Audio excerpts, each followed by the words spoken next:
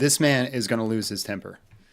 This man is going to lose his temper. Where's the song? Exactly. Where's the freaking song? Also, why am I so orange all of a sudden? I get everything set up perfect. Every time. We even did it yesterday. We all did it together as a team. As a team. Where's the freaking song, man? Where's the song? You're also slightly blurry. Shut up. There we go. Better. There we go. I don't know, guys. I don't know. I think we have to cancel the live. We can't play the song. Is there even a point in doing the live? Wrong. Is there even a point? Can you guys at least hear me? I said freaking. And get somebody to come up and sing it. My goodness. At least I'm crisp.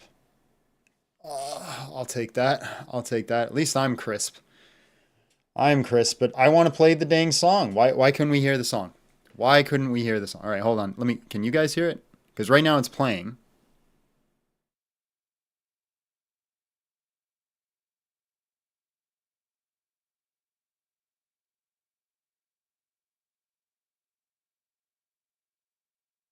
I don't get it, guys. They can't hear it. I know they can't. I can't hear it either. Hold on.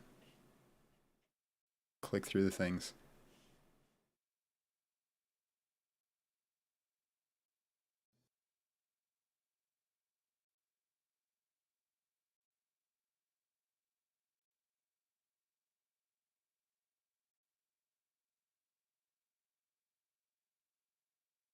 Lord, give me strength, Lord, give me strength, Lord, give me strength, Lord, give me strength, Lord, give me strength. We set this up like 3 times now, but no, it never wants to work, so I'm gonna have to sing for the chats. I'm gonna have to sing for them. I'm gonna have to sing loud and clear. Now we gotta go into our playlist and get the generic music that won't get me copyright takedown. Okay. Now, well, that's playing out of my monitor. Lord, give me strength. Lord, give me strength. Hold on.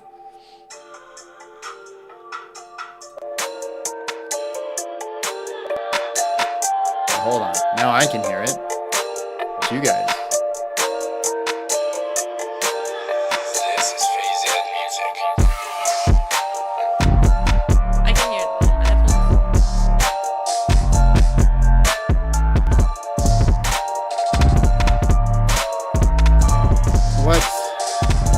What?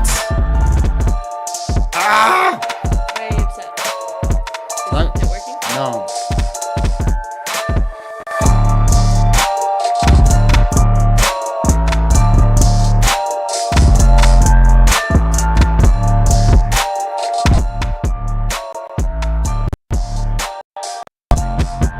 Aha! Aha! Aha! There we go.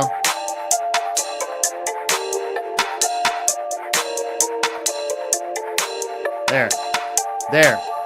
Now, the question remains. The question remains, why didn't it play my song? What was wrong with my song? When I played it, nothing happened. Why? Why? See, I click the thing. Hold on. There it is.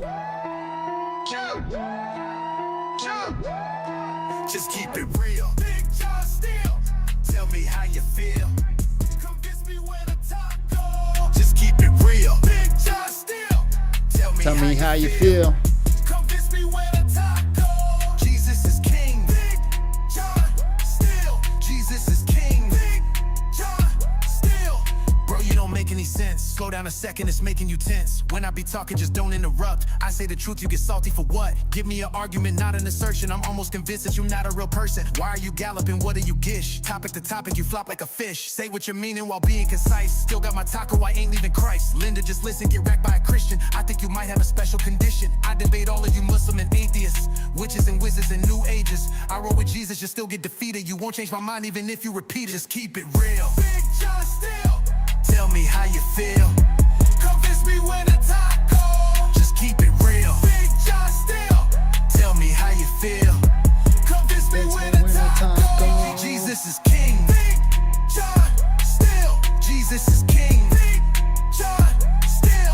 Give me some logic, I just wanna know why you so toxic, bro, I'm on a roll. You wanna troll me, I'm shutting you down. I be too busy to suffer a clown. Say that you hold a position, defend it. Linda, I know you don't listen, let's end it. It's your own fault that you're stuck in your state. I just move on if you come in bad faith. Don't say that I mean, I say what I mean. I'm showing love, pull you away from the thief. You run away, you afraid or you weak. Bro, I don't play, I can make them retreat. You choose a deceit, ain't making me nervous. For those that I reach, I've been living my purpose. This ain't at all about the money. Money. Trying to lift up the soul of his gum is real. Big John still. Tell me how you feel. Convince me when the top goes. Just keep it real. Big John still. Tell me how you feel. Convince me when a taco. Jesus is king. Big John still. Jesus is king. Big John still. There we go. All right. Everything should be working now. Oh my God. What a RJ said, how much for you to freestyle? $500. You throw $500 in the chat right now. I will give you 2 minutes of straight bars. Wow. That's a lot. 2 minutes of straight bars. You put $500 in the chat right now. I'll give you 2 minutes of bars. Why is there an echo? What do you mean there's an echo? The mic is wonky?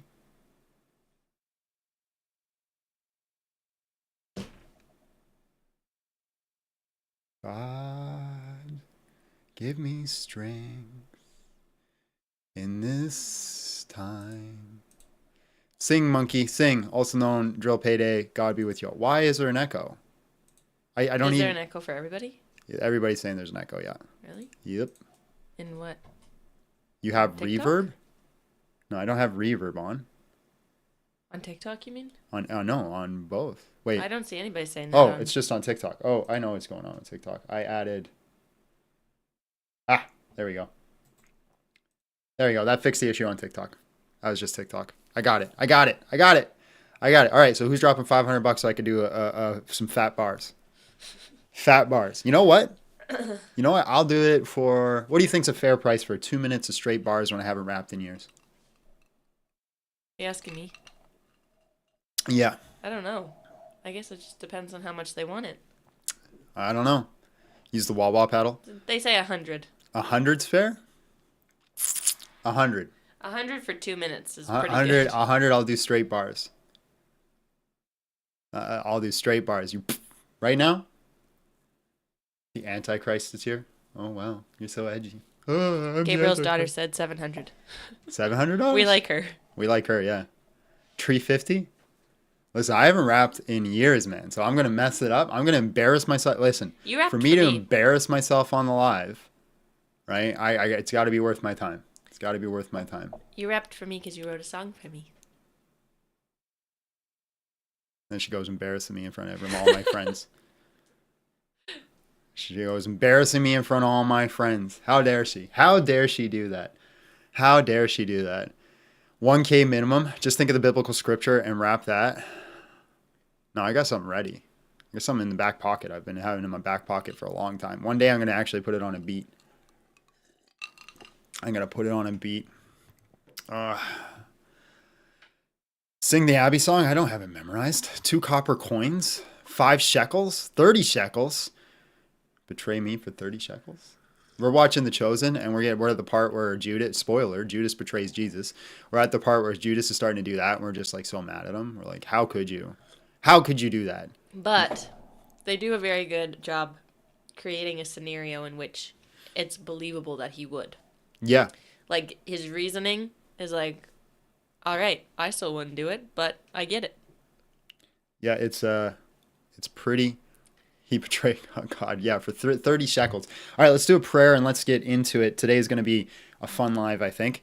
Lord, thank you for this day. Thank you for the blessings you've given. Thank you for who you are. We ask that the Holy Spirit move through this live today and ultimately guide us to people that need to hear what need to be heard. And Lord, if this is not a topic you want us to do, make that clear as well. You are king amongst all things. We put it in your hand. You are sovereign. You are king amongst the universe. And also give us all opportunities to share the gospel, right? Don't let people be armchair Christians, as we'll go into today as well. In Jesus' name, amen. In the name of the Father, Son, Holy Spirit. I was just about to plug something in the middle of a prayer, and I realized that was $99.99. I said 100. I said 100. Oh, now I have to. Oh my god, I don't want to actually. I didn't think anybody would do it. I'm gonna get nervous. I'm gonna mess it up. I'm not doing it over a beat. I What? have to do it. I don't have a beat ready. You can't just do a random beat? No, because this is it's chop, and so therefore it has to be on a half tempo. You can't find a half tempo beat? Not without the chance of getting like monetized, demonetized, and taken down.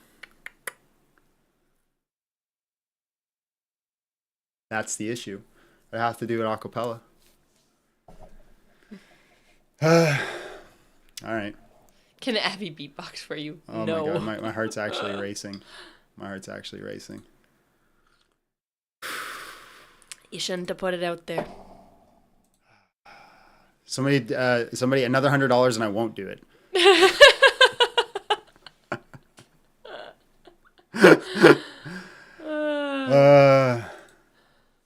Fine. Oh my god.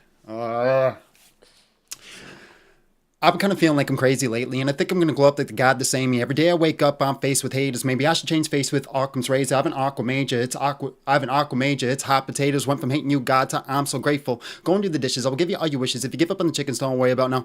Or the cash, or the facts, or the math. Got the stash of the good feeling that you really like. Just give up on saying you knew the price. I wonder what it's like when I finally get to meet you. When the planet look at the sequel. Take us from people, then take us from the steeple. Frank, then take us from the steeple.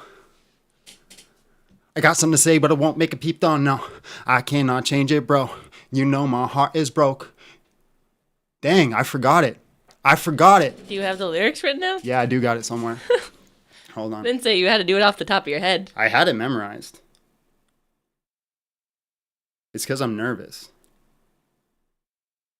I've been kind of feeling like I'm crazy lately, and I think I'm going to glow up like the god that's saying me. Every day I wake up, I'm faced with haters. Maybe I should change face with Occam's razor. I have an aqua major. Top potato. Went from hating you, God, to I'm so grateful. Go and do the dishes. I will give you all your wishes. If you give up on the chickens, don't worry about no. Or the cash, or the facts, or the math. Got the stash of the good feeling that you really like. Just give up on saying you knew the price. I wonder what it's like when I finally get to meet you. When the planet get the sequel. Takes from people, then takes from the steeple. Now takes from the people.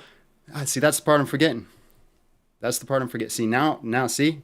I'm embarrassed. Well, let me see if I can find it. Enough, please. We got your mind. See? See? Nobody wanted to hear it. Nobody wanted to hear it. Mm-hmm. You're only reading the negative ones. I'm only reading the negative ones. And that about sums up John. True. That is the summary of how I think in life. I only read the negative comments. Put me out of my misery. I liked it. How? That was good. Don't give up. I gave up rapping a long time ago because I ain't that good at it. But now I'm mad because I don't remember that. I've had that memorized forever, and then all of a sudden I just forget it. What's wrong with me? I do got it written somewhere. Now I want to finish it. Now I'm going to make you guys listen to it.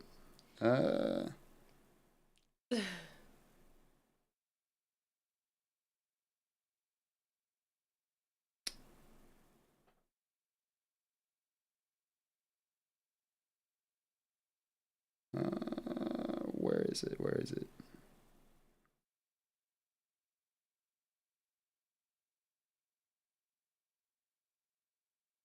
Maybe I can't find it. Maybe you guys got lucky.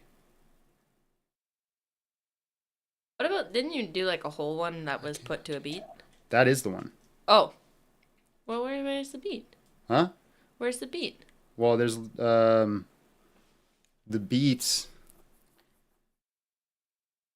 I turned my volume down involuntarily.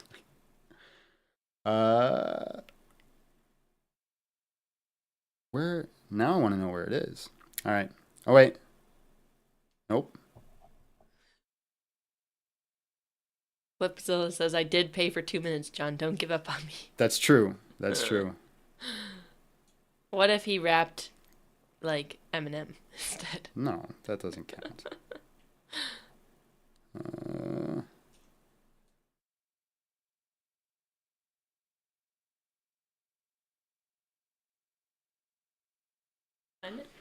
Archmage, it's hot potato. Went from hating you, God, to I'm so grateful. Going through the dishes, I will give you all your wishes. If you give up on the chickens, don't worry about now.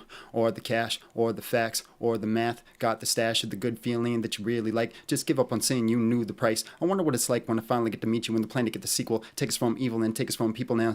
Then take us from people. Sit me at the steeple. I got something to say, but I won't make a peep done. No, I cannot change it, bro. You know my heart is broke. You welcome my soul home. Get me the chrome. Yo, right outside my dome. Atone for my sins. Hold up 44 to my river violent. Now I feel bad if I rip a pirate a fight. No right to do stuff. You mind if I think about it? Sing about it. Maybe fall asleep and dream about it. Like ZZZ. May the rest in peace if they step to me. Cause you got me, G. What up, dog? When you saw me rob, you forgave that too. You got me by the stuff. Should I turn in cough? Won't change the truth if you want to rip it off. Nothing you can't do, I loom, you assume. Nothing you can't do, I assume you loom in the room. I tuned what I do, that true, that news that you knew. Did you think it was too soon? Was it too soon? Living for my last meal, thinking it's a bad deal. Why you never act real? Take me by the skull and pull it back, peel what you see, that the real me so eerie. What I fear you, got you earpiece, I hear you. What you gotta say, you love me? Love you too. Took my sobriety, gave me sobriety. Took my anxiety, gave me sobriety. I'm not depressed no more, cause you said hi to me, huh? What you wanna do now? I'm back. Did you buy my soul back? Asked if I was going to hell. You said yes. Now that I'm blessed, tested, invested, I'm reading, I listen, I'm seeing everything that you're doing. I'm thinking, I'm dreaming, I'm achieving everything that I got in the pot because you thought that I should, and we just had to talk. What up, dog? You saw me? No, because we just had to talk. That's it. That's all I'm giving. I can't remember anymore after that.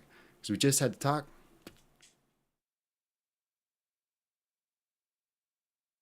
Someone help me out. How'd the rest go? Good job. All right. Listen to this now.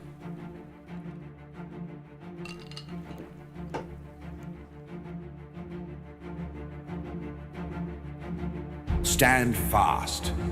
Stand fast, Christians, believers, soldiers of the Most High. Steel your hearts, grip your weapons, fix your eyes on the enemy, for he stands before us now. This is not the hour for fear. This is not the place for retreat. This is the field where legends rise or fall. A day may come when our shields are broken, when our blades run red, when our bodies are cast to the dust. But it is not this day. A day may come when evil marches unchecked, when the enemy believes we are scattered and weak. But it is not this day. This day, we make war. We strike with holy fury, with fire in our lungs and steel in our hands. We charge with the roar of heaven behind us and the wrath of righteousness before us. Let them hear the thunder of our boots. Let them see the fire in our eyes. For we are not merely men. We are the army of the living God. Raise your swords, warriors. Raise your shields, defenders of the faith. Today we don't run. We ride. We clash. We conquer. We bring the storm. We bring the reckoning. We bring the war to their gates. By the blood of the Lamb and the power of his name, we will not fall. We will not fall. Now fight.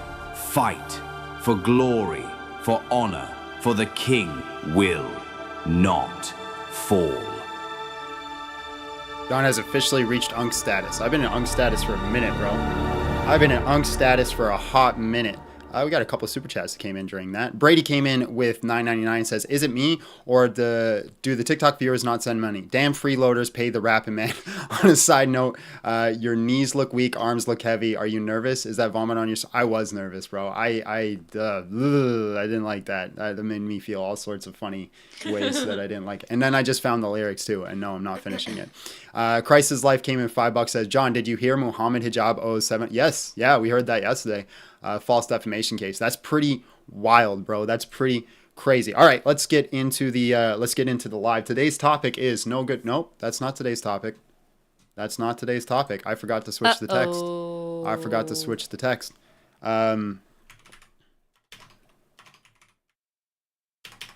Today's topic is Christian morals are superior Is that how you spell superior, Abby? No. How do you spell it then? SUPERIOR. Yeah. You were close. You just put two P's. I just put two P's. Superior. Superior.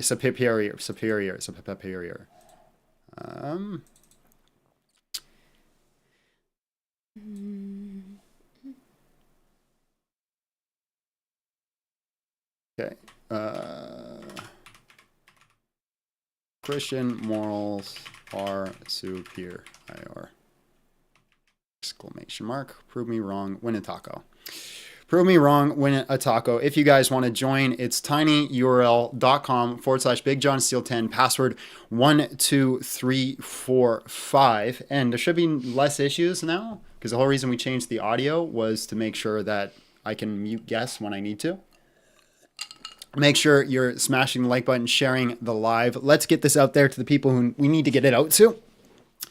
And let me just do one thing before we bring in the first guest, just to make sure everybody sounds nice and crisp and clear today. All right, let's bring someone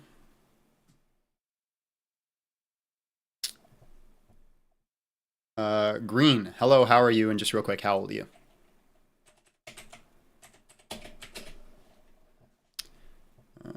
Oh, I have to connect to you. I've got all sorts of issues. I can hear him, but he can't hear me. Hold on. I forgot to do so many things today.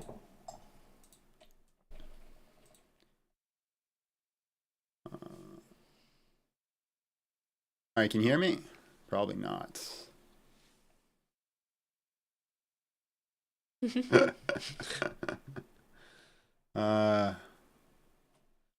What are we on?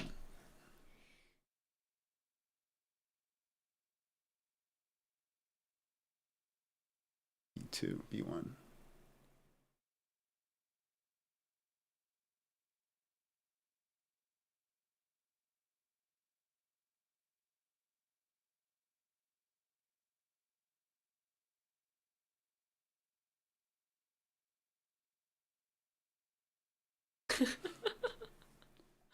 Oh, that's our output device. All right, can you hear me now? All right. Greetings and salutations. Real quick, how old are you? All right, let me bring you in. All right, man. Christian morals are superior. Prove me wrong. Win a taco. Go ahead. Superior to what? All morals? All other morals? It is the ideal which society wants to live by. It's the ideal that society. So which society? All of societies. Really, they would want to live like out of all the other morals that they would choose Christianity. It'd be the ideal, yeah. Then why isn't it that the case? I don't know. Why do people not choose to do what's best for them all the time? That's a silly argument. People all the time choose to do things that are not in their best interest. That was not my argument. I was just asking, like, because I didn't expect you to claim that. I was just gonna point out that that Buddhist ethics are universal and Christian ones are only to believers. No, that's not true. Really? So is someone who doesn't believe in Jesus, are they going to get eternal torment or eternal life? If they reject Jesus, they'll get eternal torment. Right. So that's not with Buddhism. Buddhism, it doesn't matter what people do, they will always and you think that's better? You think it's better that people, no matter what they do, they don't suffer any consequence and there's no justice? Oh no, I'm not saying it's better. I'm just saying morally it's better because it doesn't cause anyone to suffer. It has the least human suffering. So you think there should be no justice? You think society is better without justice? No, I don't think that. I'm pointing out that on a moral standpoint, you're saying I don't think you're saying I don't think that, and then in the same breath saying it's better morally. So you're saying it's better morally to not have justice. Right, because justice doesn't have anything to do with morals. What the hell are you talking about? Yeah. What the hell do you mean It justice has doesn't nothing have to do with morals? Okay, explain to me how there being consequences to actions. What does that have to do with morals? So if you think somebody does something bad to your family, that they shouldn't suffer the consequences for doing that? No, that's a straw man. I'm telling you, I'm How's that not a talking straw man? purely. That's what justice is. No, it's not, because Yes, it this is. topic What are you is talking purely on about? morals. This topic is purely on morals. So Which is part of justice. Justice is a moral thing. Right. Explain to me how, because I disagree. Because because is it good for somebody to face justice for doing a crime?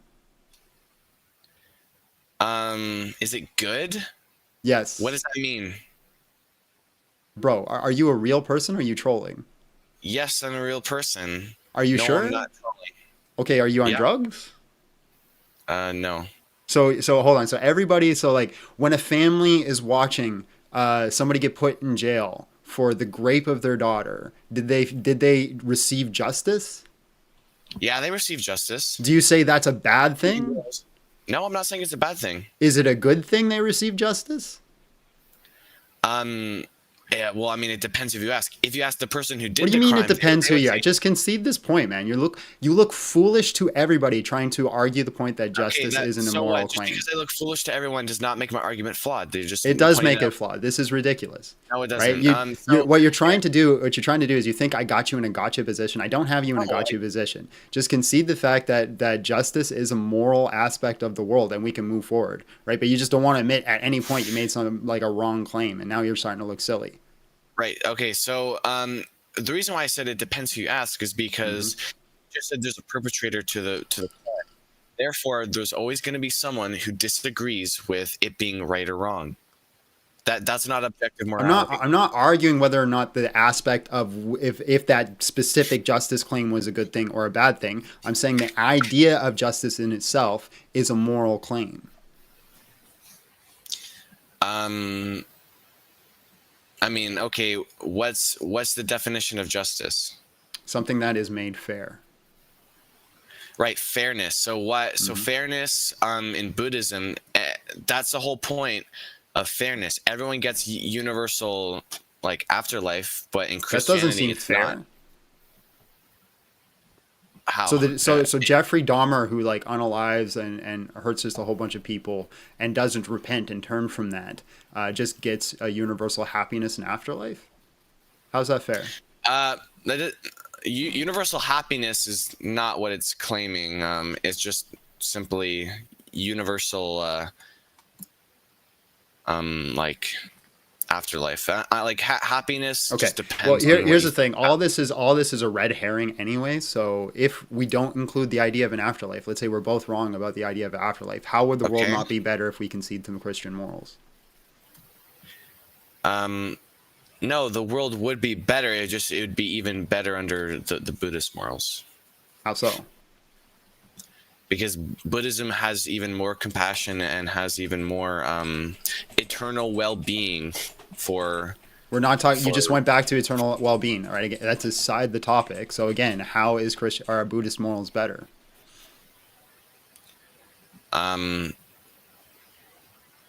mean, for Buddhist ethics, I mean, I can name all the stuff that Buddhism has, but Christianity also has. So I'm trying to differentiate between the two and explain what Buddhism does and Okay, then Christianity do it. doesn't. Right. So, I'm thinking right now. So, like, if I'm a Buddhist and I see a suffering person, my moral obligation is the same whether they are Buddhist, Christian, Muslim, or atheist. But in many Christian doctrines, eternal Show salvation me a Christian depends doctrine. Show me a Christian doctrine where you should treat somebody different because they're a Christian or not a Christian. As a matter of fact, Jesus gives a parable, the parable of the Samaritan, where he says that even if they are not somebody who is of your tribe, you should treat them good.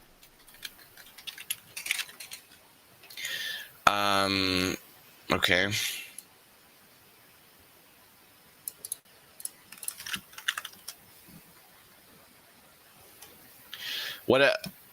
So Ephesians chapter 2, 8-9 in the New Testament.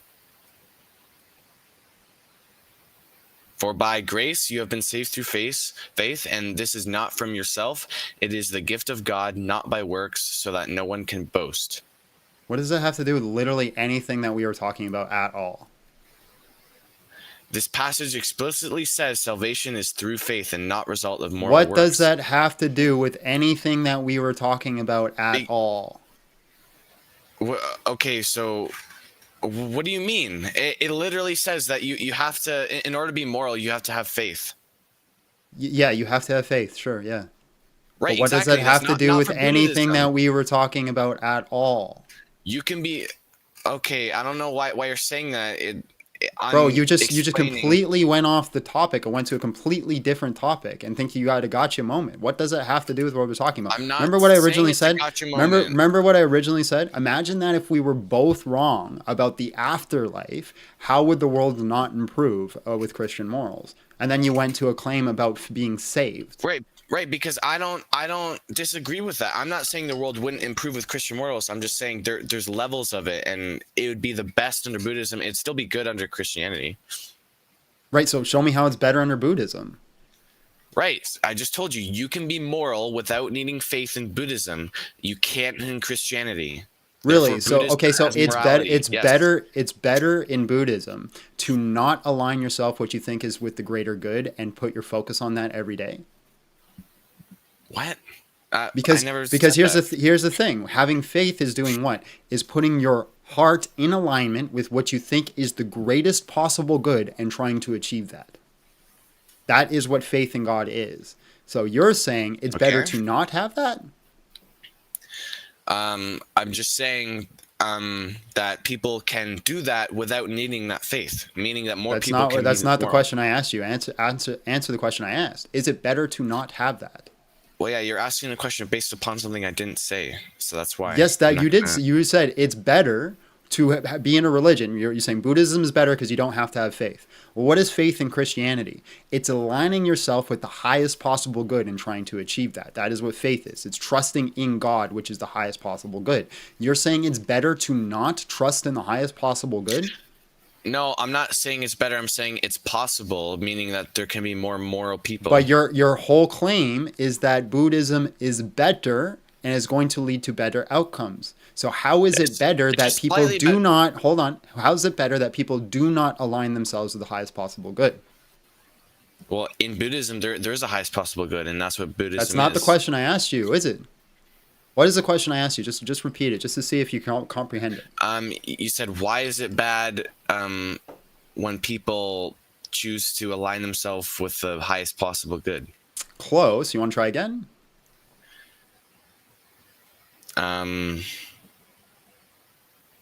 You said, why is it not moral or something?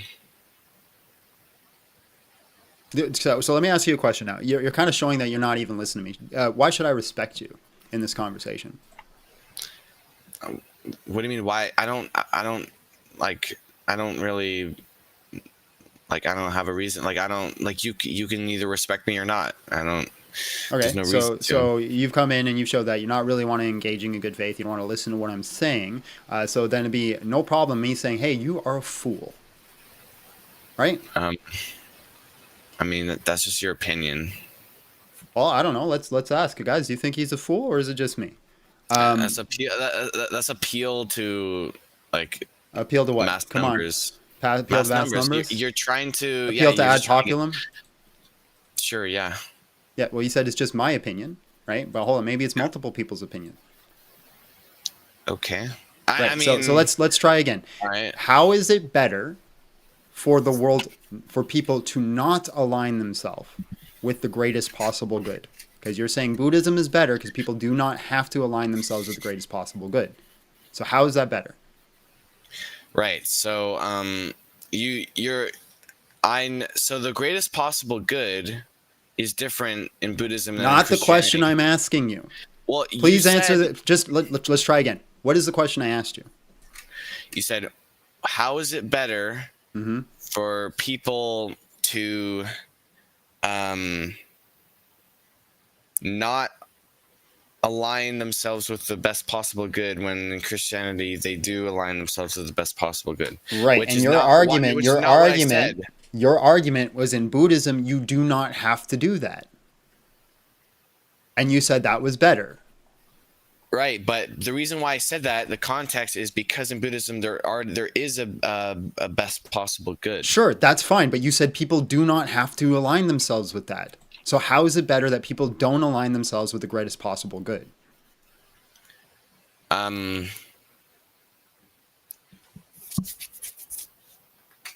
mean, I guess I could see what. I mean, I guess. Are you Googling it? No, I gotta make sure I.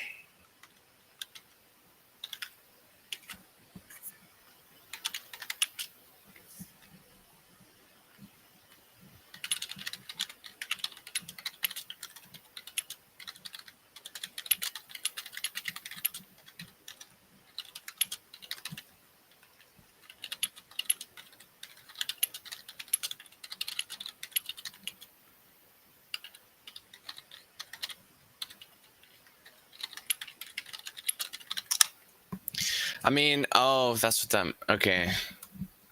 I mean, it's actual. Oh, okay. So, in Buddhism, if you and in Christianity, the best possible good. What is that best possible good? You're not answering the damn question.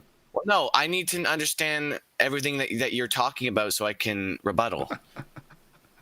What? It doesn't matter. Is it better, right, for somebody to try to align themselves with what they consider the highest possible good, or better for people not to even bother at all? Oh no, that I wasn't saying. I'm not saying people don't bother at all in Buddhism. You said people don't have to do it in Buddhism. That's literally what you said. Yeah, I said people don't have to, like, meaning that they right, don't Christianity, get you punished. have to. You have to at least make the attempt. So how is it better for people to not align themselves or even try to align themselves with something they consider the best possible good? I mean, I guess I just didn't mean to say that, because I'd rather get out of like this hole than have to answer that. Okay, cool. So just concede you're wrong. Yeah. Okay, and then now how is Buddhism better? All right. So morality, is it tied to alignment or is it tied to faith? Ain't no way you just asked that. What? Ain't no way. There's no way that you just asked that. No way. Because I literally just explained that was the whole point of our last argument.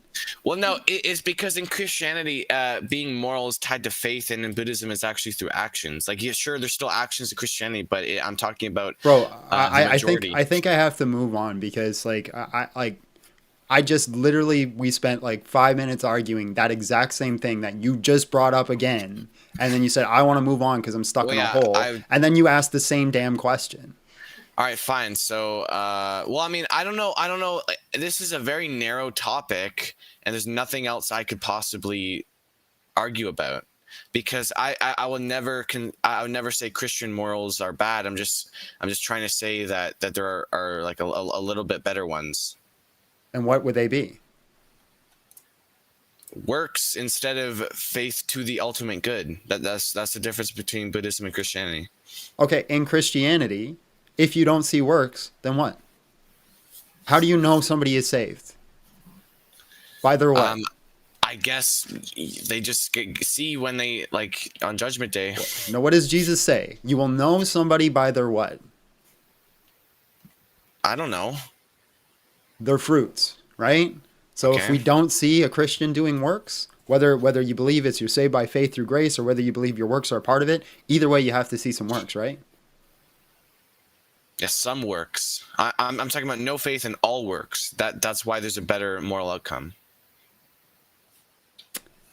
Huh?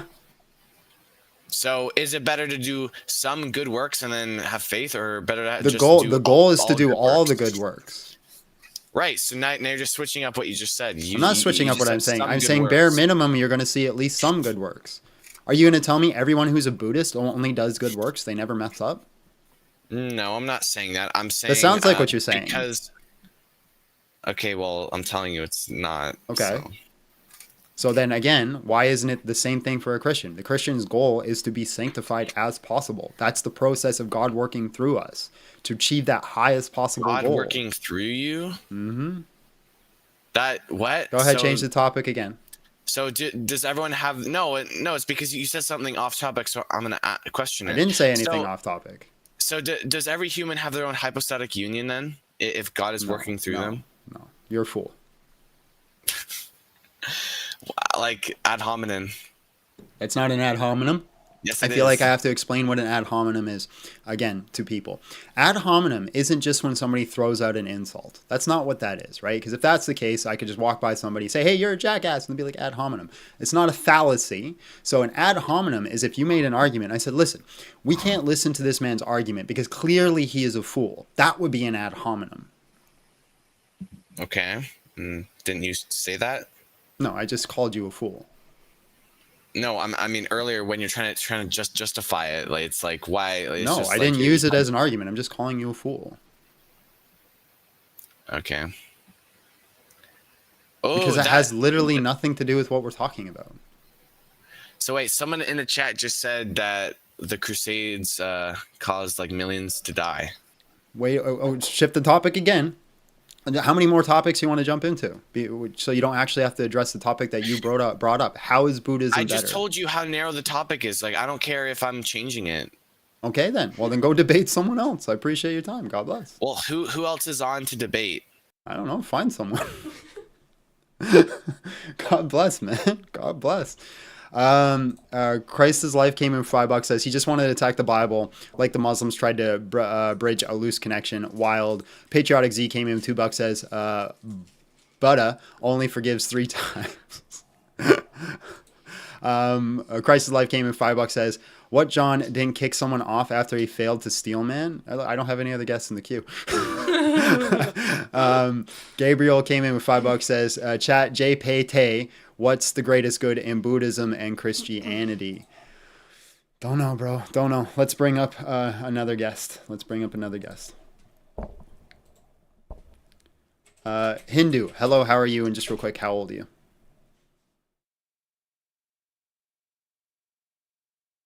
I can see your views going, but I can't hear you.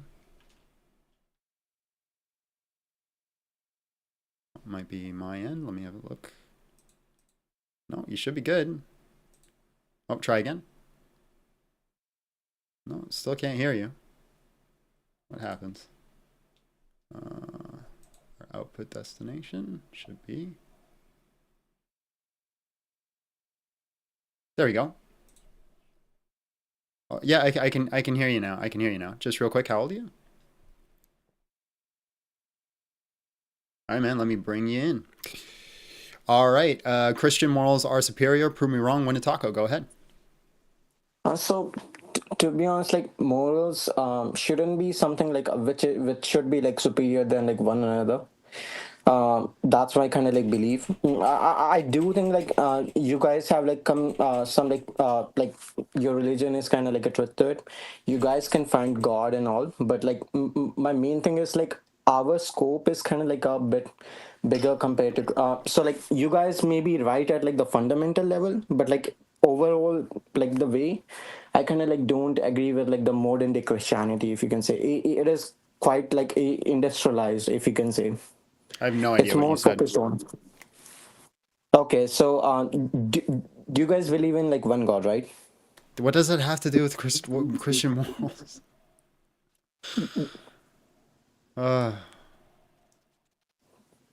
Let me start with it first. So you guys believe in one God, but like what does it have to do with Christian morals? It is related to Christian moral though. How? Just tell me how. Don't tell me it is. Tell me how. Okay, so you guys believe in one God, but like why don't you guys believe like the people who came before Christ You're and just the people who you're kind not of like, answering the question. What does it matter? Mm, it does matter though. Don't just say it does. Tell me why. No, because according to Christian moral, the people who came before Jesus Christ and the people are all sinners. Are they not? According to Christian morals. According to Christian morals, everyone's a sinner. Yeah. Okay, so no, but like those guys not able to enter heaven according to you guys. That's the problem No, we never that said actually that. So have. again, we don't say that for one, and two, let's pretend that heaven doesn't even exist. How are Christian morals worse? So it is in terms of morals to be no like I kind of like join it just. I just wanted to ask about like I associated like religion with it, but normally I do think like you guys have like a not like normal morals how it should be, to be honest, and most of the things I kind of like agree with it, to be honest. All right. Well, thanks for your time then. Okay, man. Bye bye. All right. God bless. Bro, I don't get it, man. I don't get it. It's a simple topic.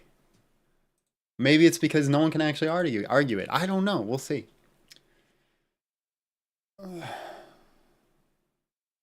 Mm-hmm. Hello, how are you? And Can just you real hear quick, me? yes, I can hear you. How old are you? I'm good, thanks. Born in 2006, April 11, 2006. Okay. My name is Yusuf. All right. Christian morals are superior. Prove me wrong when it's taco. Go ahead. Oh, well, that is by far the most outrageous thing I've heard in my whole life. Okay. I'm very excited to hear why. Can you say specifically in what era and on what basis is it that the Christian morals are superior? In what era? It'd be this era, the era we're in now. If everybody had lived by what is considered the standard for Christian morals, the world would improve drastically. Got you. Let me cook you now, right? Okay, cook me. Now, if you go by the Christian standards, right? Mm-hmm. For some reason, my voice is repeating itself twice. You have that problem? Not on this side. Just 1 second.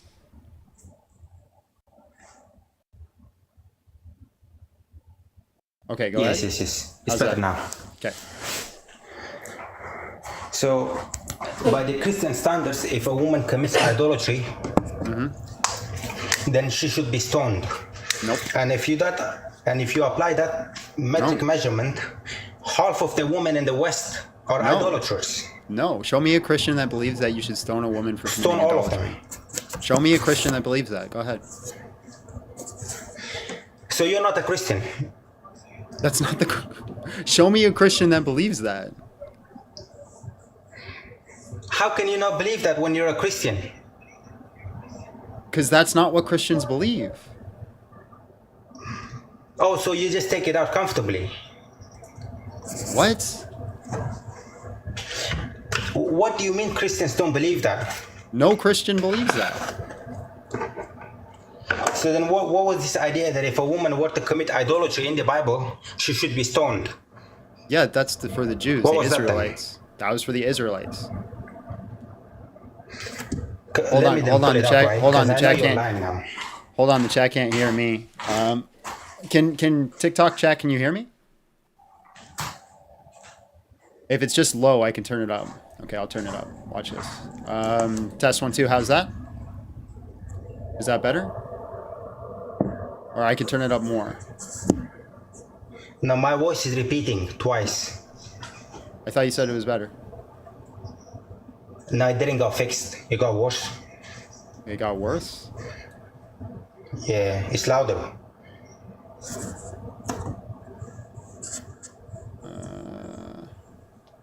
Your voice got louder? It repeats itself twice. Okay, I guess I can't. So take when I that say something, I can hear it. Okay, so just join on my tiny URL, tinyurl.com/Big John Steel 10 password 12345. Because TikTok's being weird. Okay. Okay. Okay. Right. I don't know what's going on with that. I'll have to look at that later. Fixing my hair. Me and this strand. Thank you. You're welcome. All right, guys. Anybody who's trying to join on TikTok, I can't bring you in because they're having issues with the audio. You have to join at tinyurl.com/BigJohnSteele10, password 12345. 12345 if you want to join the conversation. Today's topic is Christian morals are superior. Prove me wrong. Win a taco. Let's bring in some super chats while we're waiting for him to join. This Perenum came with $2, says Jesus went back to the righteous before him. Amen. Perenum Equidit also came in with $5, says we are not held to the Old Testament. Read Paul's letters. No one wants to read the letters. All right, bro. I'm waiting on you to join. tinyurl.com/BigJohnSteele10, password 12345 if you want to join the conversation. Again, Christian morals are superior is the topic today, so hop on in. We have nobody in the queue right now, which is also wild to me. I don't get how we get up to 500 people watch, and I know a lot of you guys disagree, especially you watch on the shorts, because I see the dislikes. I see the dislikes that come in, so don't hide in the comment section. Who hit me? Don't worry about it. I wish I could hit you. She tries to. She misses. She misses every single time. I do. Every single time she misses. You don't engage, though? Of course I engage. You just don't like the fact that I don't let you guys just gish gallop all over the place. When is the taco cooking stream? I don't know. We'll have to see. We can do that. You could do that. I don't fun. see a problem with that. John, tip your hairdresser. I do. I don't know. Once again, guys, if you want to join the conversation, tinyurl.com/BigJohnSteele10, password 12345. All right, let's bring in a guest. I wonder if he made it. Well, he's there, but he didn't connect any of his audio equipment. Nobody else has these issues, just me. It's just solo dolo on these issues. Oh, there you are. Sebastian, hello, how are you? And just real quick, how old are you? All right, man. Or were you the guy I was just talking to? Okay, let me bring in. All right, Christian morals are superior. Prove me wrong, win a taco. Go ahead. Sure. I just wanted to. I'm not going to go into that direction because I do believe that Christian morals are superior in the end, even if we cannot explain it. That would have been my kind question to you. If you can explain how everybody can actually understand what the last guest was saying by taking it out of context from the Bible or taking it out of context from the old. If you agree, don't come up, please. Disagreeers only. Joel Atheist. Hello, how are you? And just real quick, how old are you? I can hear you. How old are you? All right, let me bring you in. All right, Christian morals are superior. Prove me wrong. Win a taco. Go ahead. All right, thank you very much, man. All right, so basically I'm an atheist, right? Like I don't believe there is a God, and I don't think my morals are that I get from a God. So okay. So basically, when you say you have Christian moralities that are superior to, what you're basically saying is superior to human morals. Compared to what? Human morals, like the morals that we already have, like, don't kill each other, don't steal, like, don't harm you can't, one another. So don't use the K word, right? You have to use unalive. So which morals?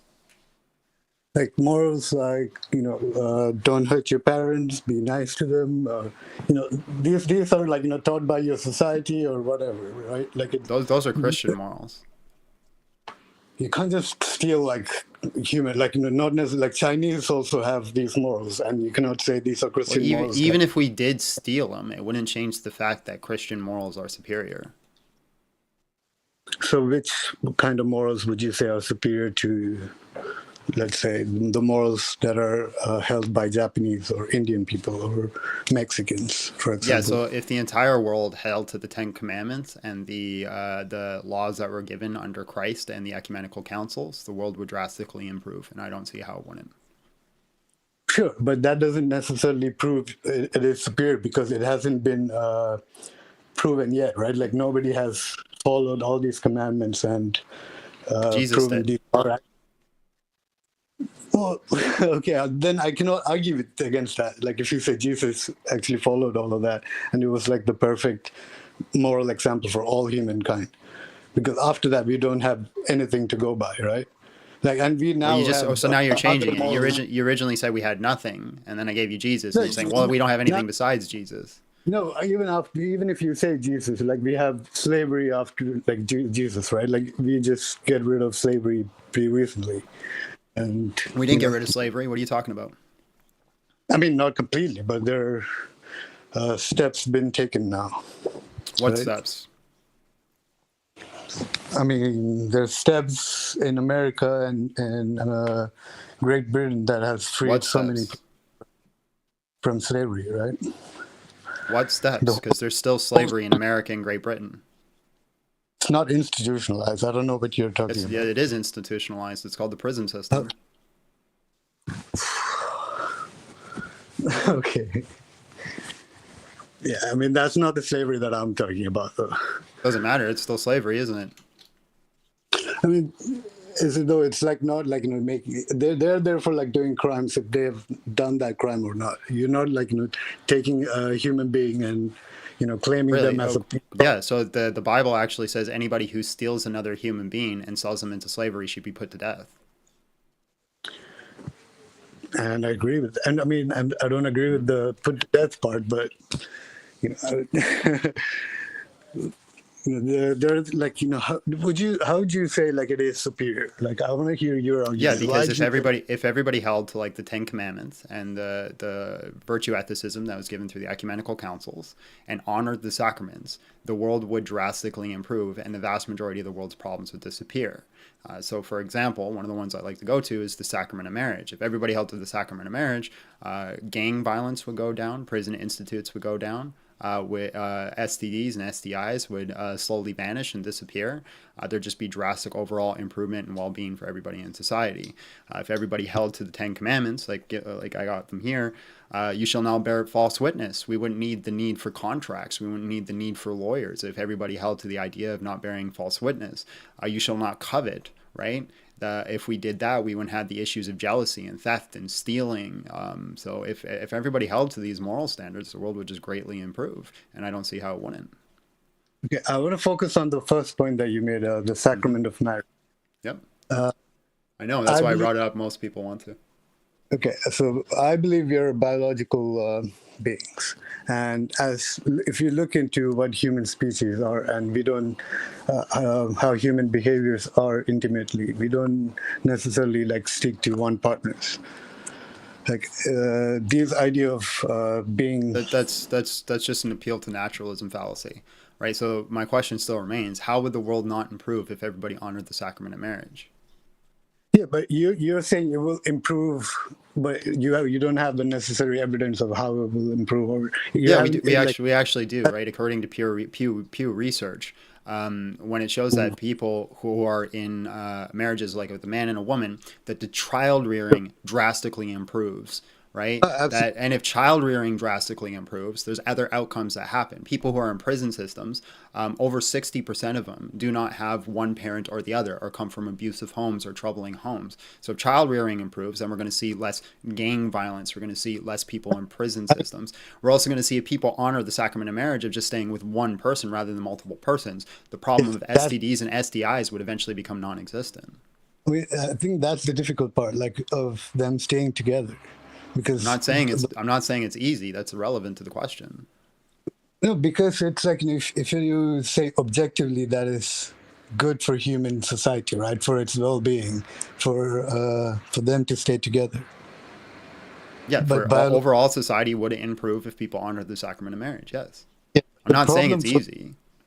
Yeah, but problems for me, even if I'm like appealing to naturalism, it's.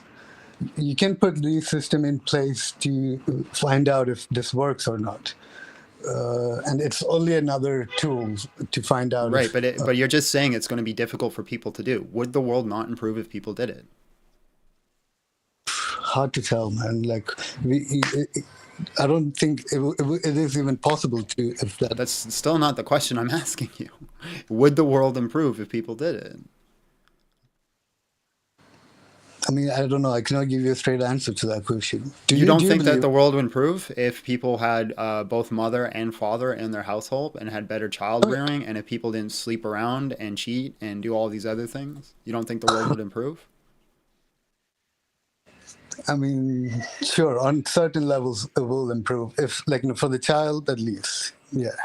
Okay, how would it also not improve for other significant people? Like, for example, my wife has the confidence, because we both honor the sacrament of marriage, that I will never cheat on her.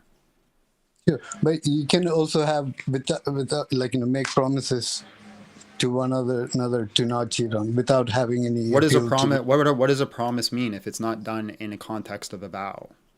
Right? Like if it's not done in the context of honoring something or holding something to a higher standard. If it's just done, if I make you a promise, people break promises all the time. What does it mean? Like the reason that marriages were done in the first place, why it was a sacrament, is because you gathered before your community, and you didn't gather before your community so they could all just celebrate and be happy. You gathered before your community because you made the vow before the community, and therefore if you didn't honor the sacrament of marriage, the community holds you accountable for that. Yes. Right. And So the world would improve if everybody honored the sacrament of marriage. But people don't now, right? If I make a vow before my whole community, and then I say to them the next day that I want to get divorced, they're like, "Oh, that's fine." I mean, that's what's happening now, right? Yeah, and I'm saying that's worse, right? But it'd be better if our society held me accountable and said, "No, you made a vow and you have to commit to it." But that's what's the problem that was happening, where the society were more restricted to these vows, where if you broke, let's say wanted to have divorce, that they would not give you a divorce and just make you forcefully keep the vows. Yep. And that's better. I mean, it had so many problems. Like it created oppression, and that's why we had to get rid of religion from state. So, like, to So give. you're kind of shifting again. So again, how would the world not improve if everybody honored the sacrament of marriage? Because like you can have one party not really willing to go into that marriage. Well, if you don't want to go in the marriage, don't go in the marriage. The sacrament of marriage doesn't say you have to marry people you don't want to. But then there are societies where this has been followed. There are evidences of people being pressurized into getting married. Yes, that's not the sacrament of marriage. So But again, like, how would the world not improve if people didn't honor the sacrament of marriage? but that's the thing. Like, I don't know if it would improve or not, right? Like, never in history has it ever been like practiced properly and say it has been improved. Actually, yeah, That's it right. was practiced properly. Like right after Jesus, most of these people honored the sacrament of marriage, and what did we see? A huge growth in farming and agriculture and in society because they honored the sacrament of marriage. That was a huge thing for them. In which area would you say? This would be Second Temple Judea. Okay, and what happened after that? We had a huge growth in agriculture and society. Right? If you look at the chart of like when humanity started to grow is right around Jesus's time. So we have like this little increment, right? And then we started agriculture and society and child rearing and honoring marriage, and then all of a sudden we had this huge growth. Yeah. Okay, but like then, how would you say the growth of industrialization, like that? How did that affect like the society? Is that for like better, like So the society can like develop incrementally, like without being affected by marriage or stuff like that. I have no idea what you just said. Can you repeat that? I'm still like wrap around like my mind how that single event in Judea has helped human societies to rapidly increase their agriculture, or like I still have no idea what the question you're asking is. So take a second, think it through, and try again. Yeah, like, oh my God. So it's like the moral equivalency of having a single household, right? Like, and appealing to the sacrament of marriage, and that being a higher standard for all humans to hold. That's like a moral value. You say it is superior to all other human morals that we have outside of religion. No, not every human moral ever. I'm just saying this is a Christian moral, and if people honored it, the world would improve. Sure, I have no problem with that. Okay, Like, so then how is Christianity not superior in morals? because it's taking from humans. Like it's not getting directly from God. Like if That's you're completely irrelevant to the topic, man. like you believe morality is objective, right?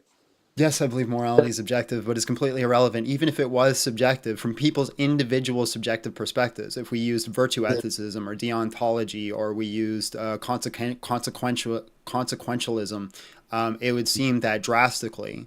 As a matter of fact, I did this not too long ago. We looked into it. About 70% of the ethics systems would be covered under Christian ethics. Now, there are some more woke liberal ethics that wouldn't be covered, but they honor more like people's individual consent towards things, I guess, so to speak. So their individual ideas and perspectives, which I don't think is a good moral system at all, because it just makes one make themselves God and their own idol. So there'd be a few moral systems that it doesn't cover, but it covers the vast majority of moral systems throughout history. So you don't even need to say it's an objective moral system. It covers most subjective moral systems. Okay. You covered most philosophies, man. Like that's impressive. But I still wrap my head around where, like, if for me, one thing is, like, don't hurt another person because that person is suffering and I don't want that person to suffer. I don't necessarily have that moral system come from like outside of myself. Right. You can So say here's the problem with appealing to one's own empathy as a moral system. What do you do about people who do not have empathy? I mean, it does happen. Like it is then subjective, right? Like they are in no position to have that empathy or like have that choice to be. Well, I'm just saying if people out there are just saying the reason I have a certain moral code or a moral system is because of empathy. Well, there are people who do not have empathy. Yeah. Right. They would use other systems to justify their actions or like why they choose one right. over So the they other. would need another system. So again, if we look at the Christian standard, the moral system, it doesn't appeal to one's own emotions. You have to abide by it, whether you feel like it or not. And again, I don't see how the world would not improve. Yeah. I mean, yeah. Then you guys have to just give more be more examples. Yeah, so I already gave examples. It'd be the ecumenical councils and it'd be the 10 commandments, right? And it'd be the 1,053 commandments that Jesus gave. Yeah, but like following these would improve us. That's what I meant. Right, I gave you an example, right? If you're just going to ask me to go through each individual virtue ethic that Christianity has, we're going to be here all day. Can you give me a standard on why it wouldn't be?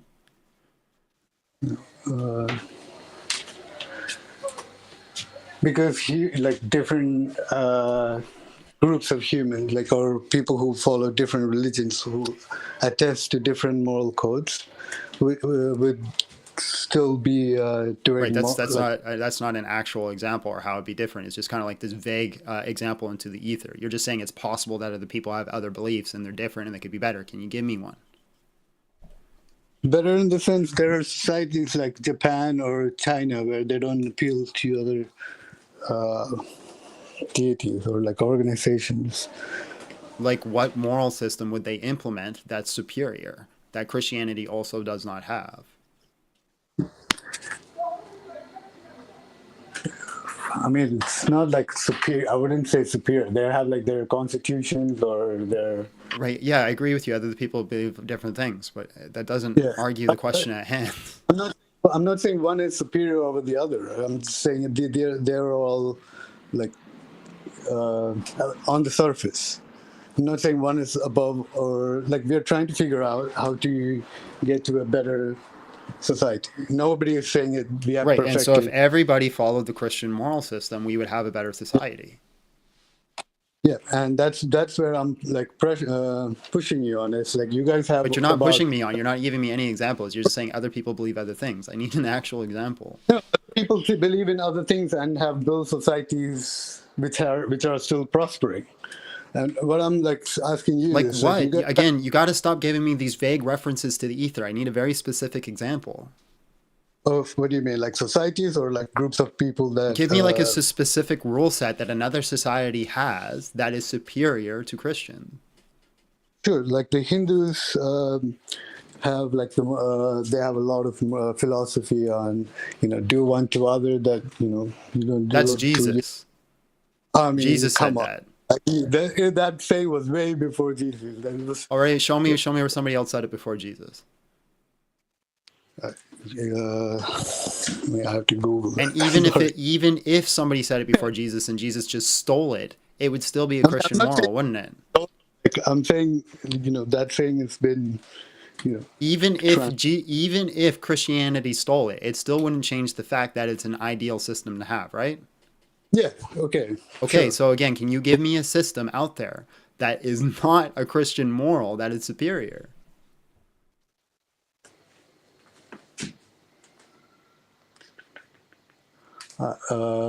All human beings are equal. We all have same rights. Like, right? That is Genesis 1:1. We are made in the image of God.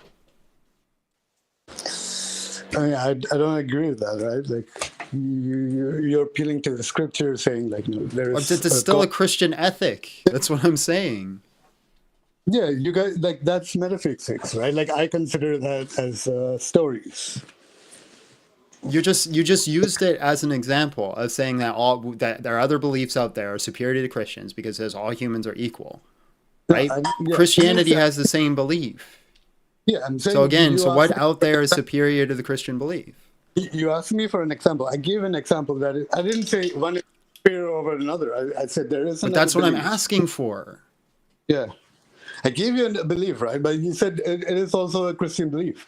And like the point that I'm remembering right now is like you said there is almost 70% is uh, already in Christian theology, right? The moral codes.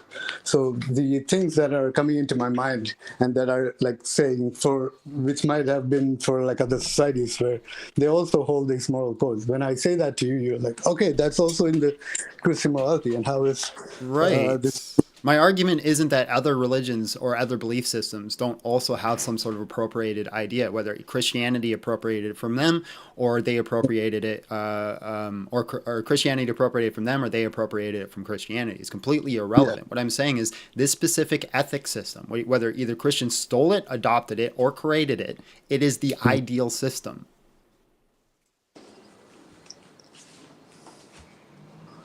Yeah, you have to prove that.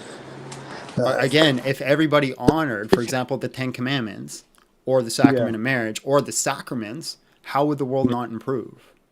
Yeah, I mean, like a Muslim or a Jewish person also can say, like, if somebody followed these things perfectly, this is like the best. So you're just not going to actually ever address any question I ask you and just make vague references into the ether of overarching umbrella ideas? No, So for example, Islam actively preaches it is in the Quran that you can marry a child. Would the world be better if we were all Muslim? I mean, I would not agree with that, of course. Okay, cool. So then the world would not be better if we were all Muslim, right? No, of course not. But what I'm saying, a Muslim person Judaism is Christianity without the Jesus, right? The best part of Christianity is which part? Like Gandhi said, right? I don't like you Christians, but I like your Christ. So if you're going to remove Christ from Christianity, how would that be better? Yeah, I'm not trying to remove anybody, man. I'm trying to like engage where if a Muslim person who's believing whatever his religion teaches him, and that by following that religion is the best way, he was always going to say that is superior to our Christian belief or Right, Hindu he's going to belief. say that, but can he back it up? Yeah. How is it superior? Yeah, exactly. So I cannot back it up for him. I cannot back Christian Okay, so theology. then you have to admit that according to your standard and your point, it seems that Christian morals are the best. But so far, like if you're comparing to religions, you guys have like yeah, it looks by far better. Like Buddhist and like Hinduism also have a lot of philosophy in there. So it's but it one to say like one is superior over the other is like we have to go through each one and just find out which one works and which one doesn't work. That's literally what I'm doing. That's what I'm doing right now. I'm asking for people to bring up something that's better. Appreciate it, man. Like that's awesome work. Awesome All right, work. man. All right, was there anything else? No, man, I'm tired. All right, That's bro. awesome. All right, appreciate you. God bless. Thank you, man. Thank you. Appreciate Peace. it. Nice guy. Super nice guy. All right, let's bring up another guest. Again, Christian morals are superior. Prove me wrong. Win a taco. Join at tinyurl.com/BigJohnSteel10. Password 12345. All right, let's go.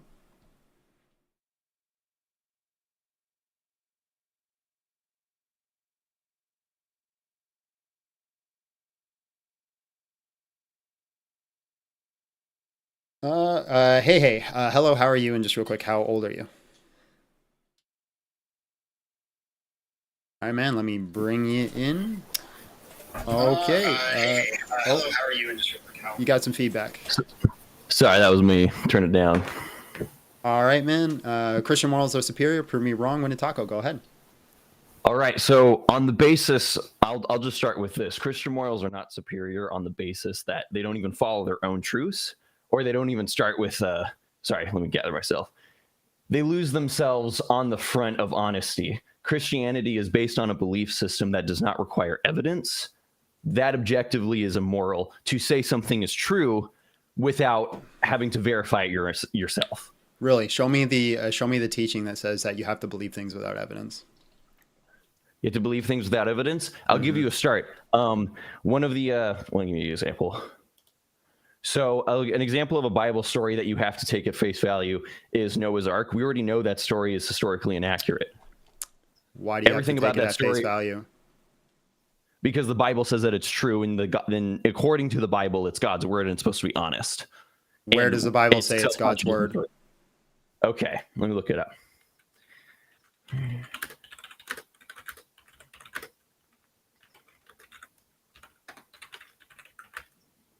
I personally have no issue if the Christian wants to deny Noah's Ark. You have no issue if a Christian wants to deny Noah's Ark, despite the fact that it's in the Bible and says that it's a historical story? No. So, for example, there's a scholar by the name of Matthew Lynch who thinks Noah's Ark is not an historical event, but instead it's a parable. I still call him a Christian. Okay, so if a story is able to be in the Bible and not be true, but it's supposed to teach some kind of lesson, where does the consistency come in? Why is it not true? Because it's a parable. Because if it's not a real story, why is it in there? Because it's a parable. So what is the point of that story then? To teach a lesson.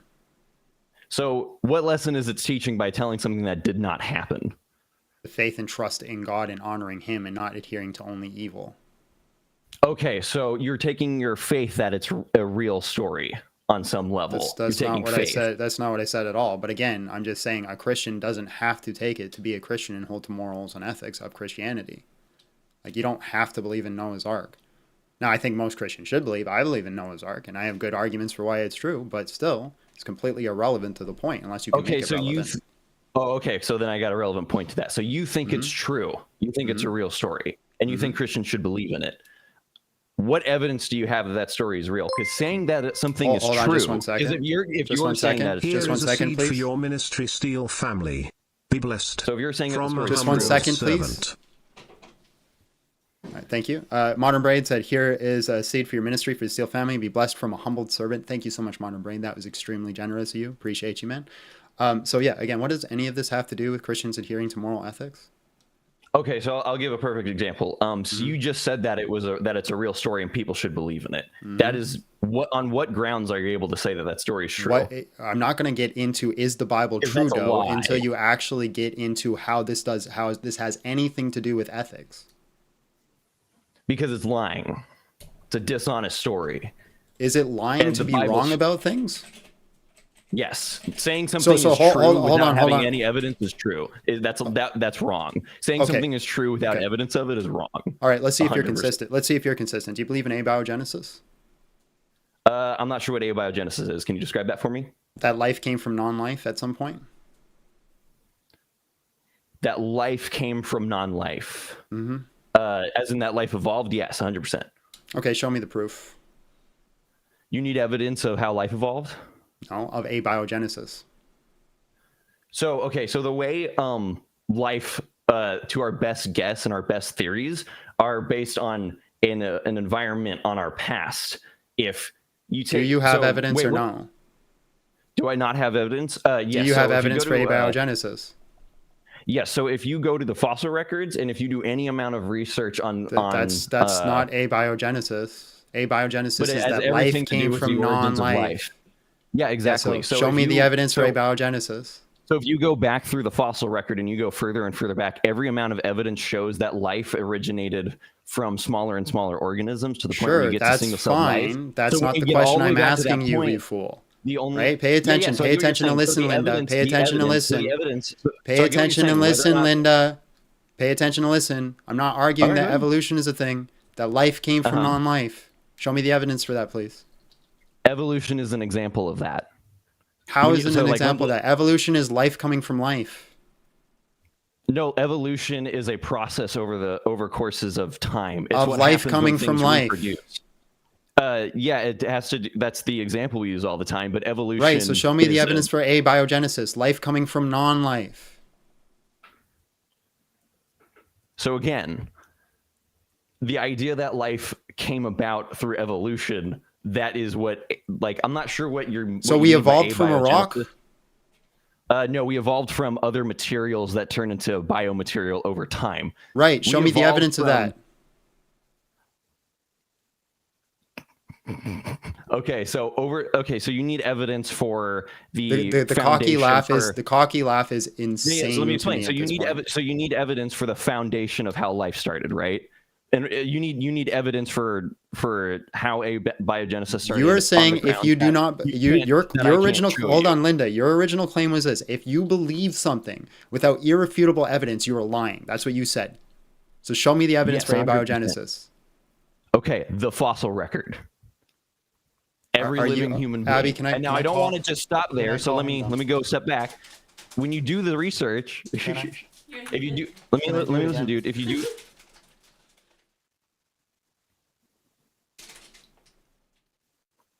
Where'd you go? You good? I'm still just, here. I'm still here. just asking for permission to just like totally. Yeah. So school the you evidence. right so now. the evidence is the example of the fossil record. What does how does the fossil record teach us that life comes from non-life? So we see in the fossil record that over Mm-hmm. time organisms change, right? Yeah. So our conclusions. So what we can conclude from how life goes over time, if we go back, you have to describe how the most basic form started, right? You have to get to to the single organism, right? The first organism, the first the first living thing, right? Where's the evidence of it? We don't have the information that. So you don't shows have that- evidence of it? No, we do have evidence of it. Where's the evidence? Show The me. The evidence is the existing fossil record. It How shows is that our evidence best- of abiogenesis? Our best conclusion. So, by the way, I just said I don't believe abiogenesis. I said that I believe that life evolves, right? I So believe you that think life is evolves. eternal? That you think that we can go back far enough and we've always just had life? Nope, not at all. I just said Okay, that so there then was a you point think where- then you believe in abiogenesis. You can't. It's one or the other. Either life came from non-life or life is eternal. Which one is yeah. it? So there was a point where there was no life, and then there was the circumstances that allowed the first single cell Right. organisms. Okay, to yeah, exist, or show me the first evidence for concept that. of life.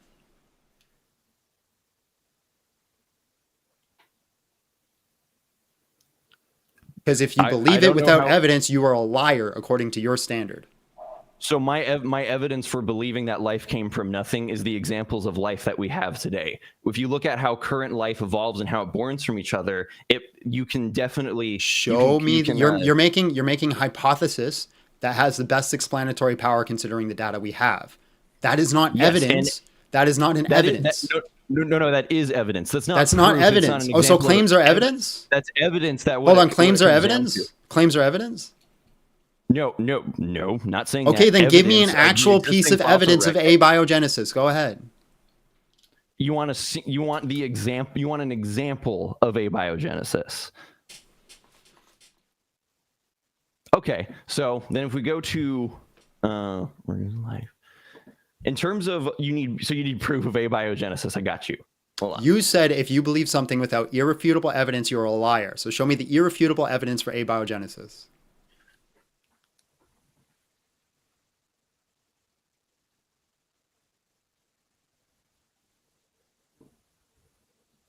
I'm losing you still here. I'm losing you because I'm all I'm saying is that based on the evidence that we have, and again, I'm going to bring back the fossil record. That information tells us that life originated from the same point. How? How does it tell us that life came from non-life? Okay. So when an organism reproduces, it has a slightly different outcome every time, right? Yeah, I was given the birds and the bees talk when I was a kid too. Yeah. Precisely. So if you keep going further back, right, you get more and more extreme changes. When we look at the fossil record, it tells us that early in Earth's life, or in early in Earth's history, the first life were small, uncomplicated organisms. Right? Sure. Those things even if I brought about in grant an all of that, environment how do you that get life allowed- from non-life? So I'm right now going through my my literal history textbook. So given the so because we know how life evolved from a more simple singular or started from a more simple origin point, our understanding of that origin point is based on the chemical composition of the Earth that we had of Earth's atmosphere at the time, or its That's environment. making an assumption. That resulted- Show me the evidence.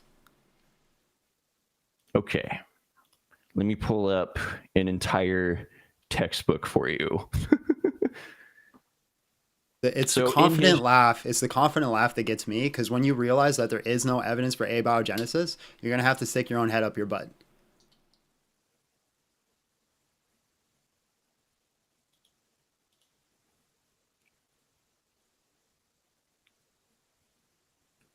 Okay, so again, based on the environment that Earth was in, our best understanding is that Our what? Hold on. Our life what? Our originated- what? Our what? Our best understanding. Say that again. Hold on. Say. Hold on. Pause again.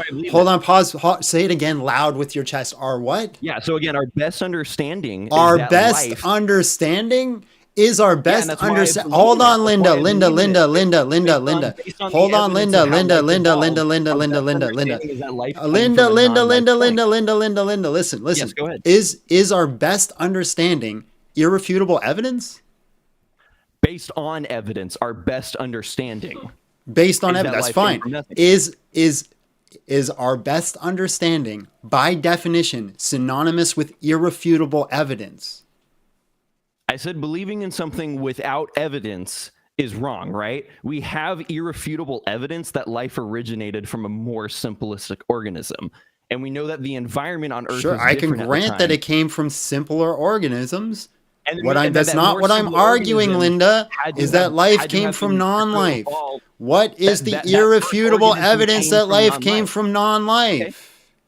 Our irrefutable evidence is that there wasn't life at point on Earth. Those first organisms it. came from the environment. Prove it. Okay. If you look back at the fossil record, I swear to God, if you say fossil record again, I'm going to kick you. we go back to a more simplistic form of life earlier Can you in human give me a history. new argument? You're just repeating the same thing 5 times over. What is the You're evidence? asking If me you don't to- give me you're actually ask- evidence, I'm going to call you a liar, because that was your standard. What is the irrefutable evidence? The irrefutable evidence is that we understand that there was more simple organisms back then. We You, understand my that life friend, had are more- a liar. we have- Off so your now that we own have- standard, my friend, you are a liar. Off the standard that you have given, you are a liar and a terrible the human. evidence that I believe that life came from nothing is based on how life is now and our evidence of evolution. That tells us that life came from a non-life starting point. Because It's an hypothesis. At a point, you get It's to a a simplistic hypothesis. organism. It's a hypothesis, not evidence.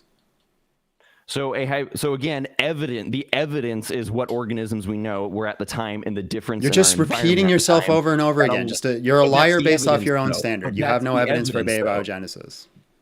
If you have That's the evidence if you have evidence for abiogenesis, go take it to the science organization, whatever it be, and get your Nobel Peace Prize, because nobody has evidence for it. It is a known thing. It is the hypothesis that is supposed to explain the data that we have, which Right, so which that by is- definition means it doesn't have evidence. On the basis of what? On the basis of what, though? Evidence, right? It's on the basis of evidence. It's that we based off come to that it's based off the assumption that there is no God. No, it's based. There's no assumption. God's There isn't an assumption. Existence or non-existence is The irrelevant to assumption, the the evidence. assumption of abiogenesis is that there is no God, so therefore life had to come from non-life. That is part of the belief of abiogenesis. You did not. Yeah, so there's an describe that at all. assumption there. There's an assumption. So you're saying, okay, so there's an assumption that God's not real. Why? So they're making assumptions. So therefore, it's not based off of unrefutable evidence, is it? Assuming that God. So you're saying that. So hold on. You just said that I am making a claim that God isn't real because life evolved from nothing. I did not say that. You have to assume God is not real. Why do we have to assume God is not real? Because if God is real, then he'd just create life, wouldn't he? And it'd be life from life, because God has life. Why would we know he'd make that decision? It's completely irrelevant to what I am saying. My God, my goodness gracious, you atheists, you atheists are like, talking to atheists is like pulling teeth. Well, listen, you argue like one. So it's like pulling teeth, bro. All right, so now that we've shown that you can believe things without irrefutable evidence, how is a Christian believing? No, I have irrefutable evidence.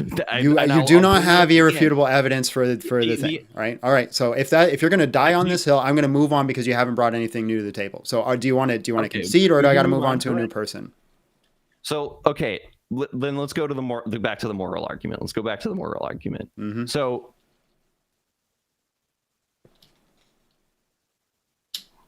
What did you want to say? Or were you going to say something? You said, let's go back to the moral argument. I'm waiting for you to go. All right.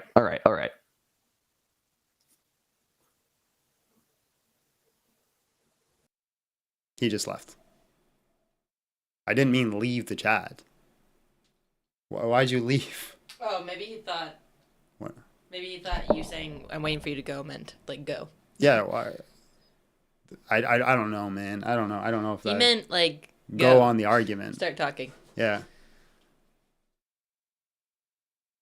All right, let's bring in a new guest. Did you want to do some super chat? Oh yeah, let's do some super chats. All right. Perenum came in with $5. Says Christians were the first to call for the abolition of slavery. Read sublimis duis sictum didum, and I don't know what that is, but apparently my chat thought it was a swear word. I'm guessing sexicuti. No, it's cum. C-U-M. Also, Gregory of Nicaea condemned it. This is true. Yeah. Jacob gifted 10 memberships. Jacob, that is awesome. Thank you so much. Modern Brain, when he came in with that $100, saving my brain cells. I appreciate you, bro. You make it worth my time. The Beckel, or Sean Bessity came in and said, the Burkle meteor event happened. There is evidence. I don't know what that is. But I believe you. Jesus Christ came in with $5, says, God bless the stream and everyone in it. Amen. Hallelujah. Gabriel came in with $2. Spoiler alert, there is no evidence. No, it's a hypothesis that has the best explanatory power considering the data, right? If you take the data and you say, what's the best hypothesis? You have to say life came from non-life, even though there is no evidence. So you have to make some base assumptions there, right? So you can say, hey, people can be wrong about things, because it's possible you could be wrong about abiogenesis. It's very possible that God exists, for example. Let's bring in a new guest.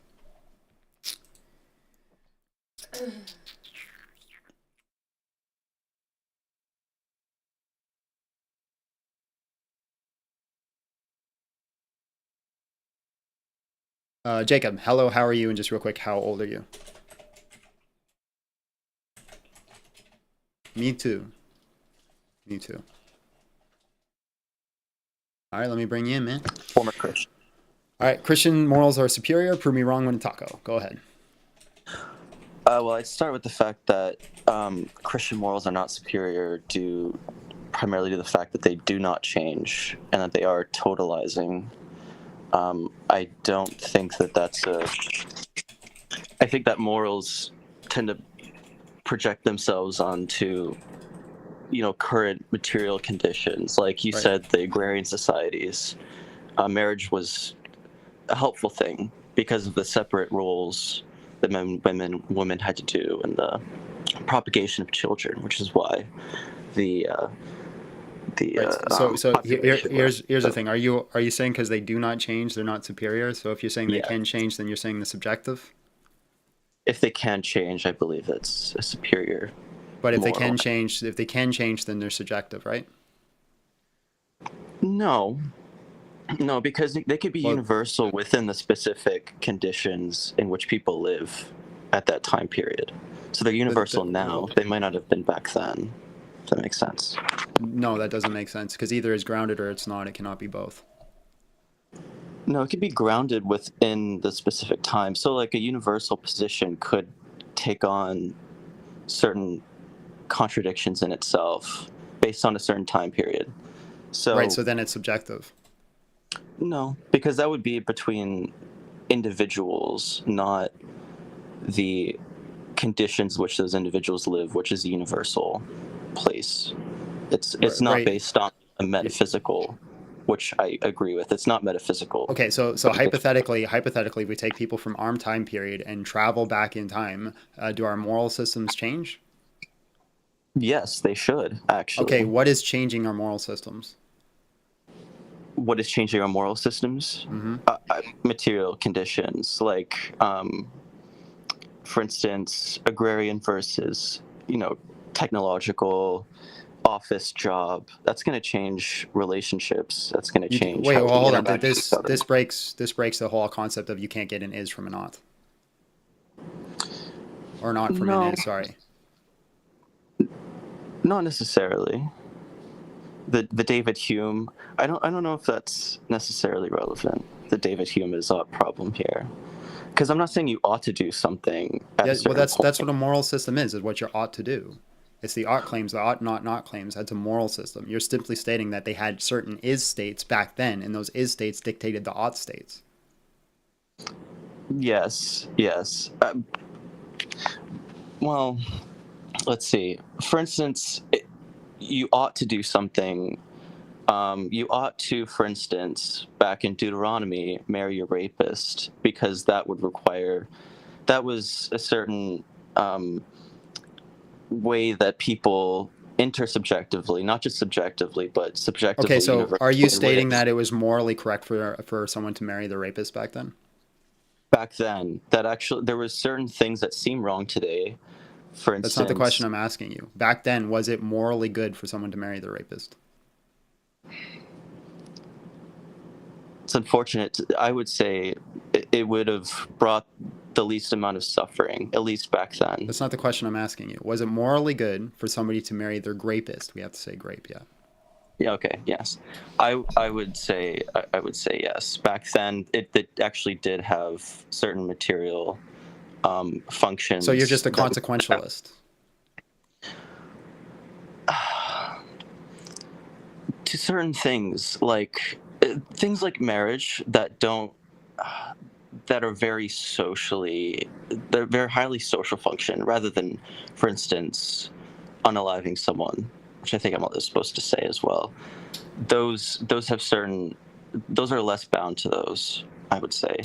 But things like marriage, they're inherently based on, based off everything you said, you're a consequentialist, because you're saying based off the statement of the time period, morals would have to change based off what they are in.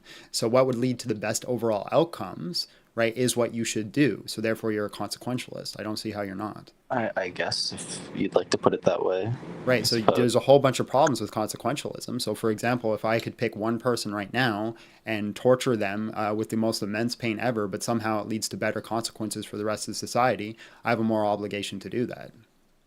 Well, I mean, it's a little off topic, but I have heard, like, what if God is all good, why does he do bad things? And I've heard that exact argument. It's because something better will happen. This is just whataboutism. You're just doing whataboutism. You're not addressing the question. Yes. Well, what does that have to do with consequentialism, the torture aspect? That's a purely suffering. That's not a social. I'm saying, because you're saying the best overall outcome is what you ought to do. So if I could take one person and end up torturing them for all of eternity, maybe even make it so they could live forever and just cause them insurmountable amount of pain, but it leads to better consequences for the rest of society, I have a moral obligation to do that. That's the problem with consequentialism. No, that's utilitarianism. That's about suffering. That's not necessarily about a certain time period. Or utilitarianism would be like people would have overall better qualia. I'm talking about consequences, right? So for example, people would end up with better homes. People would have more children. People would end up with higher bank accounts. They'd end up with better consequences by torturing this one person. I mean, let's say there's an alien society that let's say there's an alien society that offers us an unlimited amount of resources, and all we have to do is sell 10% of our population to that alien, to the alien population once a year. No, that's in terms of suffering, or in terms of death. That's a loss of pleasure as well. The loss of even being able to experience those things, which is a term of suffering in itself. So that's the loss of suffering. That's not social obligations or certain contexts in which you live that kind of generate new particular moral. Right. So you said somebody back then, because it led to better consequences, should marry their rapist. Is that not a torture?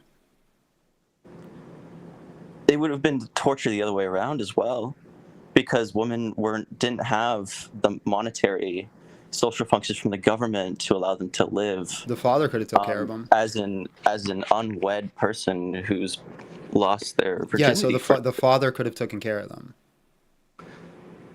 No, they've lost their entire social. Yes, they could. That's literally in the Deuteronomy law, is that the father could just take care of them. This is why he has to go to the father, and he has to give him the dowry. The father has the option to deny him and not take the dowry. That's the aspect of the law. So the father could have just taken care of her. Oh, well, in that case, I mean, I suppose, but that's still, has issues socially in terms of today as well. Like, right. So do you think it's worse for her to live with her father or to live with her rapist?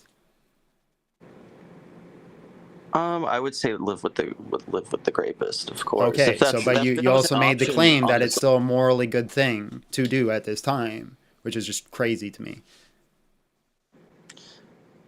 Crazy? So if you think that law is crazy and that God's laws never change, then that kind of... You're making a whole bunch of base assumptions on things I've never said. I'm going off your worldview here and your claim. You said in the Deuteronomy law that it would be a good thing for her to marry her rapist, because we're all based off of moralities based off some time period, and you still haven't given me where exactly it's grounded in. It seems to me that you're just giving consequentialism, which leads to problems. Like I said, if we sold 10% of our population to aliens for unlimited amount of resources, it would seem that we'd have an obligation to do it. Well, yes, but you do have to live certain ways with the internal knowledge that those things aren't always as they should. Is an odd problem, as you say. So you have to live with that contradiction within you. Like, you have to live with the contradiction in you, or you said it was good for her to marry her rapist. Here. There's ways. Okay, there's ways to. There's things you may think are morally superior to do in a certain situation, but because of the social conditions in which you live, they might not actually be so. For instance. Okay, then you're just arguing for subjectivism at that point.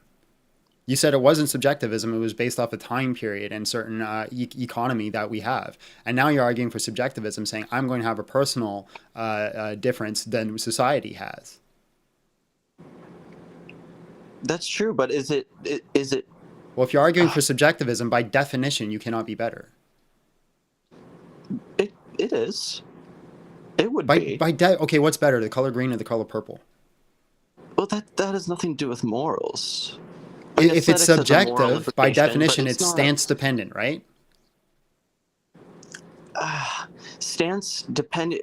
So there's something like, for instance. Also, I got to kick you soon because we're doing Phil Bro stuff, and I lost half my viewership. Okay. Just last thing. There's things that are subjective that are universal. Pain, for instance, that's subjective but universally felt. I'm saying that in terms of specific time period. And that there's what does pain have to do with it? There are people who subjectively enjoy pain. No, subjectively feel pain. It's a subjective feeling, but universally felt. I'm saying there's a difference between the subjective and universal. The way you're putting that, I think. Colors are universally seen, but that doesn't make one better or one worse. I'm saying there's things that you project your subjective moral stance onto a time period in the past. It's not going to be the moral thing to do. Okay, that's all I'm saying. Well, then if you're arguing for subjectivity, by definition, none of them can be better. It has to change universally. That's what I'm saying. Well, if it's universal, it's not subjective. But time. Okay, I think I've had enough. But thank you for talking. Yeah. All right, God bless, man. You too.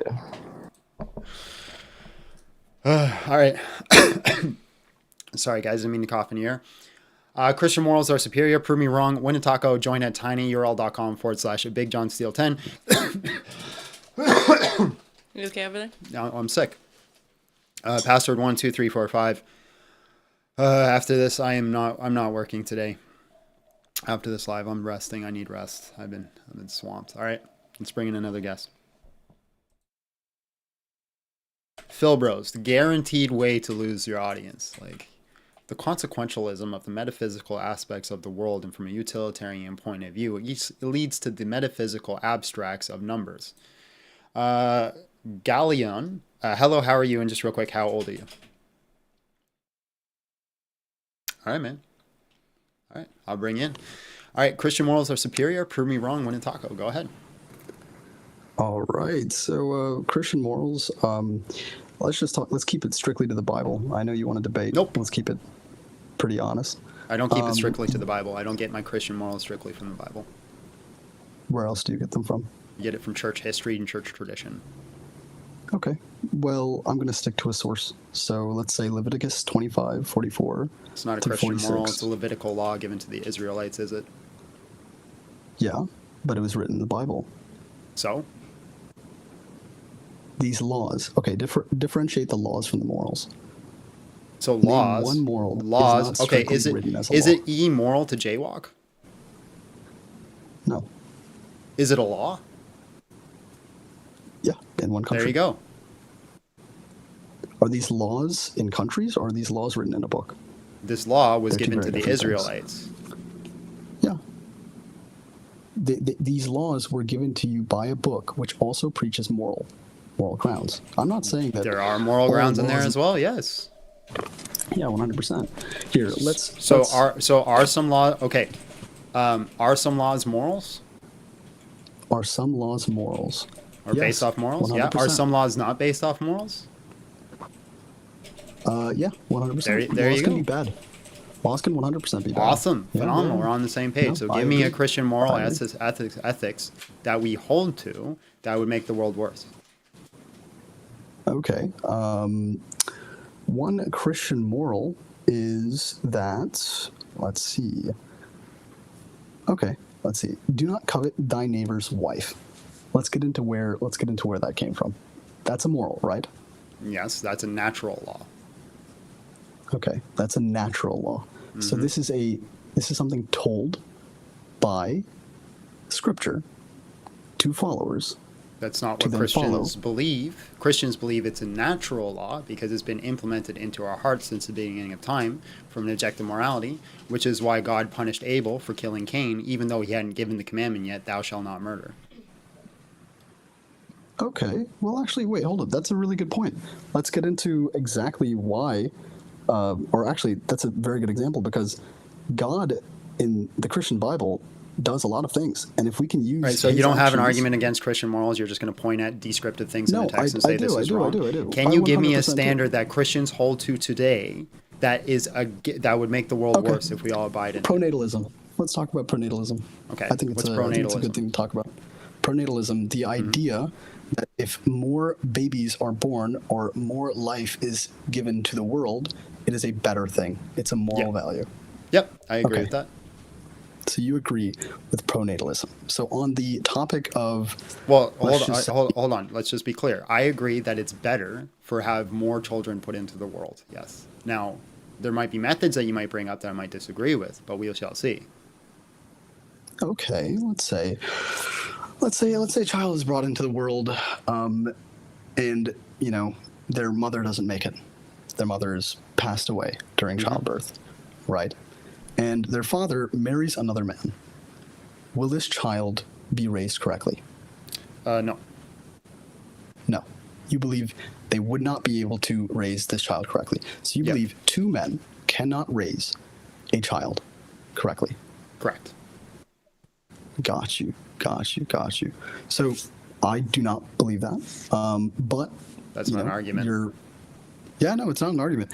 But my argument would very much be on the case that if that is true, if you believe that two men can't raise a child correctly, then what do you say about, one woman raising She also a child? can't raise a child correctly. So a woman cannot raise a child on her own? Correctly, no. Okay. What about Mother Mary? Mother Mary? Yeah. Yeah, she had Joseph. She had Joseph. That was not the father of her child, though. Yeah, the Joseph was the man in the relationship. Okay, but not the father. For example, if we swap out one of the parental figures, right, it's only okay in your eyes if it's one of the opposite sex, correct? Yes. Okay, so... And even, it's still going to be ideal. It's still going to be ideal that if it's their biological parent as well, even if it's not their biological parent or an adoptive parent, it's still not going to be the ideal situation. I'm not saying Jesus grew up in the ideal situation. That's totally okay, but I'm saying that even if it's not the ideal situation, it 100% can result in the correct result. Like you cannot necessarily say that if it's not the ideal parental situation, that child's going to come out pretty messed up. Yeah, that's fine. What do you mean? That doesn't argue against it. You're saying just because it's not the ideal doesn't mean it can't end up with the correct result. That's fine. It could end up with the correct result. That still doesn't change the fact. Hold on. That still doesn't change the fact that it is the ideal situation. Okay, yeah, it does not. I'm not disagreeing with you on this, but I'm saying... So then it's better. It's not by better. definition. If it's the ideal situation, it's better. You said seconds ago that a man and a man cannot raise a child correctly. Yep. Right. Let's stick to that. Right. Beyond the ideal situation, a child can come out raised correctly from a man and a man. Yes. It can happen. It's so possible. You can't state that as a fact. Do you not see the? Yes, I can, because the ideal situation. Hold on. Hold on. Is the ideal situation better than the non-ideal situation? Yeah. So then, therefore, the sacrament of marriage is ideal. So therefore, it's better. I win.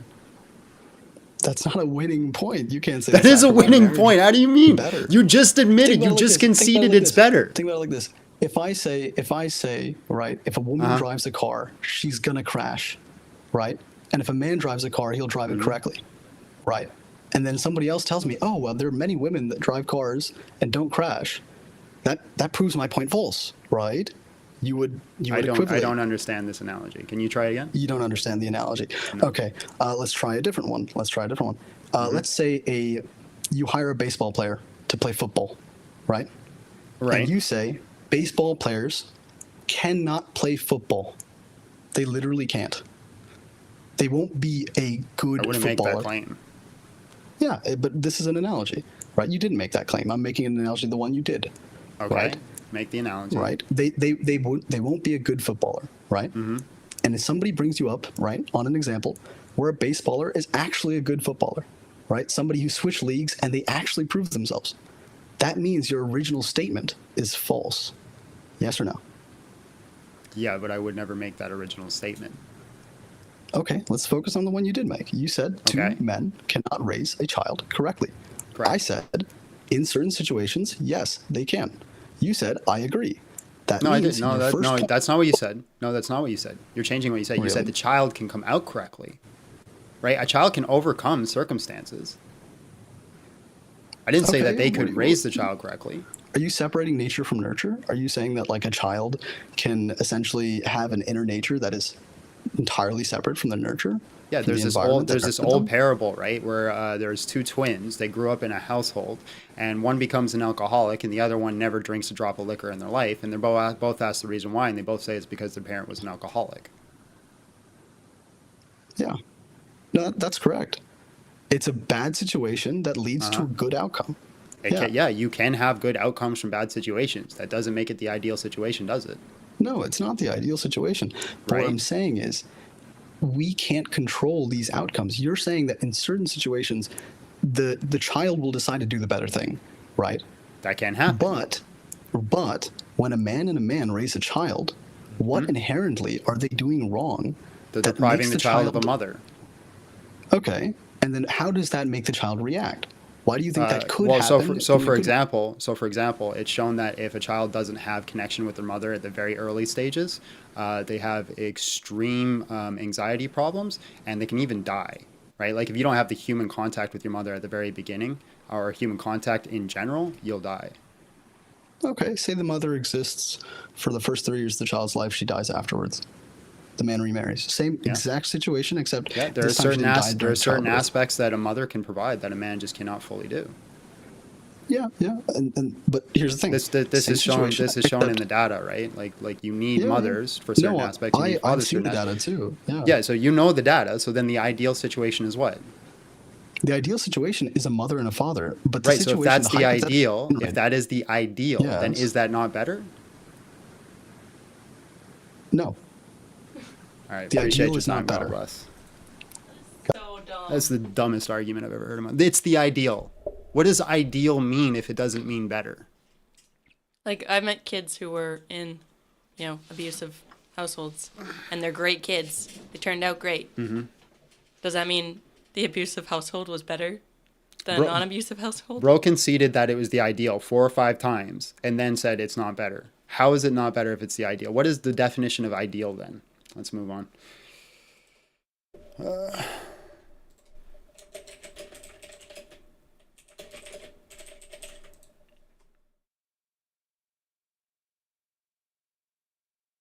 I think we got trolled again.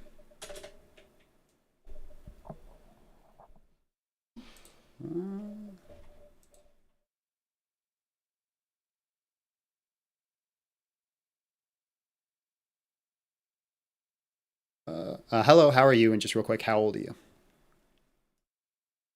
All right, bro. Let me bring you in. Christian morals are superior. Prove me wrong. Win a taco. I just want to win a taco, so I'm gonna give it a shot at it. So first, do you disagree with the topic? No, but I'm gonna try to win a top. Disagreeers only, please. Seven Sun. Hello, how are you? And just real quick, how old are you? Okay, hold on. Just realize, people in the chat. I'm gonna just ask everybody in the chat who's saying I got schooled by that guy. If you address this properly, I will concede that, hey, I messed up, and I'll ask him to come back up, and we'll go again. How is the ideal not better? Just answer that question, and I will concede that I lost. All right. Seven Sun. Hello, how are you? And just real quick, how old are you? Well, today is a blessed day above ground, and I am over 21. All right, man. Christian morals are superior. Prove me wrong. Win a taco. Go ahead. So I'm disproving that Christian morals are better, right? Yeah. Okay, so at the point of salvation, most Christians say, man, now I'm hearing from God. And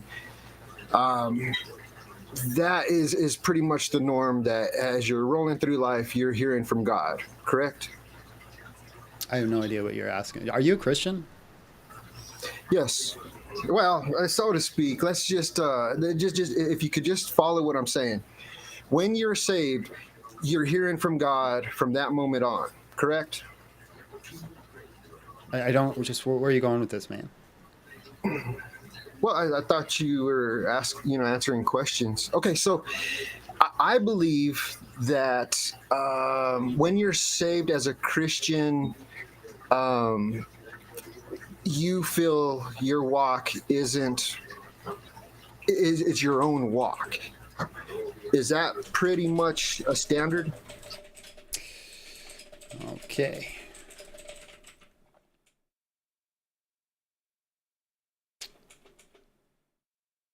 Michael, hello, how are you? And just real quick, how old are you?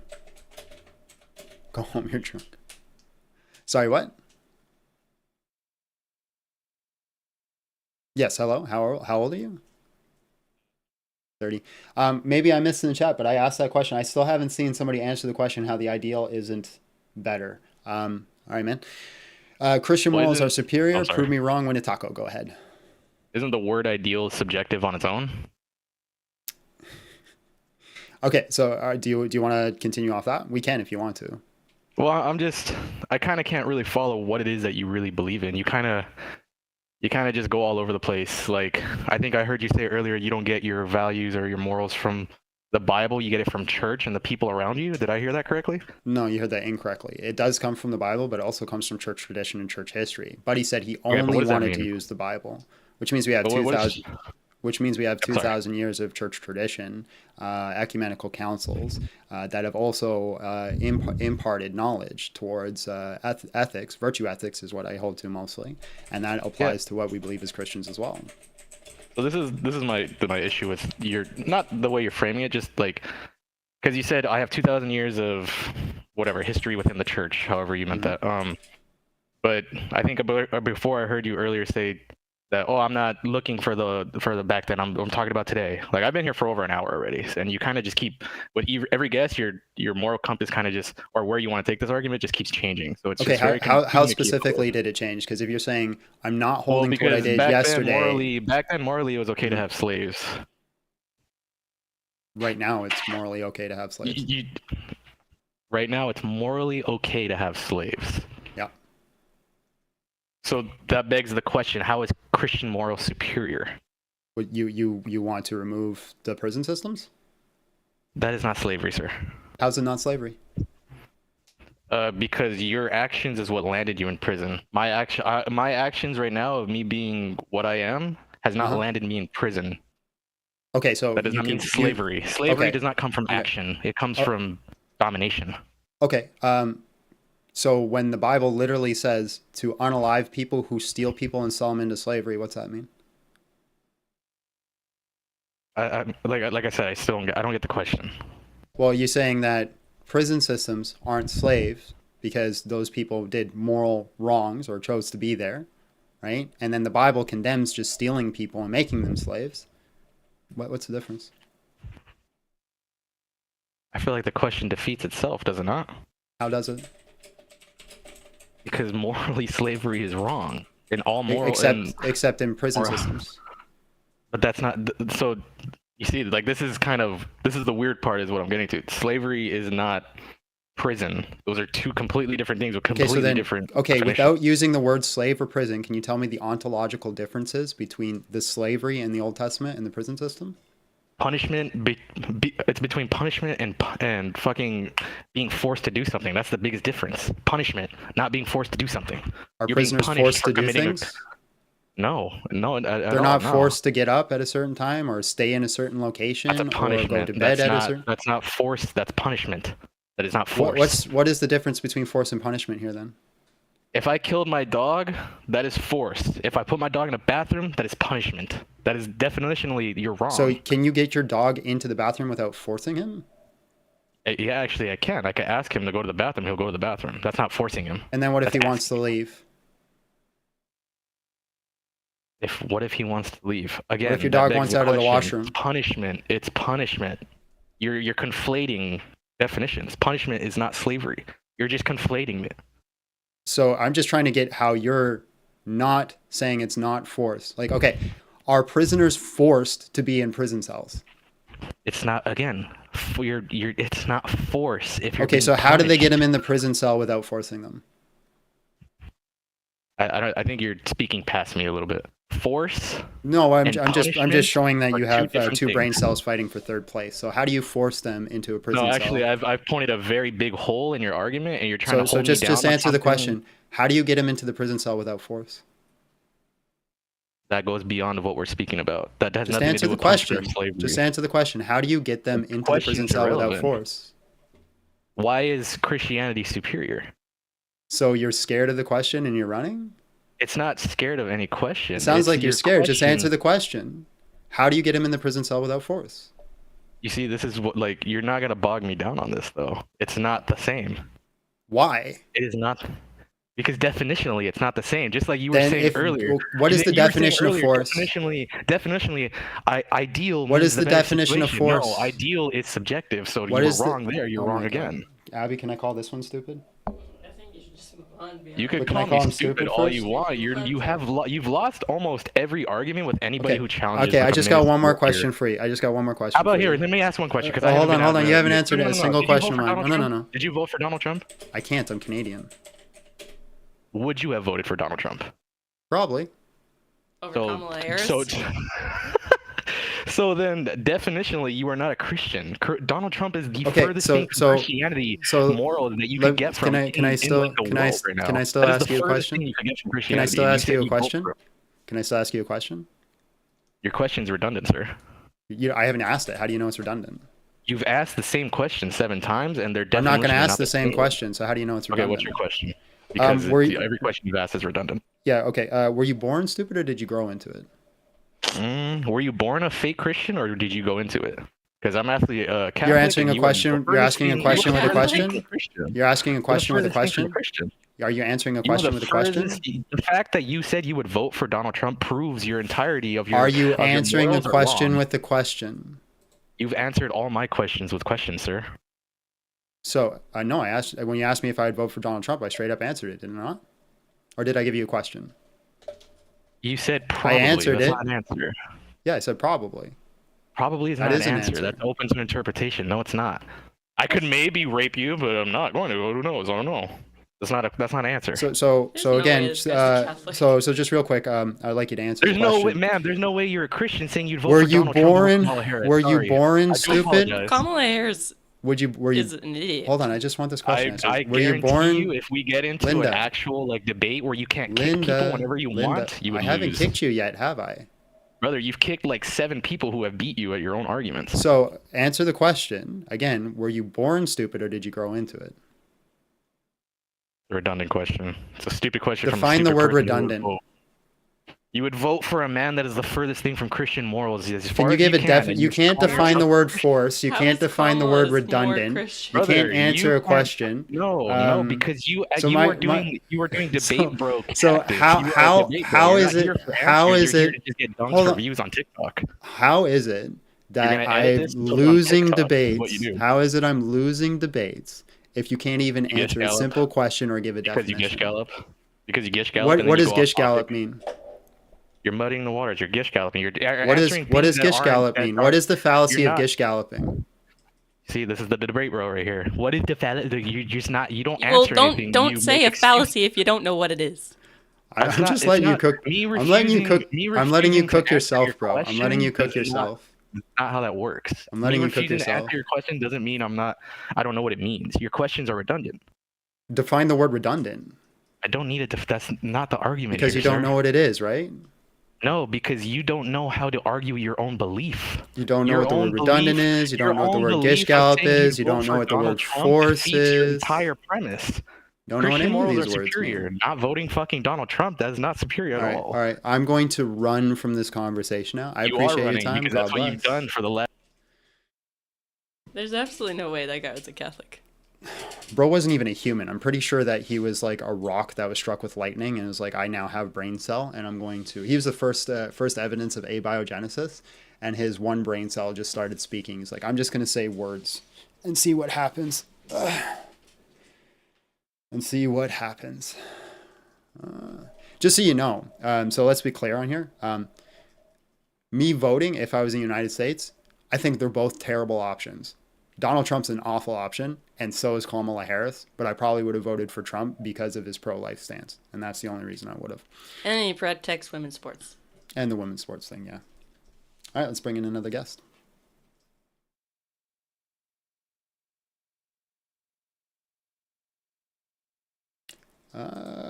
Two eggs. Hello, how are you? And just real quick, how old are you?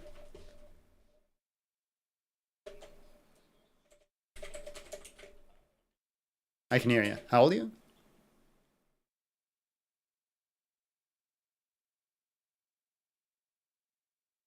All right, is there a delay or is it just me?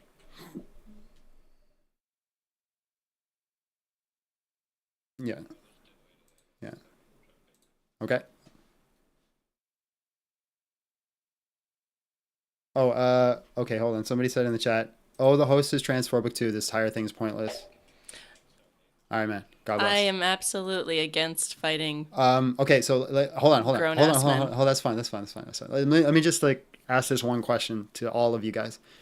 If evidence aren't claims, or sorry, claims isn't evidence. If claims is not evidence, prove to me that trans people exist. If claims are not considered evidence, I want proof that trans people exist. That's all I want. That's all I want.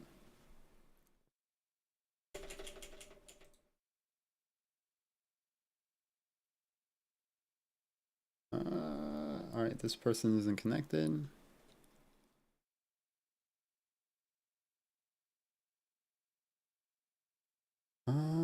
Oh, he's back.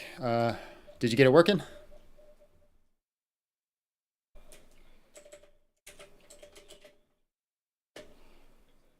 No, I got everything turned up on mine. Everybody else heard me okay.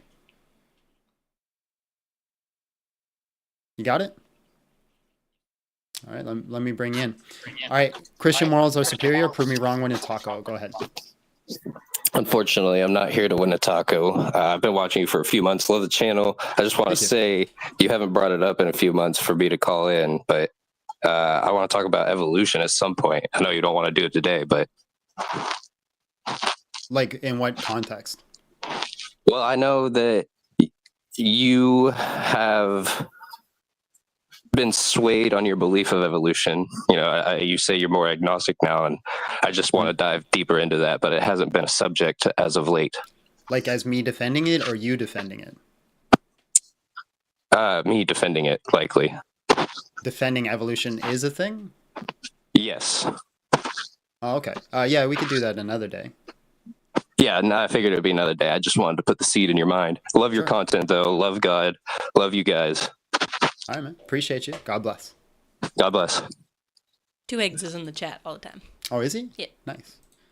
Tommy Nitro came in with $10. Says, "Dut, the word is used to grasp, the same as the instrument or sword, as it is collarly to Exodus 22:16, which uses seduction instead of grasp, and the whole being discovered also indicates consensuality." I do believe that verse in Deuteronomy does talk about consensuality. And I do think you need to put it together with Exodus. Although that word being grasped, I don't know if that's a solid part of the argument. I just think you have to read it in conjunction with the Exodus law. It's something that I'm going to take here soon and put it into my notes so I can better argue it, because Michael Heiser has a really good video on that as well. But again, completely irrelevant to what we're talking about. Nobody can actually be on topic today. Nobody can ever be on topic when we do this topic for some reason. Buddy Dale came in with $2. Says, first time being early for a live. God bless Dale. You're not early. You're pretty late, actually. We've been live for a few hours. But he probably doesn't usually get to see it live. I appreciate you being in. Style and Rail Working came in with $5. Says, that guy owes you a taco for making us listen to his meltdown. Just identify as being correct. All debates won. Super based. And then Piju came in with $2. Says, my last $2 for you dealing with that guy. Thank you, sir. Thank you. People just come up, spout a whole bunch of nonsense, and they're like, if you don't listen to my nonsense, you're running and you're scared. It's like, I'm not scared. It's just you're stupid. Abby, entertain the masses. No. Yeah, well, you have to. It's part of your job. That's the worst. Okay. What do you guys want to know about John?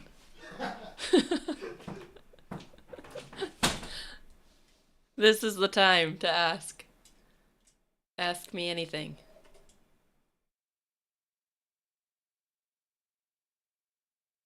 Gabriel, I still don't have dad jokes. Send me some and I'll read them. He used to snore, but now that he has a CPAP machine, all I hear is the Darth Vader noise. Favorite show? I don't know. He liked Breaking Bad. I don't know if that's his favorite. He likes The Chosen. We really enjoyed Cobra Kai, like a lot. I'd watch that again. We teach kickboxing / boxing / Muay Thai and Jiu-Jitsu. John cannot sing, but I like listening to him sing.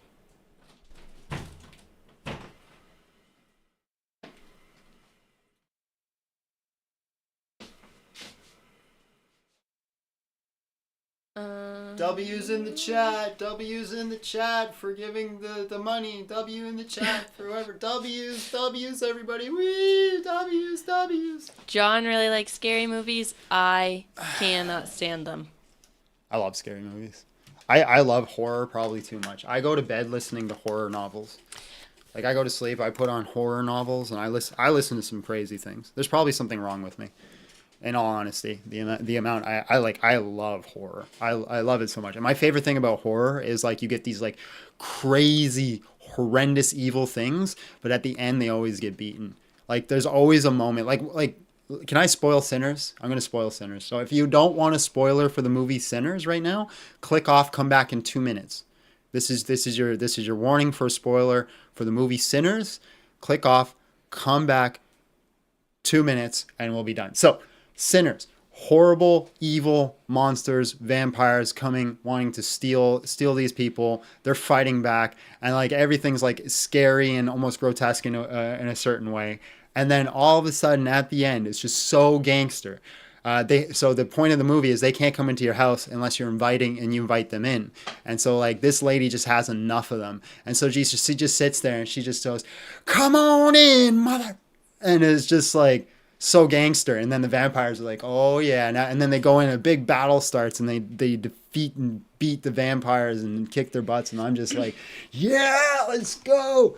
I love horror movies. That was the only part of the movie I liked. Yeah, I love because horror she gets so worked up because they're threatening to go after her daughter. Yeah, and who's like back in town. Yeah, and she's like absolutely Come not. On in. And it's not too often that movies portray like a mom. A good mom. A good mom. Good yeah. gangster mom. Good gangster mom, man. Let's bring in. What were you gonna say? No, I'm just looking through. Modern Centurion came in with W's in the chat for Modern Centurion, guys. W's in the chat. Yeah, let's go. Yeah. This is an inside joke from yesterday for anybody who wasn't there. Modern Centurion came in $5. Says, I don't know what's worse, today's arguments or the usual ding dong placement. I don't know, man. I don't know. They did use garlic. They did, yeah. They all ate garlic to prove they weren't vampires. Yep. All right, let's bring in a guest. Purple. Hello, how are you? And just real quick, how old are you? Okay, you don't have a mic connected, so God bless.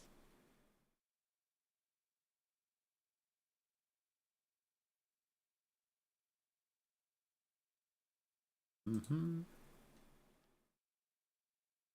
Yeah, it was Sinners. Consent. Hello, how are you? And just real quick, how old are you? Good, man. All right, man, let me bring you in. Christian morals are superior. Prove me wrong when it talks about. Go ahead. Give me 1 second. Oh, sorry, what? I think it's a little difficult to hear you. Can you hear me now? Yeah, I can hear you. Can you hear me? Yes, sorry, I had to turn you up.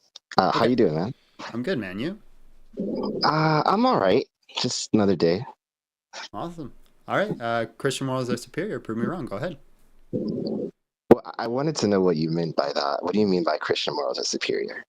Yeah, so it's going to be what's summarized in, for example, the Ten Commandments, what is done throughout church history, the ecumenical councils, and the 1,053 commandments that Jesus gave.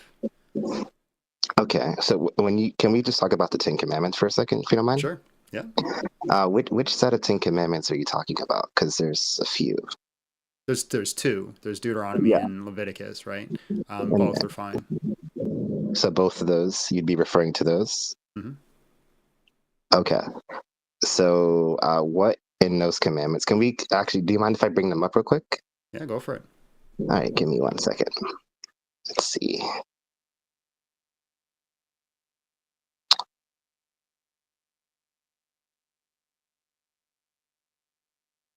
Okay.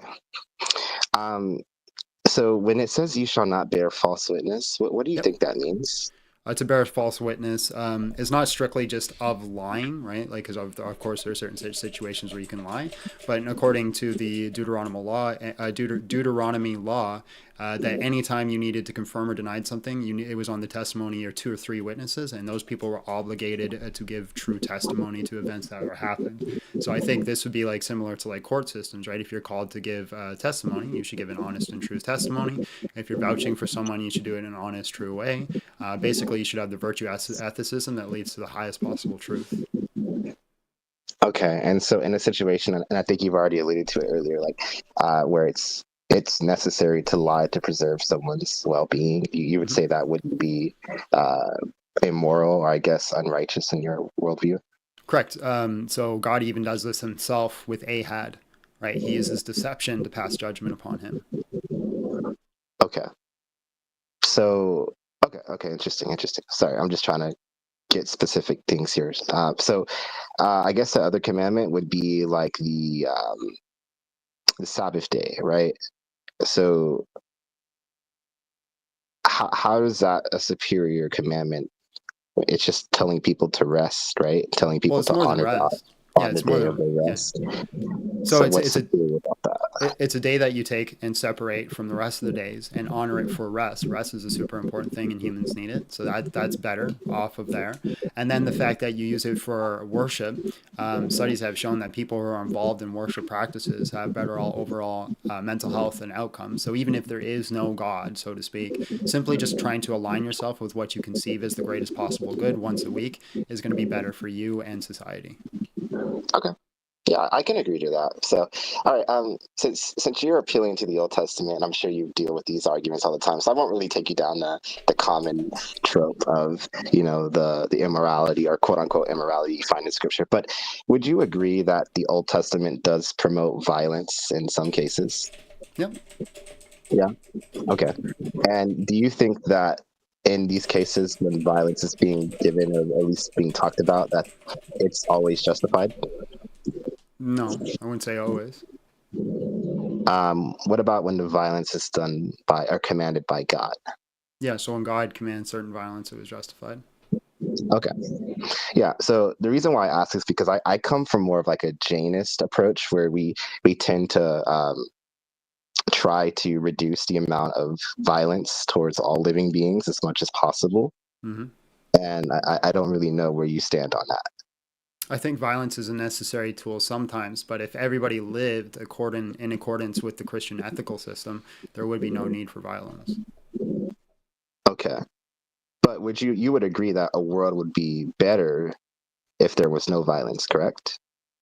The ideal is not to go to violence, but the problem is we don't live in the ideal world. So therefore, sometimes violence is necessary to guide us towards that. Sure, but hypothetically speaking, a world where there is no violence would be better than a world where there is violence, correct? Yeah. Mm-hmm.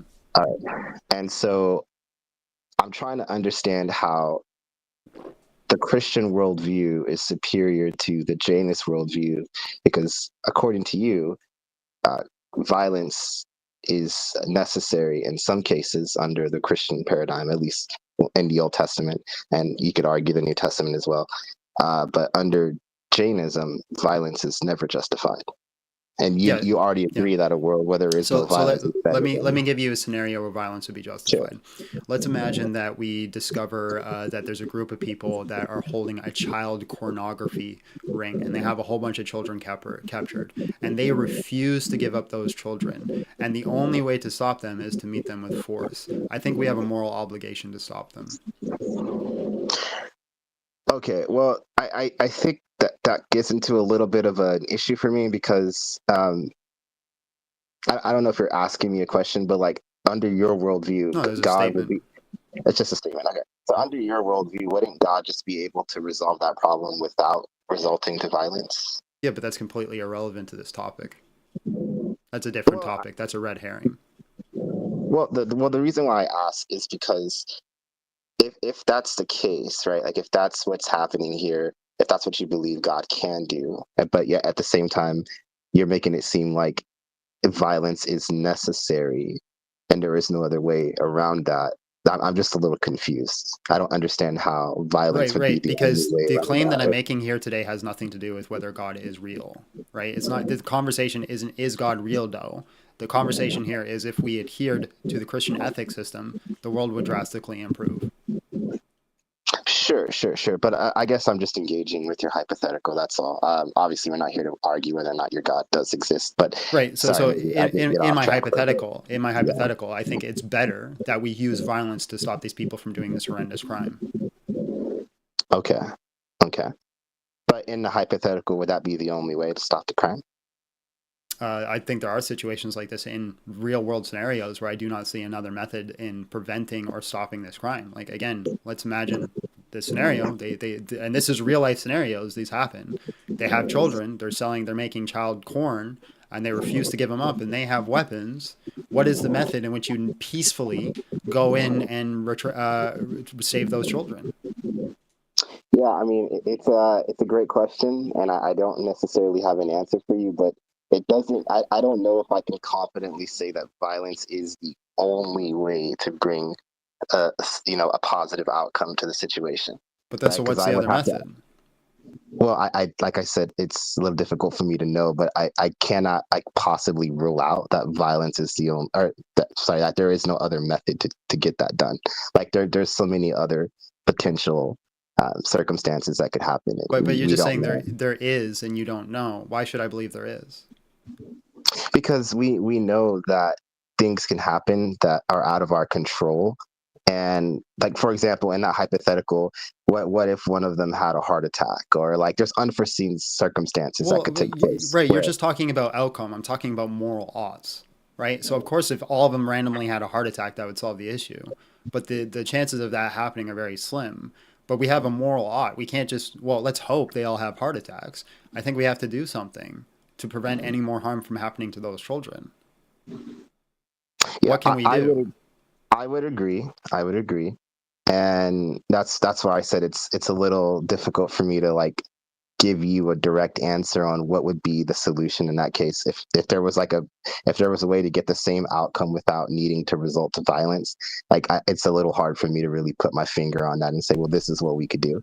I have no, like, there are other ways, like maybe talking, like trying to get people to communicate, but who knows? Maybe that's not effective, right? We have no idea. Well, if they know you're not going to be violent, so you could talk to them as much as you want. They're probably just going to say, screw you.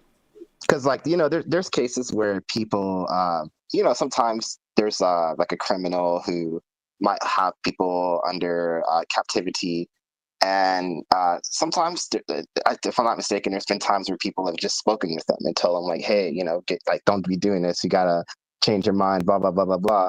And I'm not saying this is like the majority, but I know there's cases where this has happened, where they've been talked out of. But the problem is that method is only going to work occasionally.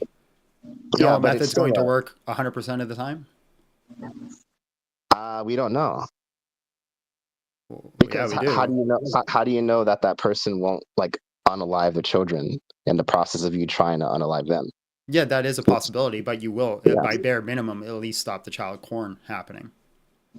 Well, we don't. Well, like I said, we don't know. Because what if, like I said, the person could get defensive? Either way is completely irrelevant, right? We ought to do something, right?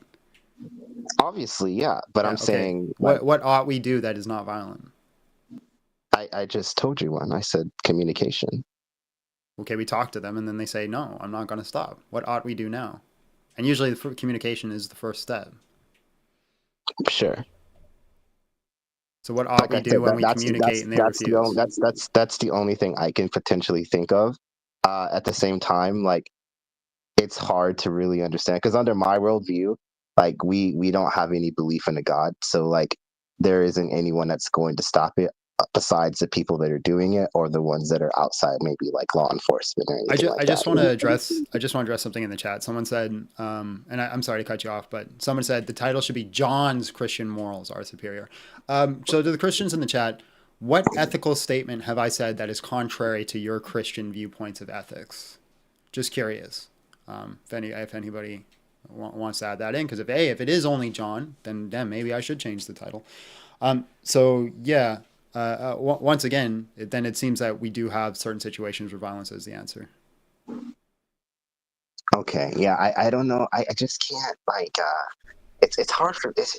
I don't know, man. It's a little difficult for me to really understand that, because like you already agreed earlier that a world where there is no violence is better than a world where there is, and Under my worldview, that's what I strive to try to make the world be like, is less violence and the increase of well-being for all living creatures.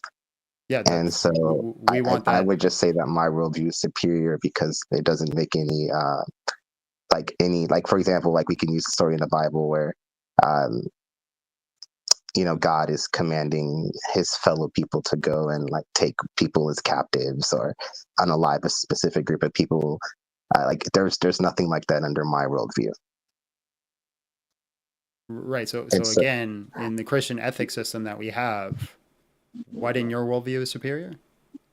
Because my worldview doesn't allow for those things to happen. Like, for example, you're never going to read anything that tells me to go and unalive children. And I'm not saying that's what your beliefs tell you now, but, according to the Old our Testament, belief system. So again, our beliefs, you're just pointing at descriptions of things that have happened and saying that is our current moral system.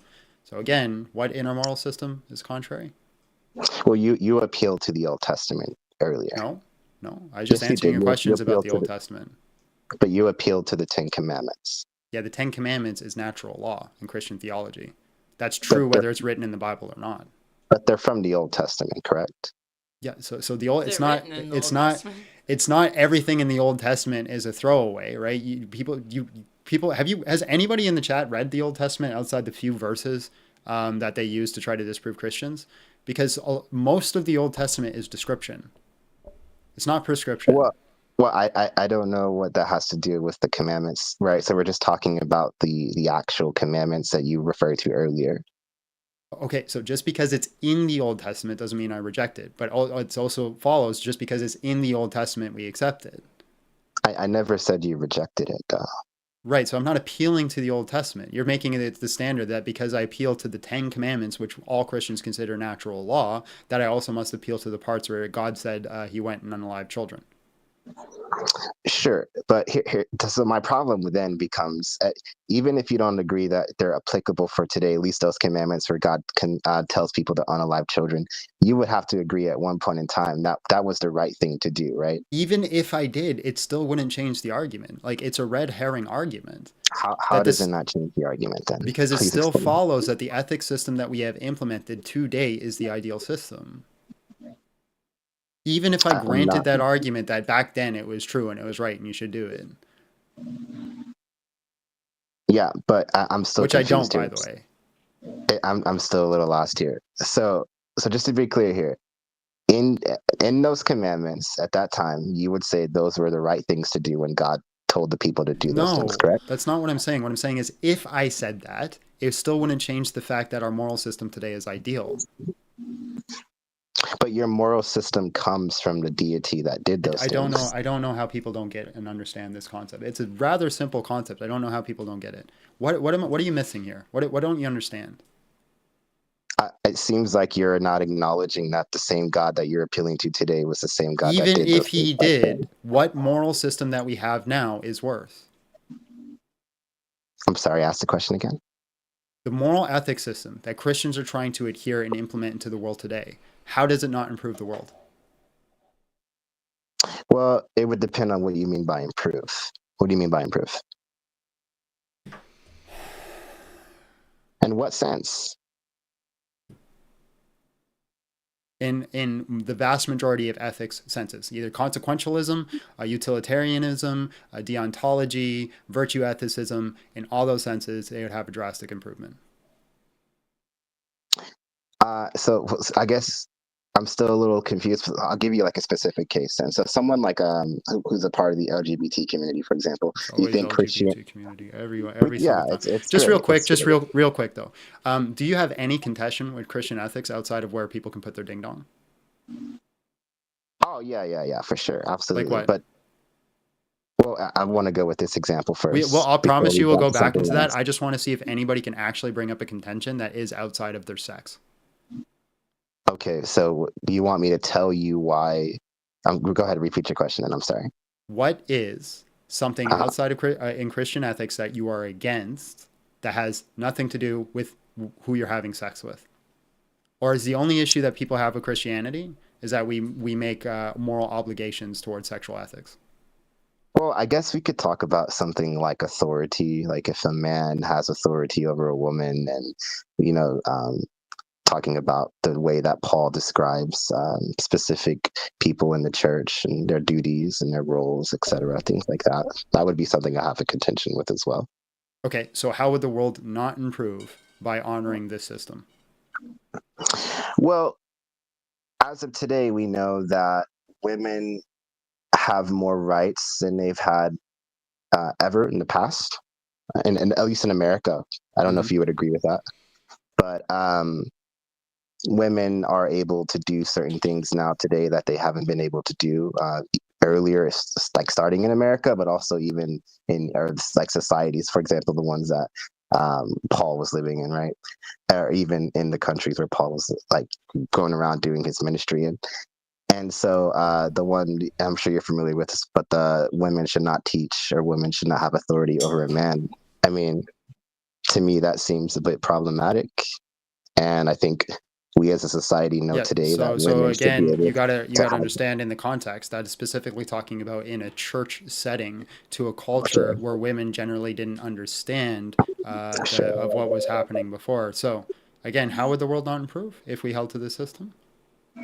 Like it seems like you're just saying there's things that I dislike, so therefore it's wrong. My question is, how does the world not improve? Yeah, because the world. So if women, if all women were still treated the way that they were in the Bible, women would have less rights. And so Like if what? women have less rights, then that means that, well, they wouldn't have the ability to teach over a man, at least in a church, in the setting of a church. Okay, so again, if that still is true, that they can't teach over a man in a church setting, how does the world not improve? Because they're being oppressed.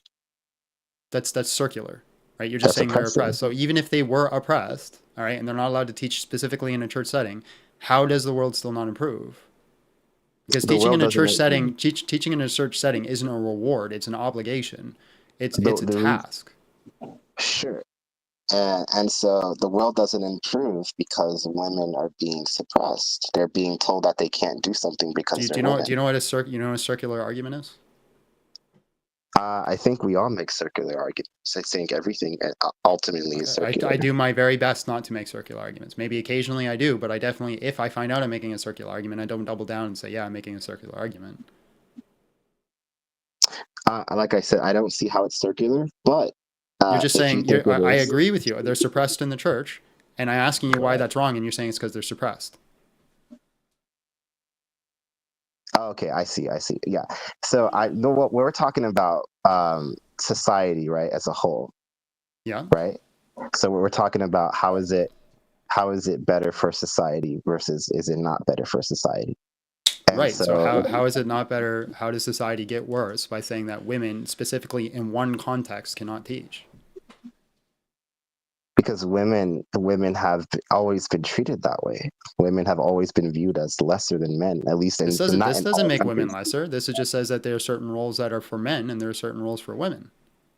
Just like a man cannot give birth, that doesn't make me lesser than a woman.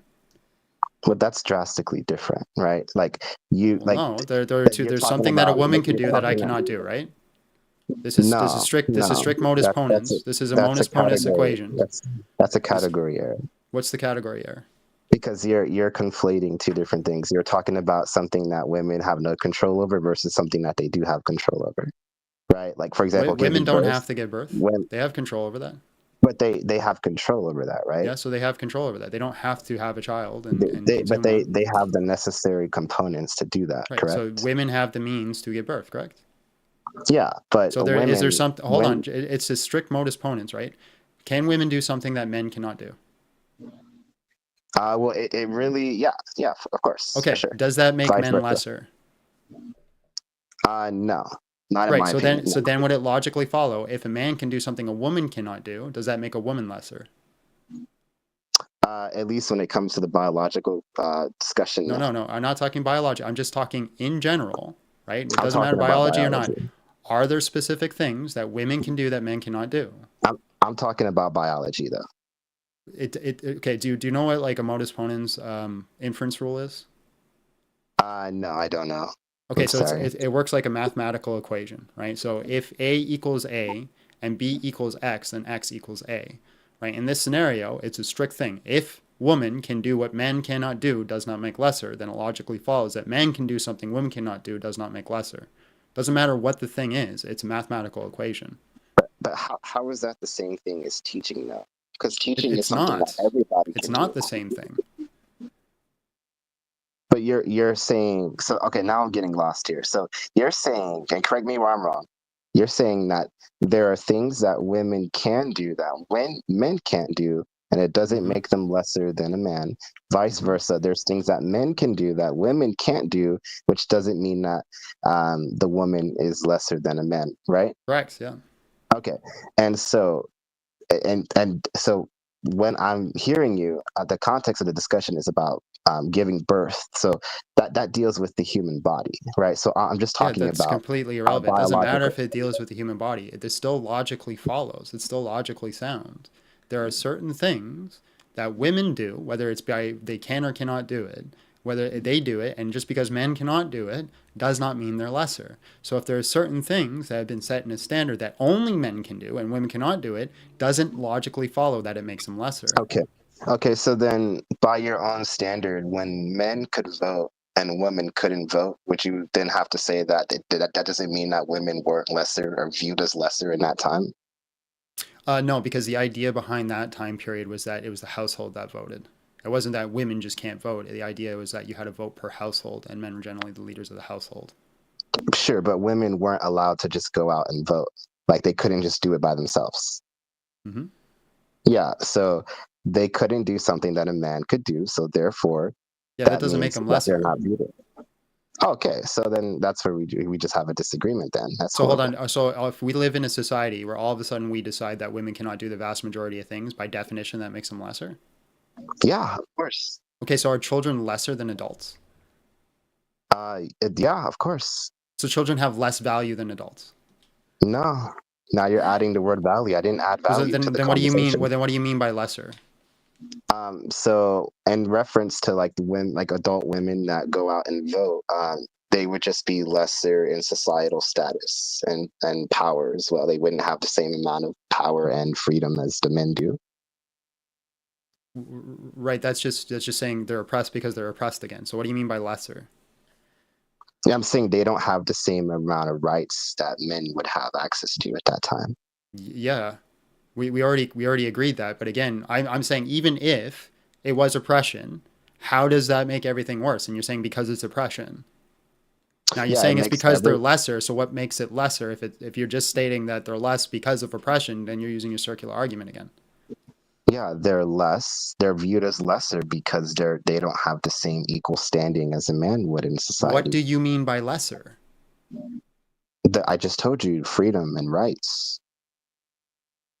So then you're back to your circular argument then. I'm sorry, I don't know how that. Because you're saying because originally the argument was you're like it's oppression. I said even if it is oppression, what makes that wrong? And then you're saying it's oppression, and then you changed the word oppression for lesser because I'm asking you to define lesser, and the way you're defining it is oppression. So you're just saying oppression is wrong because oppression. Yeah, I guess I'm not seeing it that way, man. I'm sorry. Well, then you have to clarify what you mean then. If lesser just doesn't mean oppression, what does it mean? No. I think lesser and oppression can be used synonymously. So then how are you using lesser as just synonymous with oppression? Correct. Okay, then you're just saying oppression is bad because of oppression again.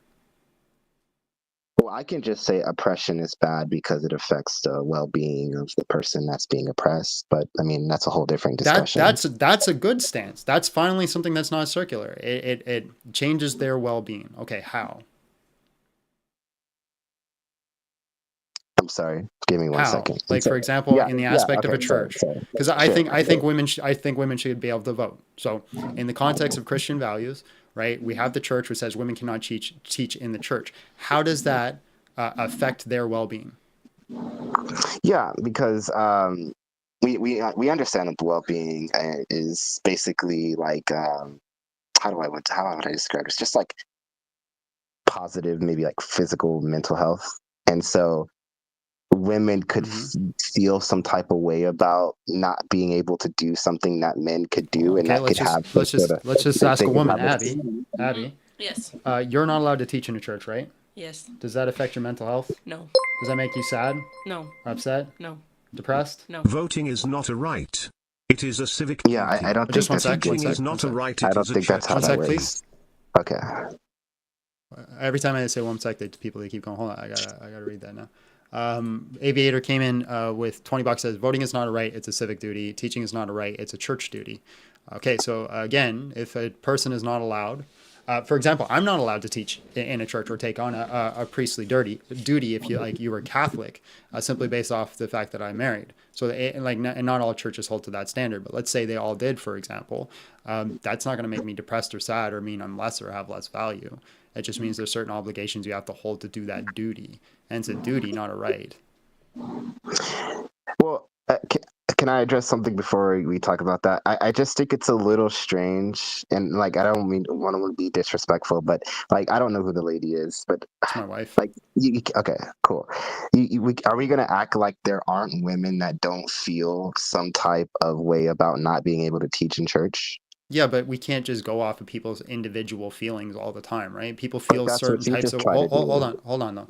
Well, your argument is that it was like a totality issue, is that it's going to lead to women's overall depression and less well-being. If you're going to go off of individual circumstances, then there are certain people who are going to have less well-being and mental health because we don't allow them to think they're a unicorn. But you just did that. You just went off of an individual answer. You were giving. You just appealed to your wife.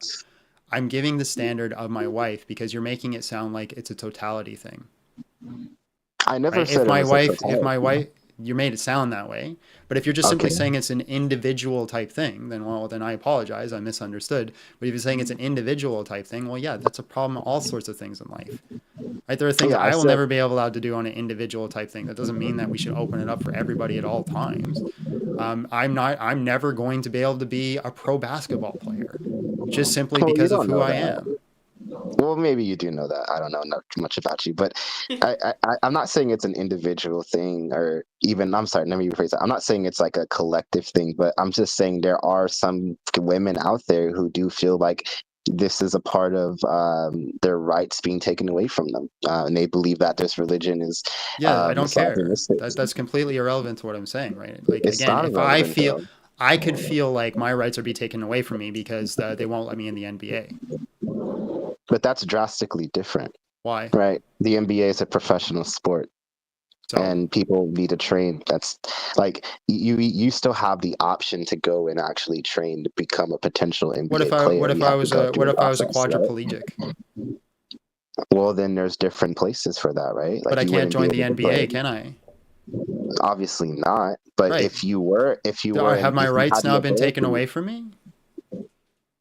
I wouldn't say that. No, I don't think rights. So let me just be clear here. So for 1 second, I'm just going to say, if you wanted to play in the NBA, you could, right now in your current condition, you could play in the NBA. No, I couldn't. Okay, let me rephrase that. You could attempt to play for the NBA. You could go through the process and go, I don't know the whole process, but you could attempt to. But if they told you you're not allowed to play in the NBA because you're a man, well, they would tell you can't play in the NBA because you're a woman. Sure, which is why they have the WNBA. But I'm saying if you're not allowed to play, if they told you you couldn't play because you're a man, would you agree that your rights are being taken away? No. No? No, just I can't become a Girl Scout because I'm not a girl. But it's the NBA. Right, I'm just saying there are certain things in society which are obligated towards a specific sex, and I'm perfectly fine with that. Right? I can't be a Girl Scout because I'm not a girl. Let me be more specific then.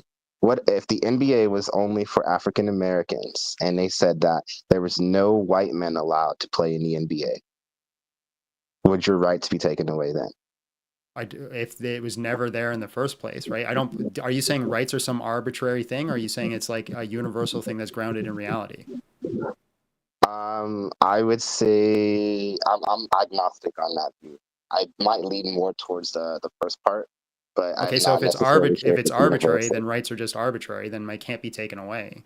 They just are there based off what society decides. So if they decide that the NBA is strictly for black people, then it's strictly for black people. Sure, but if you were told that and you were aspiring to want to play in the NBA, but the I only wouldn't reason aspire why to be you part of the couldn't is NBA because it because was only for black people. no. But I'm saying even if it was, right, you could still have that like desire to play, would you not? I'd probably start a WBA, White Basketball League. No, but that's not what I asked you. I didn't ask if you were going to start another league. I'm Right. saying So obviously there's certain aspects where it's just discrimination for the sake of discrimination. But can a man be part of the Girl Scouts? I don't think so. That's why they're called Right. Girl Scouts. Right. So why can't we just say the same thing with priestly duties? Because it's different. Why? No. It's different because there's nothing that in the priestly duty, like there's no reason for it. Like what's the justification? What is a thing in the for Girl one? Scouts that a man can't do? Well, it's for a particular group of people, right? Like it's Okay. So is specified being a for pastor. women. Okay. So then why It's can't the same specified thing for be for a women. pastor? For a pastor? A pastor or a No, priest? Why well, can't we're it be the talking same about thing? I'm talking about a teacher, not a pastor. What? Those would be the teachers. The teachers? No, they're separate. Right? No, The the fivefold teachers in the ministry? church are the pastors and priests. Those are the teachers. The teachers? No, not all teachers are pastors. In the church context, yes, that's what we're talking about. In a church context. What is the fivefold ministry? I don't know. What is the fivefold ministry? Apostles, prophets, teachers, evangelists, and I think there's like one Yeah, there more. are I also can't no remember. apostles, and there are no prophets. Well, that depends on how you define it. But all I'm saying is that So not all if you're teachers. defining it traditionally, prophet is a pastor. A prophet's a pastor? No way. Yes, a prophet traditionally was just somebody who led the church and led the synagogues. You're talking Those about were the prophets. The apostles. No, I'm not talking about the apostles. I'm talking about traditionally before the apostles, prophets were the people who led the churches and worked in churches. They were considered the prophets. There was no before the apostles. There was no Either church. way, it's completely irrelevant to what we're saying. What is the I know. issue with saying that a specific group is male only? You have no issue with a specific group being female only. Yeah, so that's why I said it's different, right? Because you're teaching, you're suppressing people from doing a task, which is teaching. Yeah, so the Girl Scouts are word of suppressing God. me from doing a task, which is being part of the Girl Scouts and learning how to tie my knots. But that's not. So, for example, right, like the Boy Scouts more than likely would have similarities to the Girl Scouts in their what they do for each other. Sure. And the But I still programs. can't be a member of a Girl Scout, can I? I don't think you can, but that's not the Okay, argument. so then it's the same thing with the pastors. It is the argument. If you can have specific groups that are sex specific, why can't you do it in a pastoral role? I've already explained that because women. You haven't explained that. Women. Your only explanation is people want to be a part of it. I'll explain it again then. So. Okay, so hold on. Before you explain it again, women, hold on. I need to clarify something. You do know that a teaching role in a church is not a right; it's a duty. You do understand that, right? I don't know if I would entirely agree with that. Can you lay that out for me? So a duty is something where you have an obligation to a specific group into serving them. A right is something that you have in serving yourself. That's the difference. So for example, in the NBA, you have a right to become part of the NBA because what you're trying to do is achieve a career path and a certain goal for yourself. But when you join a church, your goal as joining a church is to put all your own desires aside and serve the community. Just like it is a moral duty to be drafted, for example. Men have a moral duty to be implemented in the draft. That's not a right. That's a duty. I don't. Yeah, I don't know if I would entirely agree with that. I mean, that's been all your argument is that's different, and I don't agree. Well, I mean, that's the same thing you're saying in a nutshell. I've never said that. No, I've given explanations and reasons. If we summarize it, both of us are saying the same thing. No, we're not. No, you're not. You're saying you're wrong and I'm right, and here's why. But I'm giving reasons why that aren't ad hoc, arbitrary, or circular. I don't necessarily think that I've been ad hoc. If you want to say earlier that I was being circular, that's fine. Yeah. Okay, so if it's not ad hoc, why is it that certain groups can be sex specific but not this one? Yeah, so the reason why And I guess I kind of want to gain clarity here real quick before I respond. Do you mind, or do you just want me to directly answer the question? I would like you to directly answer it if you can. Okay, can you ask the question again then? I'm sorry. Yeah, so why are certain groups are allowed to be sex specific but not pastoral roles? Why is it that certain groups are allowed to be sex specific but not well, I would think that if God does care, or at least the God that you believe in does care about equality, that he would give everybody the equal opportunity. That's circular. How so? Because you're just saying it's unequal because it's unequal. No, it's unequal. It's unequal because, I guess kinda, maybe. Yeah, it's unequal because they're not able to do something that other people can do. So again, I can't be a Girl Scout. Does that make me unequal to Girl Scouts? I just think it's different though. Okay, your argument can't just be, I think it's different. You have to give an explanation. When you frustrate my wife, you know you messed up. Okay, well, let me try to make this a little better for you. So, what is the reason for? Well, actually, let me rephrase this. Even if the Bible tells you women aren't supposed to teach, can a woman teach from the Bible? Like, is it physically possible? Can they do the same thing that a pastor can do? Yeah. Not to the fullest degree, no. So what does that mean?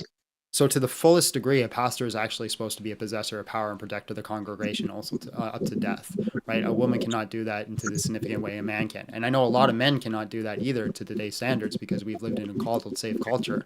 But to the fullest degree, it would also include that. So how do you know that a woman can't do that? Because me and my wife are both the same degree in martial arts, but when we get into a sparring match, I beat the crap out of her. But that's just you keep using one example with your wife. No, that's just biology, my friend. That's just it's just biology.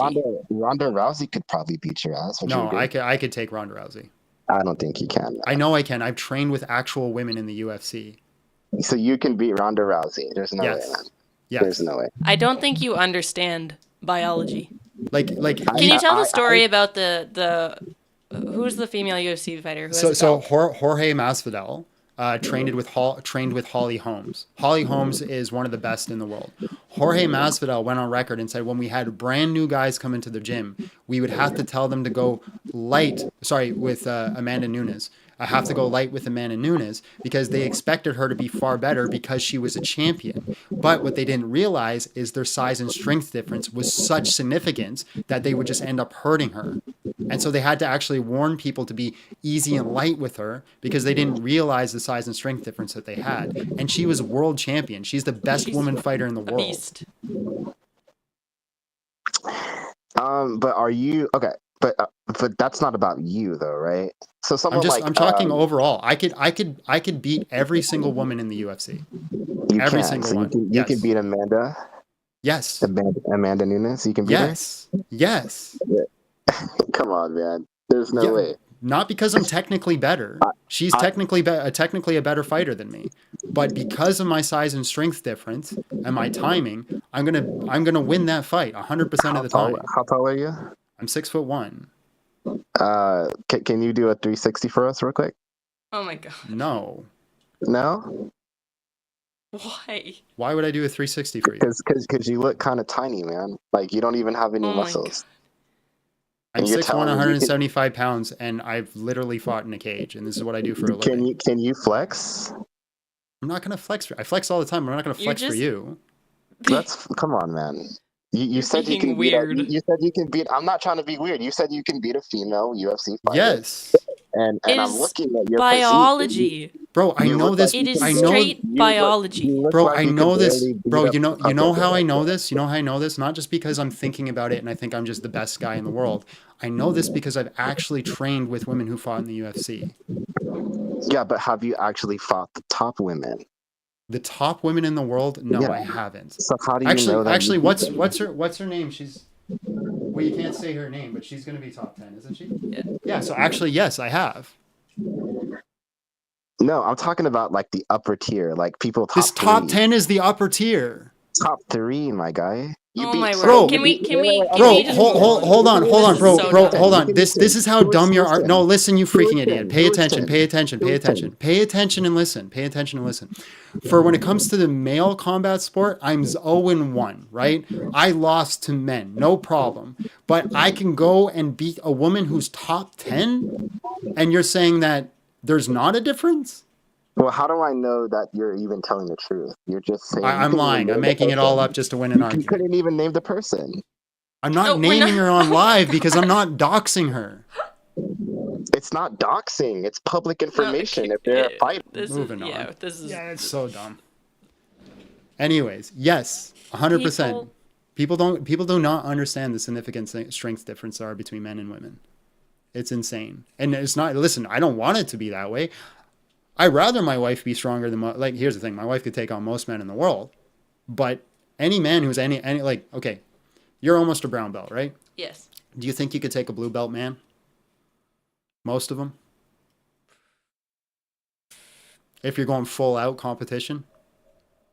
I mean, no. We have blue belts. And if you go 100% And with them? They have to go easy on me because they are stronger than me. Like it's just it the just reality. is the way it is. How many fights have you had, Abby, in like competition? In would you say? jiu-jitsu? Yeah. So many. How Too many? many to count. Like in the hundreds or? Above 50. Okay. Do you have literal like tons of gold medals, right? Well, yeah. Yeah. So listen, I'm gonna brag her up. You got a ton of gold. You have a literal championship belt, do you not? Yes. Yeah. So she literally has a championship belt in jiu-jitsu. Most men who have never competed, right? If they get to bare minimum blue belt status, they're gonna beat you.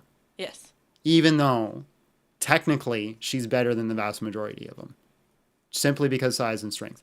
Technically, we are the exact same level in technique. We both have the exact same degrees, same training, same coach, and I have to go really easy on her. That's just the reality of the world. And anybody who doesn't know that reality of the world, has Just never delusional. never been in a fight. Never want, like, if you think that women and men are equal when it comes to fisticuffs, you are probably handicapped to some extent. That is insane to me. All right, let's bring in the next guest. Mm-hmm.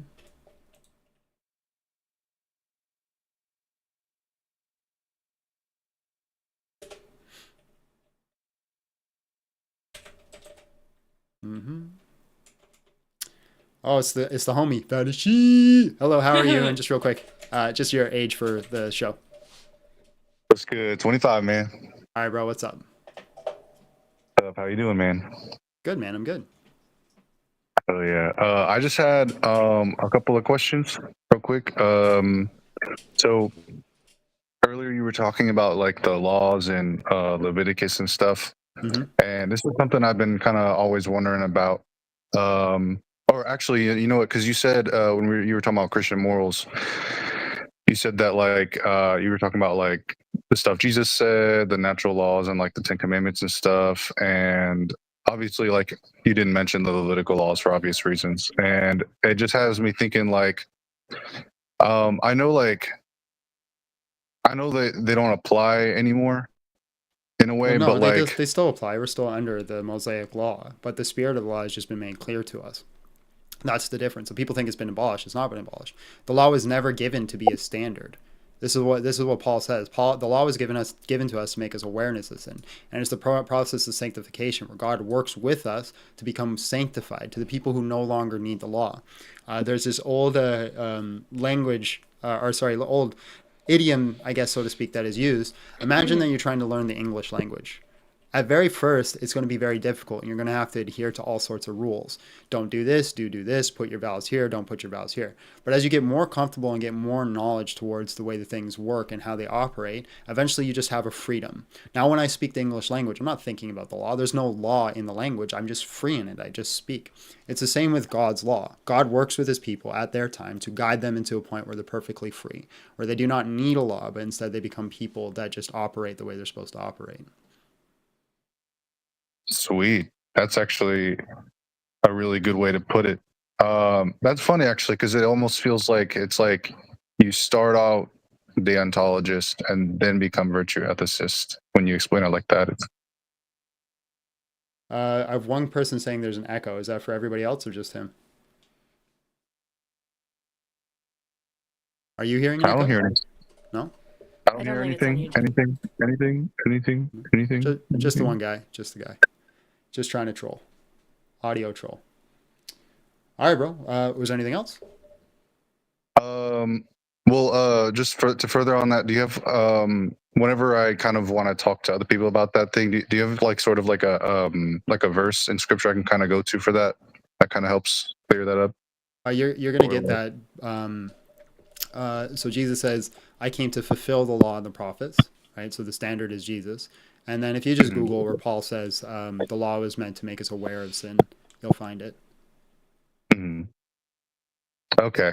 Yeah, and then going back to what you're saying, like I can read the laws, and then obviously they don't apply in like a direct sense, but they're still good for like virtue and wisdom. And just read the law. The law is given as case study. So the law itself will give like an example. Say, if your ox escapes and gores your neighbor, this is how you should behave.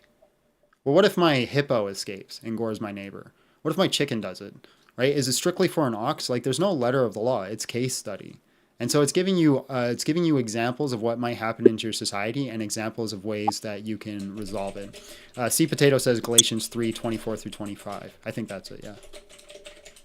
Galatians, oh, hold on, let me write that down. You said Galatians 24? 3:24 through 25. 3:24 through 25. Sweet. Yeah. And then, okay.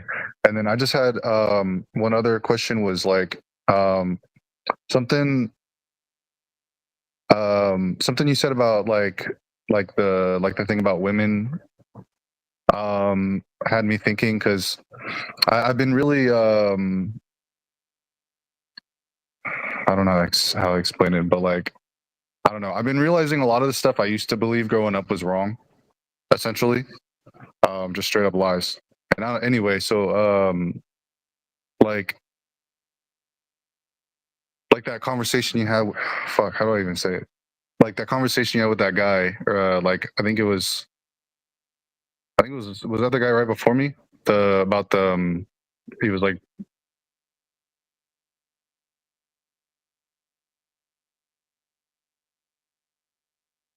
you know, never mind. I'll just come back at it some other time. But I did have two more things I just wanted to say. Was one, I just do you like Dragon Ball? Yeah. That's based. And then I also wanted to say that I know, like, I guess most people don't apparently, but I really enjoy the Phil Bro talks. At least when like they're not annoying, like actual Phil Bro, you know, like just philosophy and stuff. Well, most people don't, so that's just the nature of the world, bro. All right. God bless, man. Love you. God bless, man.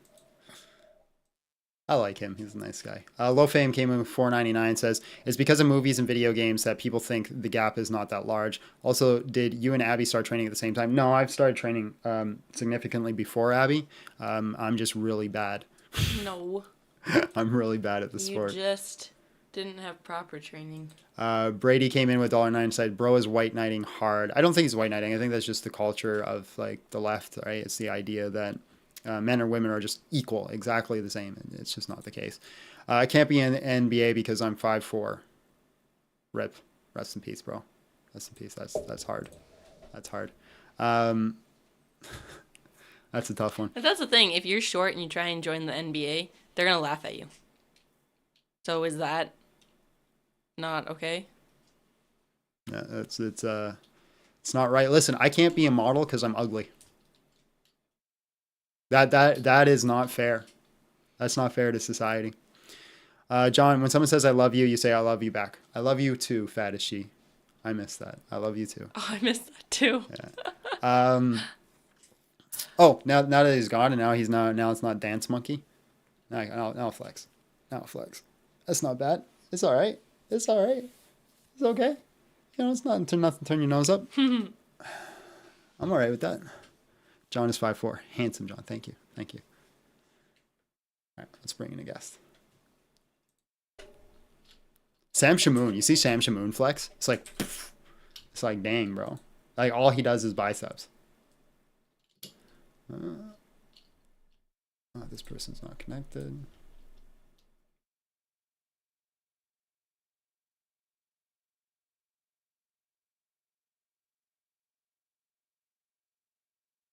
Okay.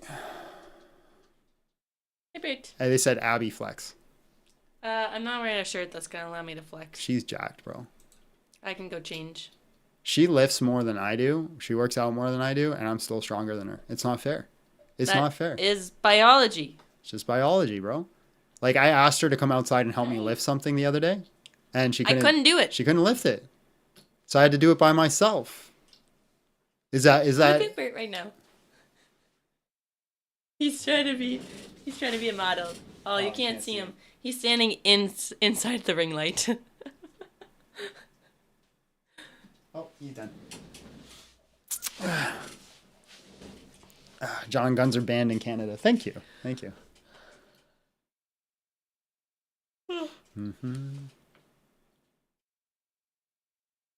What is going on? Why is everybody connecting with no mic? I think I'm getting trolled again. Somebody tried to bombard the stream. There you go. Chase, hello, how are you? And just real quick, how old are you? All right, man, let me bring you in. All right, Christian morals are superior. Prove me wrong. Win a taco. Go ahead. All right. So first, just to be clear, I assume we're talking like assuming Christianity is false. It's irrelevant to the topic, whether or not it's actually true or actually happens. Well, I mean, if Christianity is true, then obviously, then whatever morals that God says are true are obviously the best morals. That it'd be crazy to assume otherwise. I feel like we have to be assuming Christianity is false for this to make sense. That could be that's pretty based, I guess. Most people wouldn't even concede that. Yeah, sure, we could say even if it's false, unless you're taking like a subjective stance, and then I think you're gonna have problems. Okay, and then superior, I guess, to my morals. Well, I don't know what your morals are, but when I looked at like the ethics, like deontology, virtue ethicism, consequentialism, utilitarianism, the Christian moral system would probably fulfill about 70% of those. Gotcha. Okay. So I guess what I would say is that an ethical theory should maximize human well-being. I think that's like the point of ethics. I guess that's not necessarily true if Christianity is true. If Christianity is true, then the point of ethics is to like maximize the glory of God, or what? I guess it'd be something a bit more abstract than just human well-being. But would you agree that we're going for human well-being in this hypothetical? But like, to what extent are you saying human well-being, right? Are you taking like a consequentialist view or utilitarian point of view? Like that can be different. Yeah, I would say vaguely consequentialist. I mean, I think intent matters. So like, if I intend to murder you, but I accidentally make you a millionaire somehow, I definitely think I still did something bad. Why? Because my intent was malicious. But based off what? I intended to lower your well-being. Even if I messed that up, that wasn't because I that was like through no fault or doing of mine that I messed that up. So then you're not a consequentialist, you're a utilitarian. I guess. I mean, I wouldn't. I don't know if I can pin down my ethics to one specific pre-baked ethical system, but I don't think we need to get that far into it. Basically, what I would say is like there's some things in Christianity that are very clearly bad if what we care about is human well-being. Like I would say that like one obvious one, kind of regardless of our system, is that genocide is always bad, and obviously there's some parts in Christianity that are at odds with that idea. Wait, where in the Christian ethics does it say that we should commit genocide? Well, there's a part in the Bible in the Old Testament where God like specifically commands genocide, and I'm sure even if he did, where in the Christian ethics system does it say that we should commit genocide? Well, the Christian ethics system says that genocide was good, at least when God commands it. But the whole point here is that God isn't real. That was the starting basis that you went off of. Yeah, but we're comparing it to the. Okay, well this gets complicated now, doesn't it? We're comparing it to the Christian system that says it is okay. If I guess in that case it would be it's okay when I don't mean our imaginary friend tells us that it's okay to do it. Like in that case, if we're assuming it's false. So you'd need a collective of all Christians to believe that their imaginary friend simultaneously all at once told them to commit genocide. Nah, just the king, I think. Well, we don't have a king, do we? Okay, well, the leader of the country. As long as the leader of the country tells us that he has a divine revelation from God. Yeah, and then and then the problem is the current ethics system says that there is no more revelation because it was fulfilled in Christ. So if somebody says they had a revelation from God to go commit genocide, we're immediately to think that they didn't. Okay, so your view is that it is no longer possible in the Christian worldview for genocide to be commanded by God. There is no more revelation that's going to be given by God to an extent to a whole community. There might be individual revelation that happens, individual prophecy, but the apostles, according to church tradition, were the last prophets. Okay, fair enough. So do you think, so it can't happen anymore? That's good. But do you agree that it was like bad that it happened back then? Well, no, I don't think it was genocide, but that's a whole different argument. It's a red herring. Wait, what do you mean? Well, it's a red herring argument, right? I'm going to defend. Well, basically, you shifted the burden from Christian morals are superior to did God condone genocide in the Old Testament? That's a different topic. Okay, fair enough. So then let's deal with stuff that he doesn't have to like specifically command today for it to still continue occurring. Because I heard you were talking to the last guy. You think that the New Testament doesn't wipe out the Old Testament, right? We still have to like obey by the old laws. Or at least even maybe like they're reinterpreted. It fulfills the idea behind the laws, the standard of what it was supposed to be. So we get the laws in itself were never an ethics system. So I guess for like the classic example of the one where it says like a woman has to marry her rapist, or like the ones that talk about slavery, what does that mean? Can't say that word. Oh, sorry. Can I say a rapist? Do we have to do the TikTok thing? You have to say the TikTok thing, the terms of service. Okay. So here's the thing. I don't think it's talking about grape because I think you need to read it in conjunction with Exodus 22. Michael Heiser gives a great explanation on this, on why it's more likely consensual. But even if it was talking about grape, it's talking about the cultural society and the cultural norms on how it was meant to deter a grapist from doing this. So there are a few explanations for that. But again, it was never meant to be given as a moral system. What do you? Why? How's that not as a moral system? What do you mean? You're just saying it was like more practical, like, oh, this sucks, but you got to do it. Are all laws moral? Are all laws moral? For example, is it immoral to jaywalk?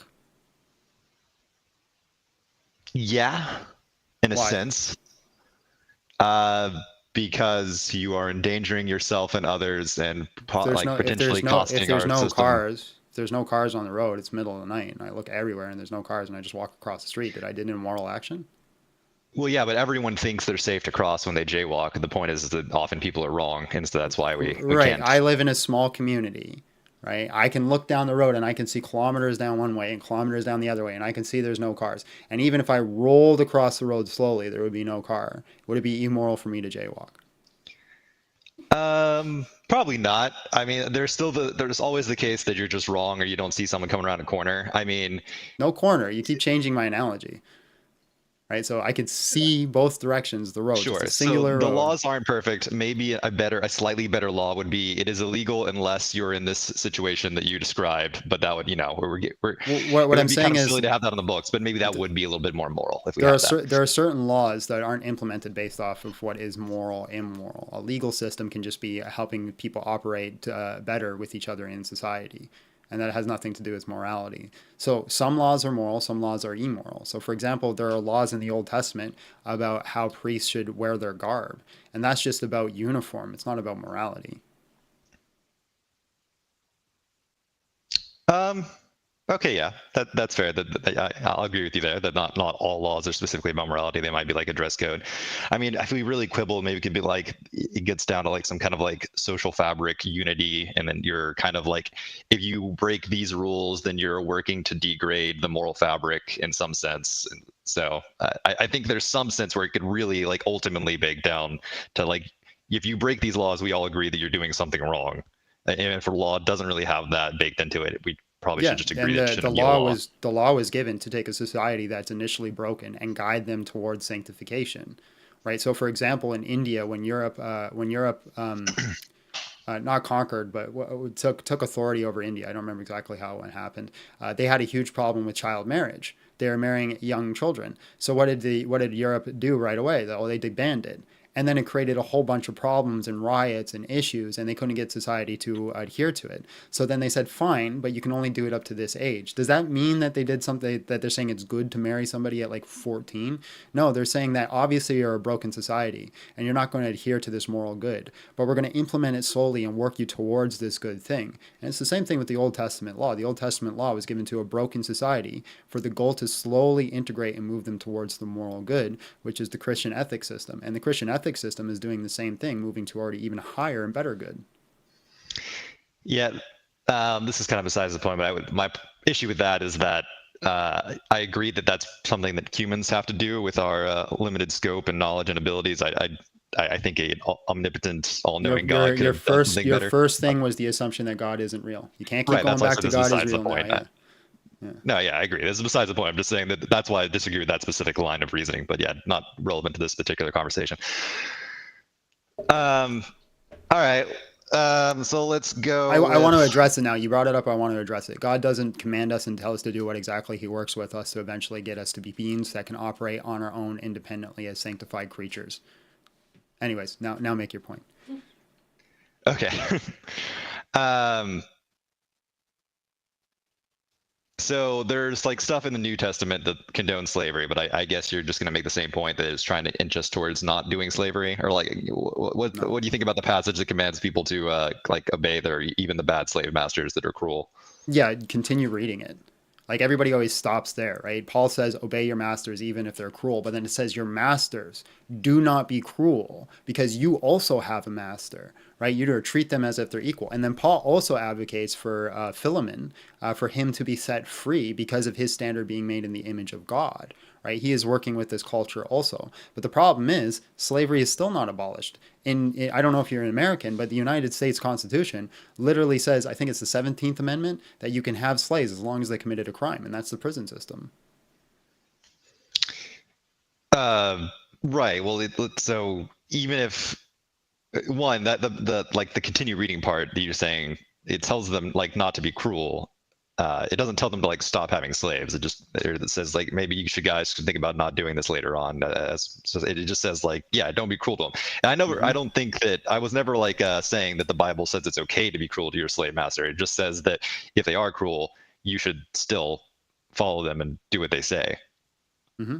So it's not as bad as it could be, but that's still like not a great thing, right? Like I wouldn't tell someone to like obey their cruel slave master today. What would you tell them to do?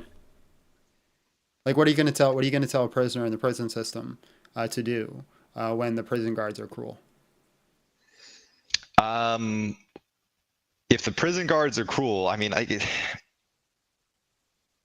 so are you saying that the Bible is saying like it's not a moral order, it's a practical order? It's trying to like save the slave some.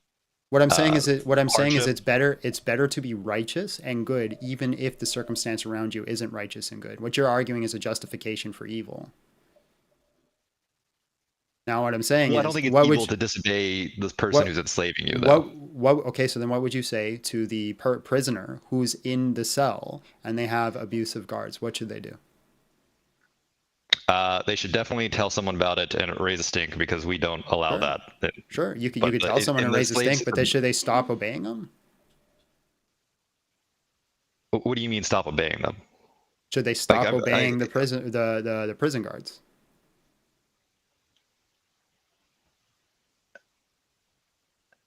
I'm trying to think of a specific situation. Like if they're saying, like if they're abusing, if they're like beating the crap out of them and saying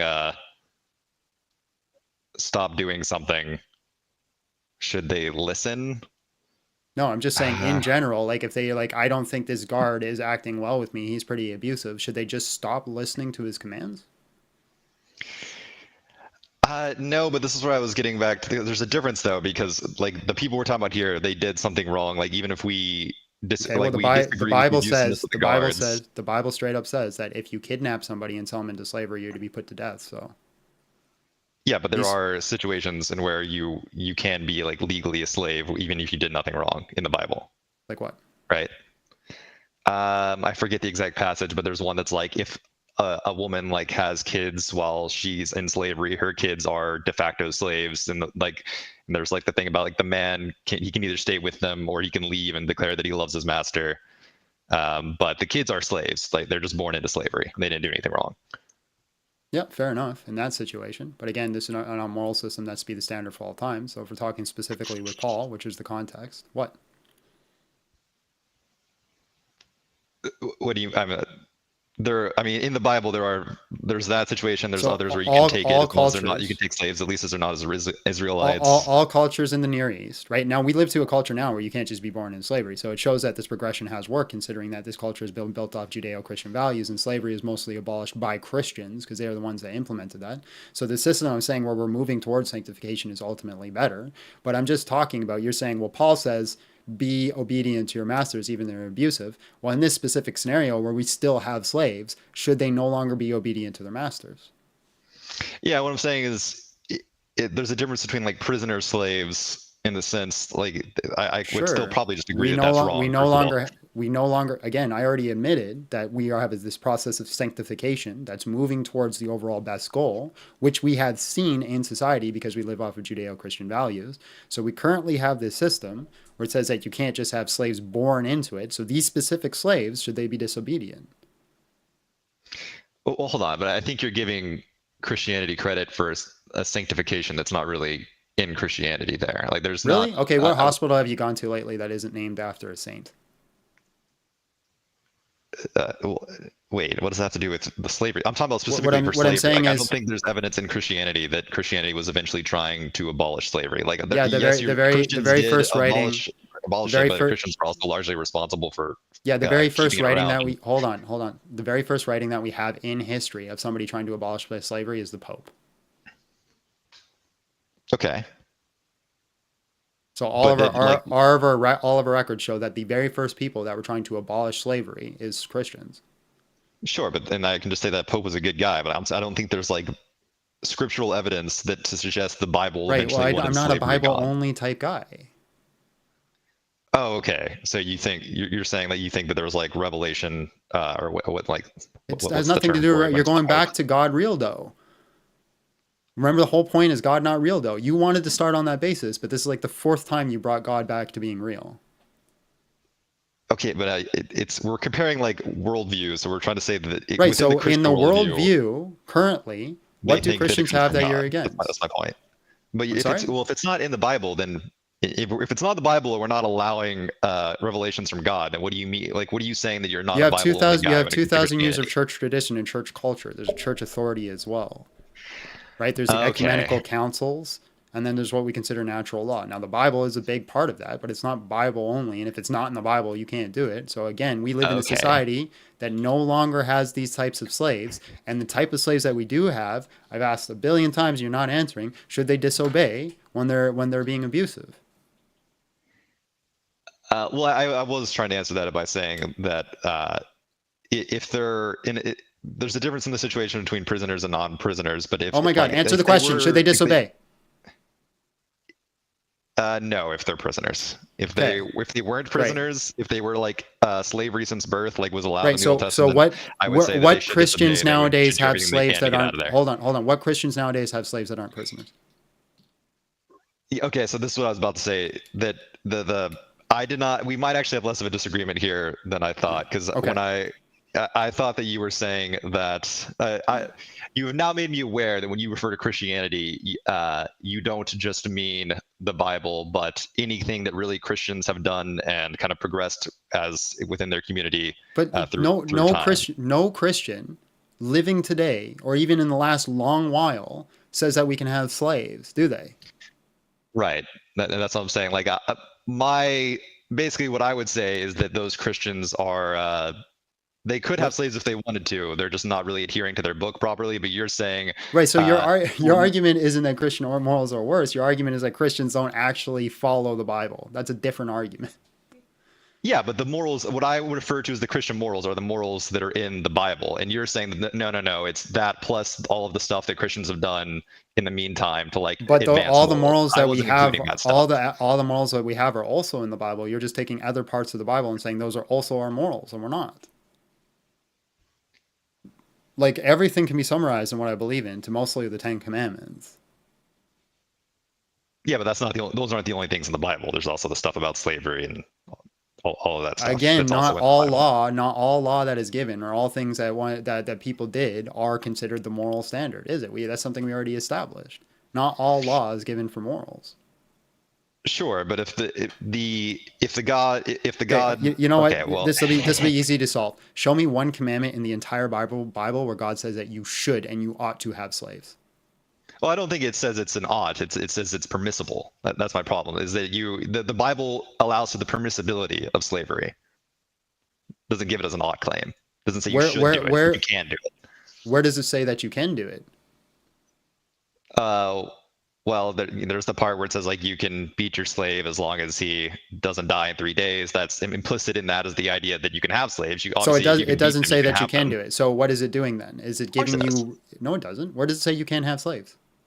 If I say you can beat your slave, it's implicit that you can have a slave. So the Bible never says that you can't have it, right? No, it does not Right. Okay. explicitly Awesome. say it. But then what is it doing? It's giving an argument for people who already have slaves. Yeah. Well, no, because it also gives rules about how you can get new slaves. So the society that's already implemented in slavery, it's giving rules on how they do that, right? Yeah, but it doesn't just say, all right, so guys, slavery's pretty bad, but for the ones you already have, here's how you should treat them. It says, why are you running? Why are you running? Slaves. Why are you running? I'm not running. Come on. You are running. Just answer the questions. What was the question again? That shows that you're running because you're not even listening to the question, right? So it's implementing a rule set to a culture who already had slaves, yes? I said yes, and then I said, but it's also giving rules on how they can obtain new slaves. It's not just saying, here's how you treat your current slaves. It's saying, also, here's how you can get new ones. Yeah, it says it gives you the rule set on how is already implemented for the culture. Where does it say that you can and should have slaves? Again, it doesn't explicitly say you can have slaves. But right. So a culture. So again, so what I originally stated is that they were a broken culture that already had rule sets, just like the example I gave with India. And so God works with them to ultimately move towards sanctification. So, for example, a good example of this, a good example, Linda, a good example of this is that in the ancient Near East laws, if another slave from another nation ran towards you, you can see this in the Code of Hammurabi, if they ran to your nation, that you were to beat them and return them back to the proper slave owner. Do you know what it says in the Bible you should do? What? I don't. It says that you should house them as if they were one of your own and not return them back to their slave owner. So there's definitely a certain progression that's happening here. Yeah. I'd have to look into that. My assumption would be there's like the people that ran away are not in the in group that God said could have slaves, and like because he says you can't have Israel slaves, you can have it for other people. What the hell are you talking about? Because you just said 2 minutes ago it gives you commandments on how you get slaves, and how does it give you commandments? It says you could buy them from other nations. Yeah. Right. So if one of these people who's a slave from another nation runs to your nation, you're not to return them back as a slave. You're supposed to house them as one of your own. Okay. All right. That's fair. Right? So there's a certain progression that's happening. So again, you just want God to say, no, this, no, this, no, this. But again, he's working with society to ultimately move you towards a certain standard. And somehow we keep going back to this Old Testament part. Again, there's no Christian out there that says that you should have slaves. I guess my contention is I don't think there's really enough of a clear progression towards the no slavery. Like I agree that I will concede that the one you just said is a like small evidence in favor of that case, but there doesn't is there more? Like it seems like that's kind of it. There doesn't seem like a lot of progression towards no slavery. Yeah, you're supposed to pay them, right? You're not supposed to beat them. That law that says if you beat them and they survive in 2 days, if you keep reading, it says you set them free afterwards, right? It's just the consequence of like, should you be put to death? That's what it's talking about, of the punishment. But they would lose the slave because it says if you harm them for the sake of their eye or the sake of the tooth, you're supposed to set them free, which comes from the old idiom, eye for an eye, tooth for a tooth, mark for a mark, stripe for a stripe. So this would be another standard where they progressed. All right. I guess I'll accept that. I would still. I guess it just kind of depends on what we're comparing. Like if I get to just compare to a system that just says slavery Bro, is just bad. tell me, just bro, what Christians have slaves now? Like you just won't address, like nobody wants to actually address the topic that's above. What? No Christians have slaves. So what Christian moral ethic says that we can have slaves now? Well, and we already talked about that though. I'm saying that the Bible technically says that it doesn't. It technically allows them to, even if they're not currently practicing it. No, But it says I hear if what you you're have saying, slaves, that this is the way there's- that you're supposed to treat them. It never says that you can and should have slaves. And again, according to what Paul says when he talks about Philemon, right? I can never say his name right. How do you say it? Philemon. Philemon. Yeah, according to Philemon, he was a man that was in God's image and was supposed to be treated accordingly and not returned back to slavery. This was the whole basis of the underground movement that came from that passage. When they made the slave Bible, they removed parts of the Bible to give to them to make sure that they didn't realize that they were made equal in God's image. So again, what Christian ethic that we currently hold to today, that we want all society to hold to, is not going to improve the world. Okay, well, so two quick things. One, I would say it's still just kind of weird because there's not like you're not going to find other stuff in there about like if you're doing a bad thing. I'm not going to explicitly say you can't do it, but if you're going to do it, are you going to answer the question? Okay, I said two quick things. The second thing, I'm going to move on to one that's more relevant to today. I just wanted to quickly address the point that it would be weird if we saw something in the Bible that said, "Hey, if you're going to be murdering someone, make sure you do it painlessly." Like that would be weird. We literally like, have that in the said, Bible. "Don't Yeah, murder." it says that if you accidentally kill someone because when you move your axe back, it falls and flies out of your hand. Yeah, and it hits them in the head. It talks about the consequences that fall upon the person and how they can flee and hide because the society is going to do what? They're not going to just set them free and say it's an accident. They're going to seek out vengeance and try to unalive him. So it gives the rule set on how he can flee and hide so he isn't unalived ethically. Yeah, but does that's that not mean? Does murder. that hold on? That's Hold not a on. rule for murder, though. Yes, That's think a rule for about an it. accident. No, oh my God, listen to the whole thing. What is society going to do to him? Yeah, if he throws the axe, overreact and do the wrong thing. Yes. Right. So is it saying that they should go unalive him? Why doesn't it just say they shouldn't unalive him? What you know, society? The Israelites who are given this law. It says in the law that if he's going to chop a tree and the axe handle flies off, hits his friend, he ends up unalived. It gives rules for him to run away. Why didn't it just say, don't unalive him? It was an accident. Well, yeah, because you can't command someone to not to do an accident. That doesn't make sense. No, you idiot. Listen. Sorry, I don't mean to call you an idiot. You're a nice guy, but pay attention to what I'm actually saying. The society that's going to seek out vengeance, why doesn't it just say, don't seek out vengeance?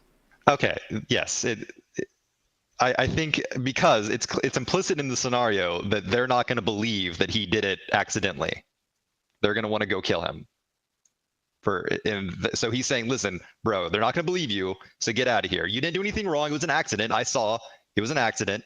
Now get out of here. Well, okay, so Deuteronomy law is if they saw, it's true on the testimony of 2 to 3 witnesses. So why doesn't it just say on the testimony of 2 or 3 witnesses that you don't see? Because it's implicit in the scenario they're giving that they are not going to see it as an accident. They've decided. Well, what I'm saying is, why don't they just put it in the law that on 2 to 3 witnesses he's innocent?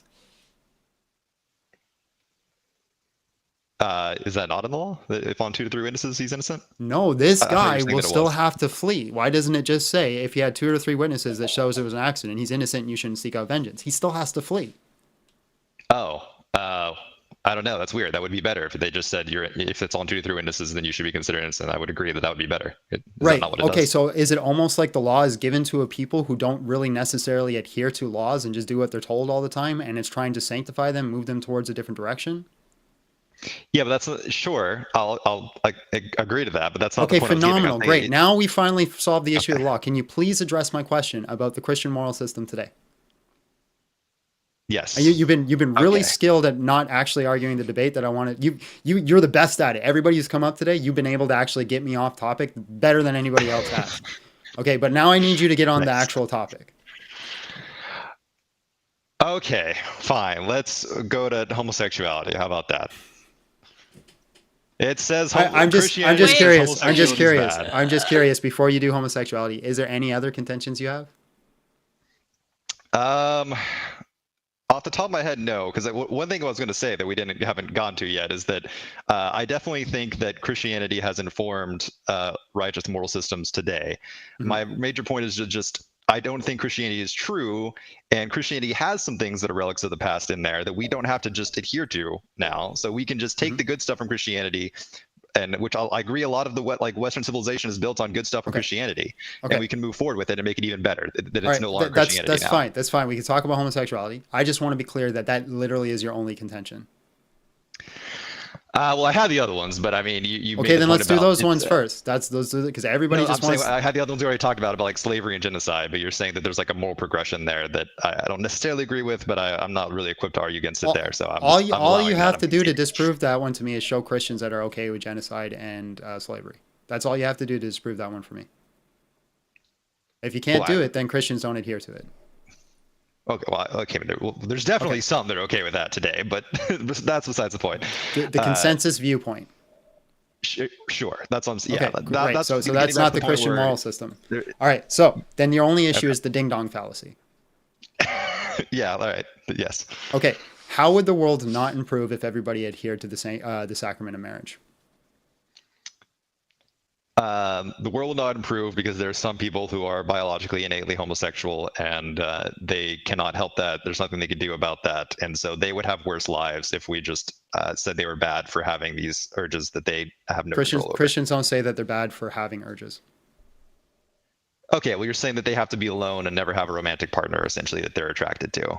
We never said that they can never have a romantic partner. But yeah, there are lots of things in society where we have to suppress our own desires. Do you not agree with that? I do agree in cases where it hurts other people, but if it's two consenting adults, I don't see the issue. That's not what I'm saying. Are there certain situations where people have to suppress their own desires? Okay, so if the entire society adhered to the sacrament of marriage, would it not lead to a better society? No, for the reason I just gave. The people. Well, no, you're just saying their desires.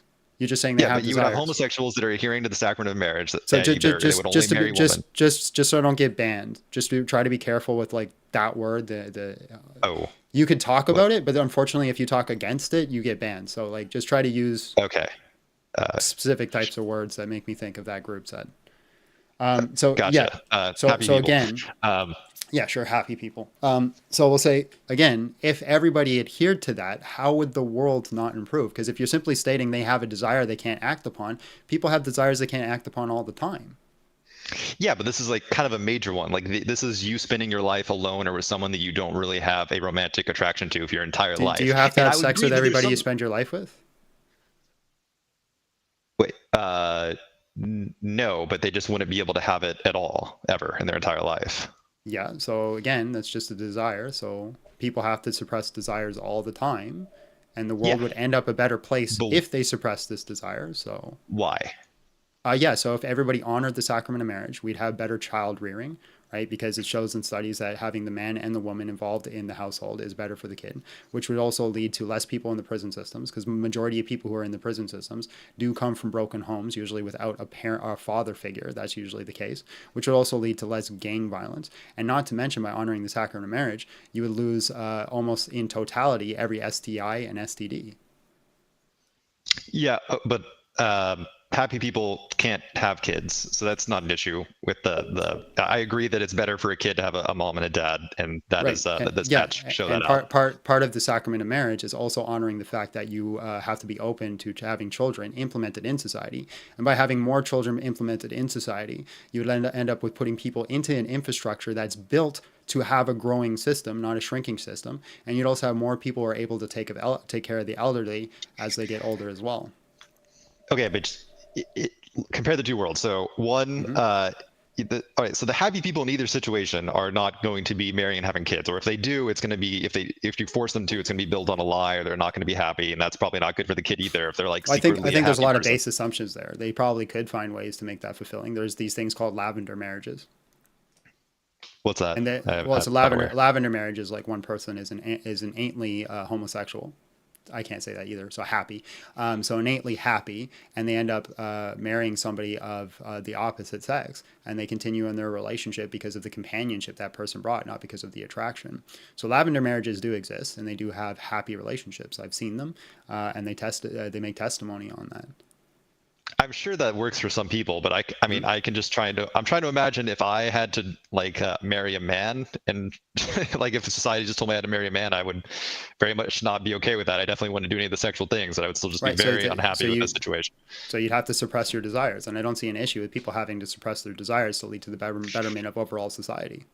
Right, but I'm saying I don't think that would be to the betterment of overall society. Like, because if that person just didn't get married, like I agree that we should like promote marriage. We should promote having kids for straight people. I think society will be fine if the happy people don't do that. If they just go marry each other and just have a grand old time. We still keep pushing straight marriage, and we still keep pushing like kids a good thing. I think that's better for everyone. Then you don't have the happy people being forced into a situation you don't want, and you still have like the rest of society flourishing with happy marriages and family structures. I lost you because you said a lot there. Can you just summarize that again real quick? Yeah, so I'm saying that if we still promoted the nuclear family, and we still said straight marriage good, have lots of kids, but if you are happy, you guys fine, just go off, pair bond, get married if y'all want, don't have kids because you can't anyway, and y'all just chill and have fun and keep doing works and helping society another way. I think that's the best of both worlds. I think that is better than trying to force them into something that they don't want or they're going to be not optimally happy for. And you still have the protection of like the nuclear family that we want. Okay, how do we have the protection of the nuclear family if people have the option to just kind of do what they want when they want, right? If there's no moral obligations or oughts there and people just kind of do it, but hey, if nuclear families want to subsist and keep going, that's perfectly good too. If there's no moral obligations, how do we guarantee this growth in society and this lesser of harms? Yeah, because the issue we have in society right now is not like lack of nuclear families because happy people aren't doing it. It's because of like single motherhood and all these stuff, like straight people. That's the problem. That's the lack of a nuclear family, is singular motherhood as well, right? So that's what I'm saying is by honoring the sacrament of marriage, we lose all these problems. Now you're just giving another scenario that doesn't honor the sacrament of marriage. Yeah, but I'm saying that I agree with you on that one. That one actually affects things, and that's a major problem. That is a problem not caused by happy people. That's caused by straight. Right, you're just bringing up a different problem. Yeah, but I'm saying that's the real problem. There's not a pandemic of broken families caused by happy people because they are like, I don't even know how that would work. Okay, so then would you then implement a rule that happy people can marry, but they have to stay in the confines of that specific happy scenario, and they can't go outside of that specific happy scenario, or like have multiple partners or divorce, and they also can't adopt? Not being able to adopt. So the other stuff that you said, I would just say the same rules for the straight people. Like, are you allowed to divorce? Sure, then sure they're allowed to divorce too. Whatever. Sacrament of marriage is you can't divorce. Okay, but we're talking specifically about happy people. You're arguing specifically against happy people. I'm arguing specifically for the sacrament of marriage. That if but I didn't say the problem with Christianity was marriage. I said the Christian value and the reason that it goes against like the happy people is the sacrament of marriage. The sacrament of marriage is a totality of ideas, right? It's not just a totality of like small specific ideas. So the sacrament of marriage is like is the idea of a man and woman join as one person in a household with the idea of being open for child rearing. Like this and being in unison under God, of course. But yeah, so this is the sacrament of marriage. You're trying to partialize sacrament of marriage. Is it Christian values? You don't partialize it. Right, and that's what I'm saying. It's bad because we can partialize it. There's no reason those two things should be tied together holistically. Yeah, we can break them apart and have a better society. The reason you can't partialize it is because then you have no obligations. Well, so for example, okay, so do you think that's ethically correct, where you say straight people have certain obligations that homosexual people or happy people do not? Yeah, like if the same way a big strong man has an obligation to protect the house and the woman doesn't because he has that ability and the woman doesn't in that instance. In this case, the straight people have like the resources and mental like kind of setup to have kids where the happy people do not. Okay, so then why don't happy people have a moral obligation to feed into the community rather than own desires? They do, and just in other ways. But like for example, they can serve the priesthood. All of them? Why not? So we just have a world of we just have, our entire society is almost entirely just happy priests and I mean, I don't see that as an issue, okay. right? If you're saying straight people have this obligation to honor the sacrament of marriage, but happy people do not, why can we not also impose that the happy people have a certain obligation to honor the body of the church? Would the society not be better if there were people that were born? Aren't you supposed to have like a calling to join the priesthood? Hold on. Would the society? Yeah, that could be their calling, right? Jesus actually makes this claim, right? Paul. No, yeah, Jesus makes this claim. He says those are theirs that are born eunuchs. Those are those that are made eunuchs, and those that choose to be eunuchs. But all of it is for the glory of God, and all of it's part of your calling. And this applies to the situation. So if you're born in a world where you're happy, would it not be better that those people go and serve the community and the church rather than their own desires? Okay, they can do both. Also, remember, we're talking about a world where Christianity is false, and where it makes sense to prescribe them all to go join the church. No, even if Christianity is false, it still would make sense to prescribe and go to the church, because the pastoral role isn't just teaching about God; it's about serving the community as an individual that puts the community before yourself.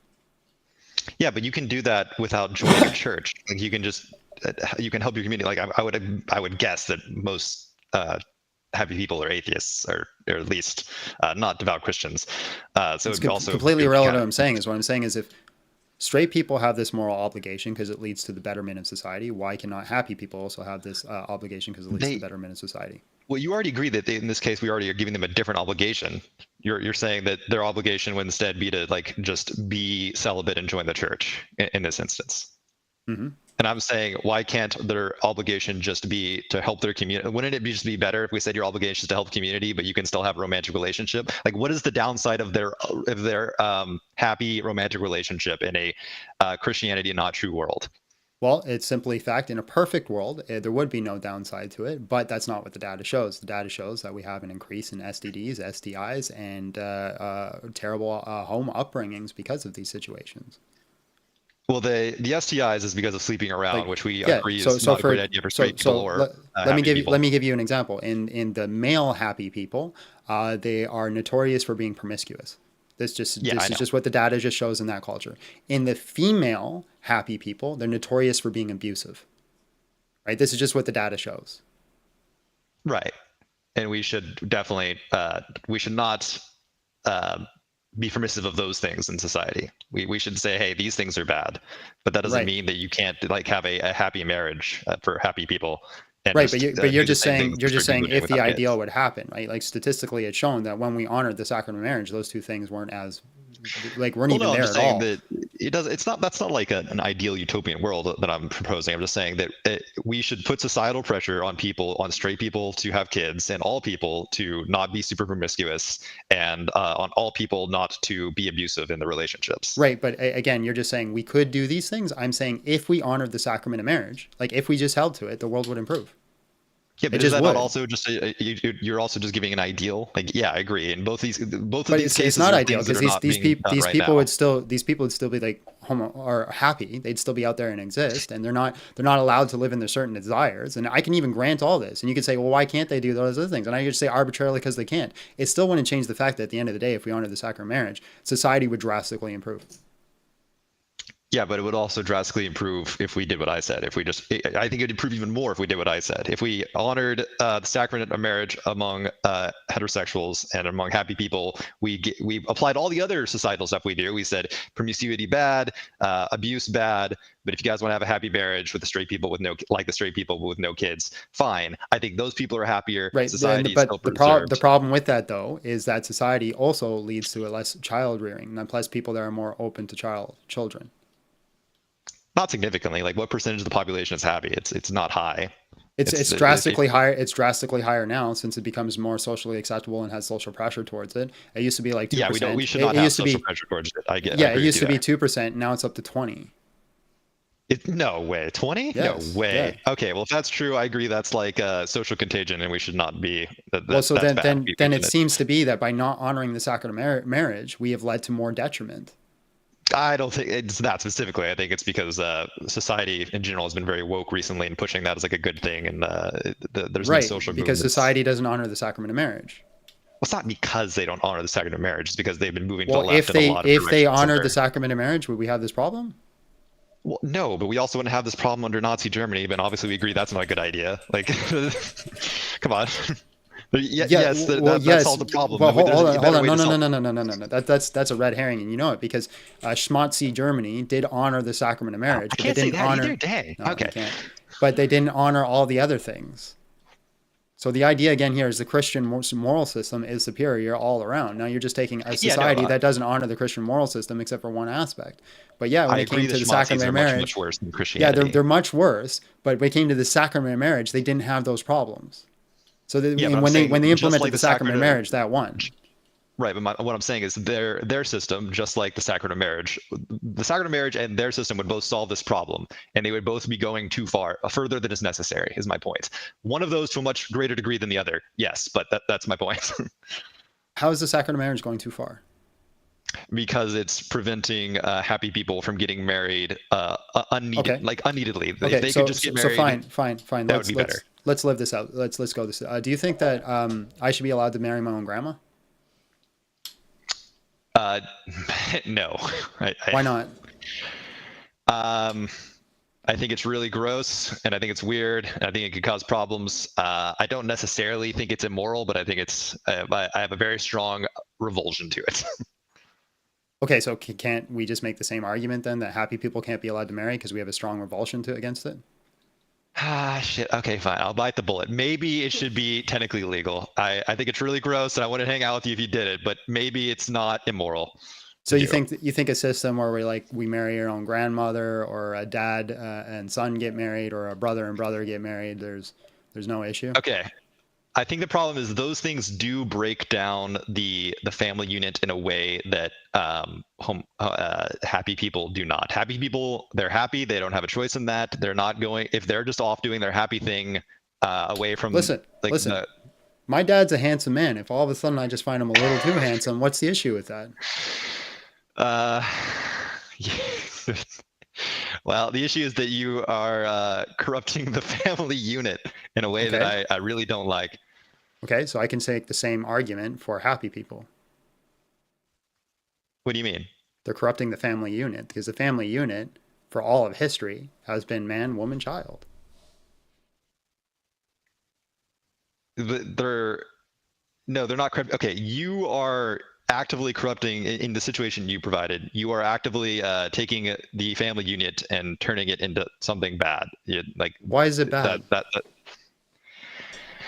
I guess it's not morally bad. Dang you, sir. Yes, it's very uncomfortable. This is why this is used, because obviously I find it repulsive, but in my moral system, there's no good reason to call it strictly immoral. I can see this. But in my moral system, I have a reason, right? I can say because the reason is, ontologically speaking, the only way to get married, by definition, is between a man and a woman, for the goal for the possibility of children. Yes, you do have a reason in your moral system to say that the repulsive thing is bad, and I would like to be able to say the repulsive thing is bad, but that alone is not good enough reason to say that like your system is actually true or superior just because it lets me do this one thing that I would like to do. Well, yeah. So our Occam's razor, right? By simplicity, if there's nothing ad hoc or arbitrary, it's superior. If there's nothing ad hoc or arbitrary. Yeah, so if you're simply stating that it's icky, that's ad hoc or arbitrary. Yeah. But unless you're going to advocate that, if like you're really going to bite the bullet, and like we actually see in society, people start marrying their own grandmas, and then they want their grandma parades, and they want the grandma flags on the stores, and they want grandma relationships in Disney Plus. You can't advocate against it. I can advocate against in the sense that I think it's gross. You're right. I would not be able to advocate in the sense that I would not be able to say I think it should be illegal, but I would be able to say, hey, I think you people are gross degenerates, and I don't want you near me. Like, go away. Yeah. So if Disney Plus wanted wanted the next Iron Man to be grandma lover, you can say anything against that. Yeah, I would say you people are gross degenerates, and I don't want anyone watching this, and I won't be watching it, and I hope you'll go broke. And I wouldn't be able to say I think this should be legally banned. Is the only thing I couldn't say. But I'm saying, like, okay, do you think us as Christians should have the right to say that, to the happy people, that you're gross degenerates and we want nothing to do with you? Oh yeah, absolutely. I just don't think you should legally bar them from marrying. Oh, okay. Well, then we might actually have common ground. I don't think we should legally bar anybody from anything. What I vote for is that people choose it. Yeah. Okay, but so we're speaking about I guess the moral system. Like I'm a Christian nationalist, but I'm a Christian nationalist because the consensus viewpoint is Christianity is true. And what my goal is to convince enough people that it's true. Not a Christian nationalist because we force people to do it. Well, wait, hold on a second. That's so if you have your way and the consensus says that this is illegal, you want this to be made illegal, right? Like the happy people marriages. Well, just like grandma marriage is illegal right now. Yeah. Yeah, what I'm saying in my moral system, I don't think I agree. I would not be able to advocate against that being legal. I would just be able to say it's gross, degenerate, go away. Yeah, but you're and I happy. agree that You're happy. The same. You're happy, and you think the world is better right now because people can't marry the grandma, right?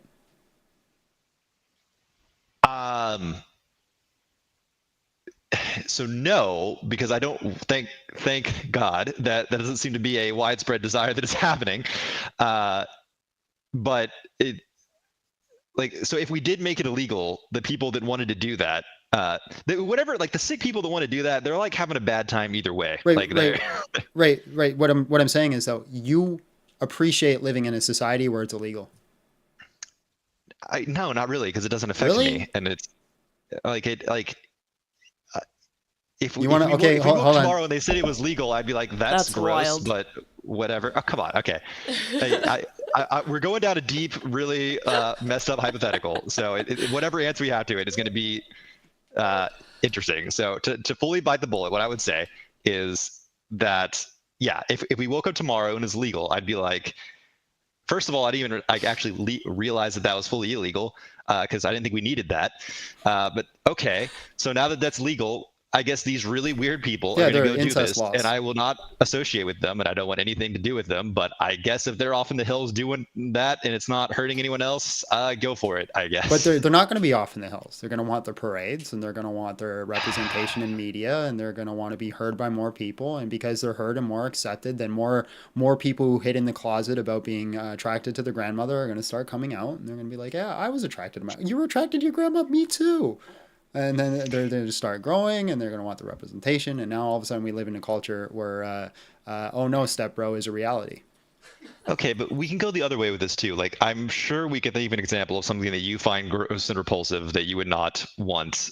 Like, if people like really like eating bugs or something, like, do you want to make that illegal or like have them shunned from society? Like, there's got to be something that you think is terribly gross, but it goes the other way. We're like, yeah, this is, I guess, go do it. I just don't want to be friends with you. Yeah, I really wouldn't care if people ate bugs. Like, it wouldn't affect me even in the slightest. Right. But I'm saying, like, I'm saying, I wouldn't be like, go off and do it somewhere else. Like if somebody wants to come over to my house and eat a bag of crickets, I'll be like, yeah, it's not for me, but go ahead. Okay, like, but what if they really liked like popping zits and eating what came out? I wouldn't want to look at it. Right, you wouldn't want to be around them, right? But I also don't want to look at it when my wife, you know, when they eat a popsicle and there's the wooden popsicle and the teeth touch it, that drives me up the wall. All right, but yeah. But what you're saying is you don't want even them to be involved in society at all. But if we're using this from the sexual ethics person, that anybody could just be what they want as long as they don't want to hurt anybody else, then there's no reason that they also can't have their representation in the next Marvel movie. Right. What I'm saying is, like, if we had always treated happy people like we treated people that chew the wooden thing, like you said, they never would have had the parades. It never would have been a thing. Yes, we have. The vast majority of history was affirming. What? The vast majority of history was affirming. Okay, well, that's very contrary to my understanding of history. You're just thinking about like the Western history in the early years of the last couple hundred years. The vast majority of history, like if you go look at Greek or Roman standards, like they got it on, man, with everyone. Like they didn't care. From what I understand, that there was still weird stuff where it was like okay to be the top and not the bottom. Yep, it was very. That was a big thing because it was a culture of power. So they didn't want to give up power to somebody else. But like if you were somebody else, like if you were somebody else giving it to everybody else, you were perfectly fine. Right. So, but what's the point here? So even if it was like affirmed or at least not as strictly, You're saying the only reason that they're doing all this extra stuff is because like they weren't allowed to, and now they're allowed. So there were no pride parades in Greece, were there? Yeah, that's fine. So then we can also do the same thing with the grandma lovers. Like they're not allowed to now. So like once they're allowed, they're gonna want to like celebrate that. I don't think so. I'm gonna ask ChatGPT to make me a grandma loving. I'm gonna put it out on the internet and see what happens. See if people. I don't think there's enough of them. I don't think we're getting a parade. Then why do we have laws against incest then if there's not enough of them?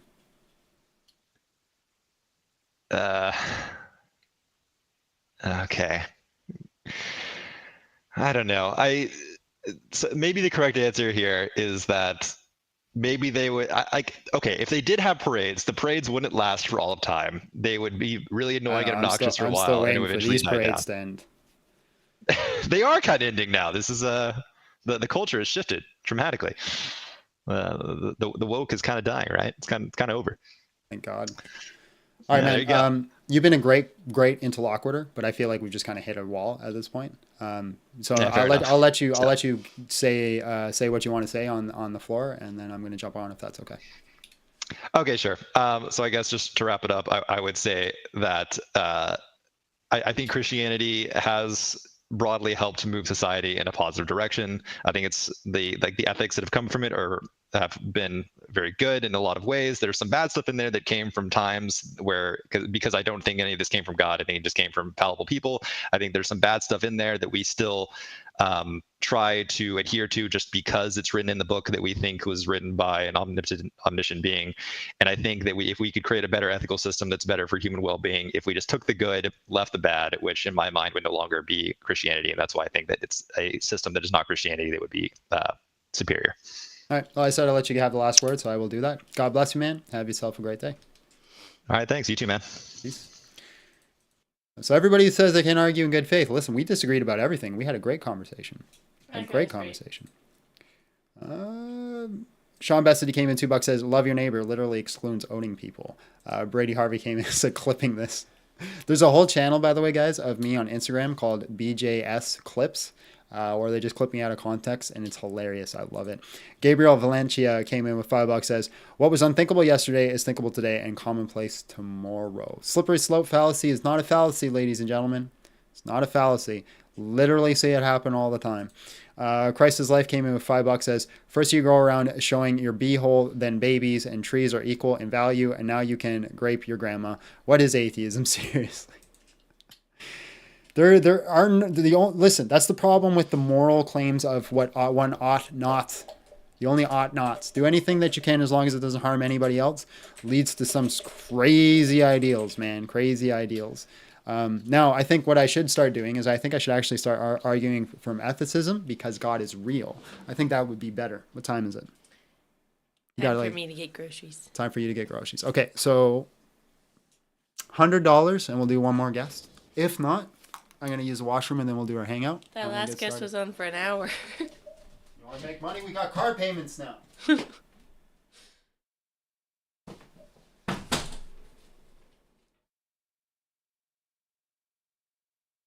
All right. Ask your questions. Now is the time. Yeah, today was pretty not great for callers, but that's fine. Except for that last guy. That last guy was great.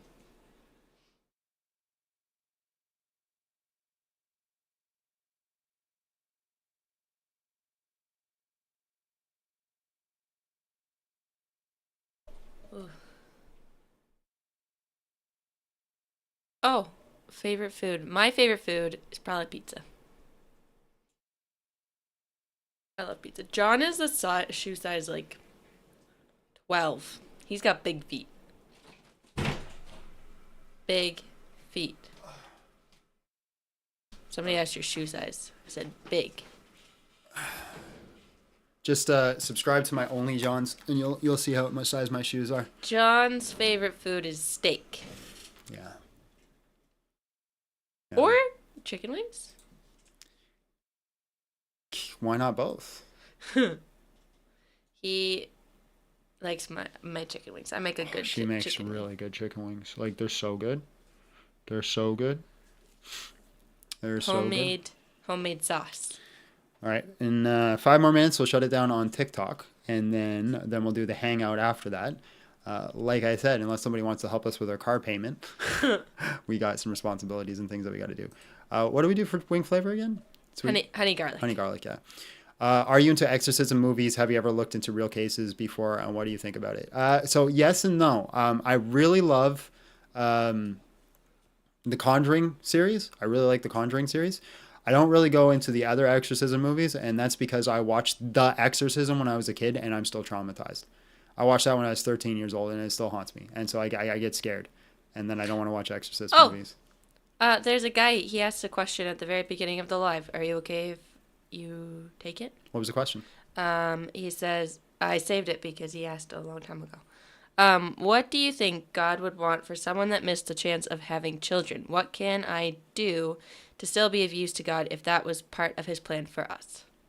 You build into your community, right? Because what a children's purpose, the child's purpose is to build into your community. Is to go and be a benefit towards society, to implement and help the society grow and be purposeful. So if you cannot, for whatever reason, implement children into your community, then you yourself should implement into your community. And I think that would be the best thing that you can do. And it could be through whatever means, right? I don't know if you guys have it in the United States, but we have like the Boys and Girls Club, right? You could become a coach, right? There's lots of ways that you can help within the child rearing. It takes a village to raise a child, and then also be involved in your church. I think that's another thing too. Be involved in your church. I know my sister and brother-in-law moved far away from any family for him to go to school. Mm-hmm. And there was a couple, like an older couple, but they really stepped up and helped them because like they moved away from family, so they had no babysitters, no way for them to go on dates, like that kind of thing. So I know that was a really big blessing for them. You can also to adopt. People help them. Yeah. In that way. 100%. Adoption as well. We also need to get Abby a camera for when she talks. We can switch to her Abby cam. So yeah, I'd say that's probably your best method. All right, guys, let's do a prayer and a plug, and then we'll do a hangout, and then we're gonna call it a day. Let me just open it up. That's the thing. I think people think if you can't have kids, then you're useless. There's lots and lots of things you can do to be of service. And then there's the woke people that think that if you do have kids, you're useless. Yeah. All right. Our Father is in heaven, hallowed be thy name. Thy kingdom come, thy will be done on earth as it is in heaven. Give us this day our daily bread, and forgive us our debts as we also forgive our debtors. And lead us not to temptation, but deliver us from evil. Lord, thank you for this beautiful day and these wonderful conversations. Thank you for this community. Thank you for the support in building this channel. Thank you for all that you do. I ask that you use this live to ultimately draw people into you and who you are and into your kingdom. I ask for more conversations like we had with that last guest where they're fruitful and we're both trying to just seek understanding and knowledge and to realize just what is the reality of this world that we live in. Allow us to be in that as well. If we're wrong in what we're doing, correct us, put us back on the right path. But hey, Lord, if they come against us incorrect, you put them on the right path. Give us opportunities to be charitable. Give us opportunities to be Christ-like. Give us opportunities to love thy neighbor and love thy enemy. Sometimes, Lord, we are not presented with those situations, so we think we're good Christians, when in reality we're just armchair Christians. Let us be Christians that use our talents for the kingdom and to help draw people in and just grow in this beautiful gift that you have given us every single day. Be patient with us, give us grace, and forgive us of our sins, and never turn your face from us, and continue to walk with us. Allow the Holy Spirit to move through us. Allow those who need healing to have healing. And Lord, just continue to just be you. I ask all this in Jesus' name. Amen. In the name of the Father, the Son, the Holy Spirit. Hallelujah.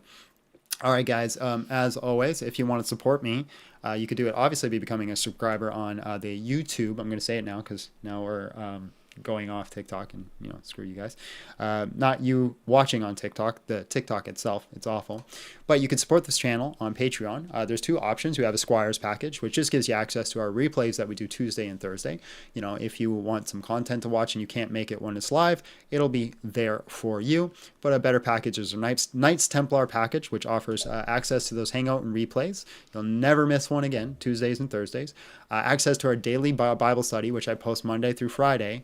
It's a little bit 10-minute blurb, and like for you, like 10 minutes, that's all I get. There's a lot of content. It's worth it. I do a lot of study, and I try to give you some really useful steps as we're currently going through the Gospel of John, and I'm very proud of it. So please make sure that you're listening to it. You also get one exclusive debate video a month with the goal of adding 2, but right now we just don't have the time for 2. So we have the goal in the future to have a bare minimum of 2. So you'll get hopefully 2 videos, 5 Bible studies a week, and then 2 Hangout replays. I think that is definitely worth the value if you see it. Or even if you just want to support the channel, you could do so on Patreon as well. But you can also, again, do it through the memberships on YouTube, Super Chats. Without you guys, we do not have a channel. As much as I hate to say it, it's just the reality of the matter. We are entertainers. And so without your support, we cannot be here. We cannot entertain you. So pray about it. See if God puts it on your heart, and we'll see you over there. For everybody that's currently watching on TikTok, we're going to end the live on TikTok, and we're going to continue on YouTube for about 10 more minutes. So if you have any questions at all, come on over there, and I'll be answering questions for the chat for the next 10 minutes or so. And yeah, God bless you guys. We will see you all on Monday.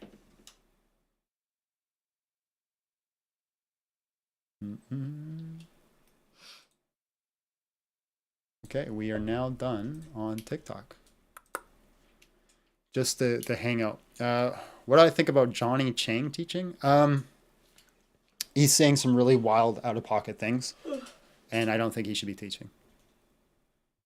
Are me and Abby the same denomination? Well, we don't share a denomination, but I'll say we differentiate on a lot of viewpoints. We do.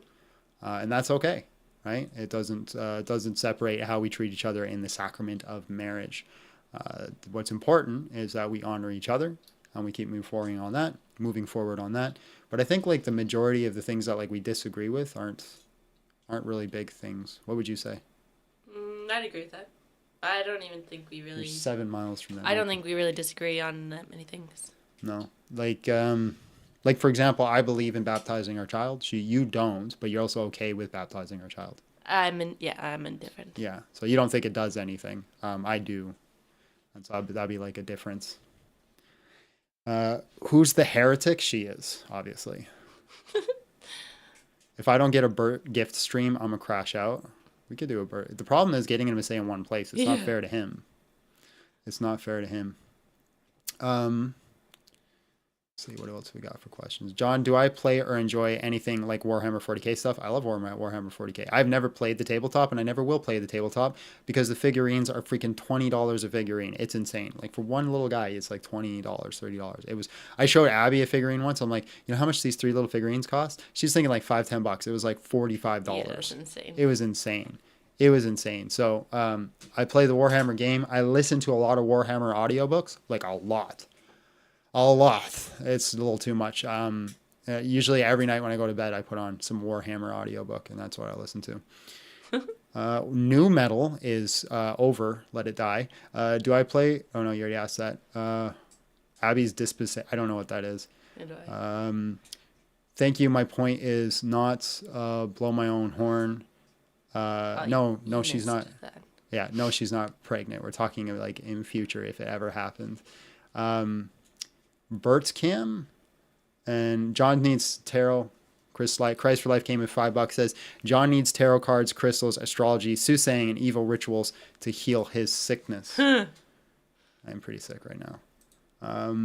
I was asking because there was another game called Trench Crusades, and I was considering it, but they literally cloned Jesus and perverted communion, and I was like, I'm not sure of this. You know, I had that same feeling when I played the game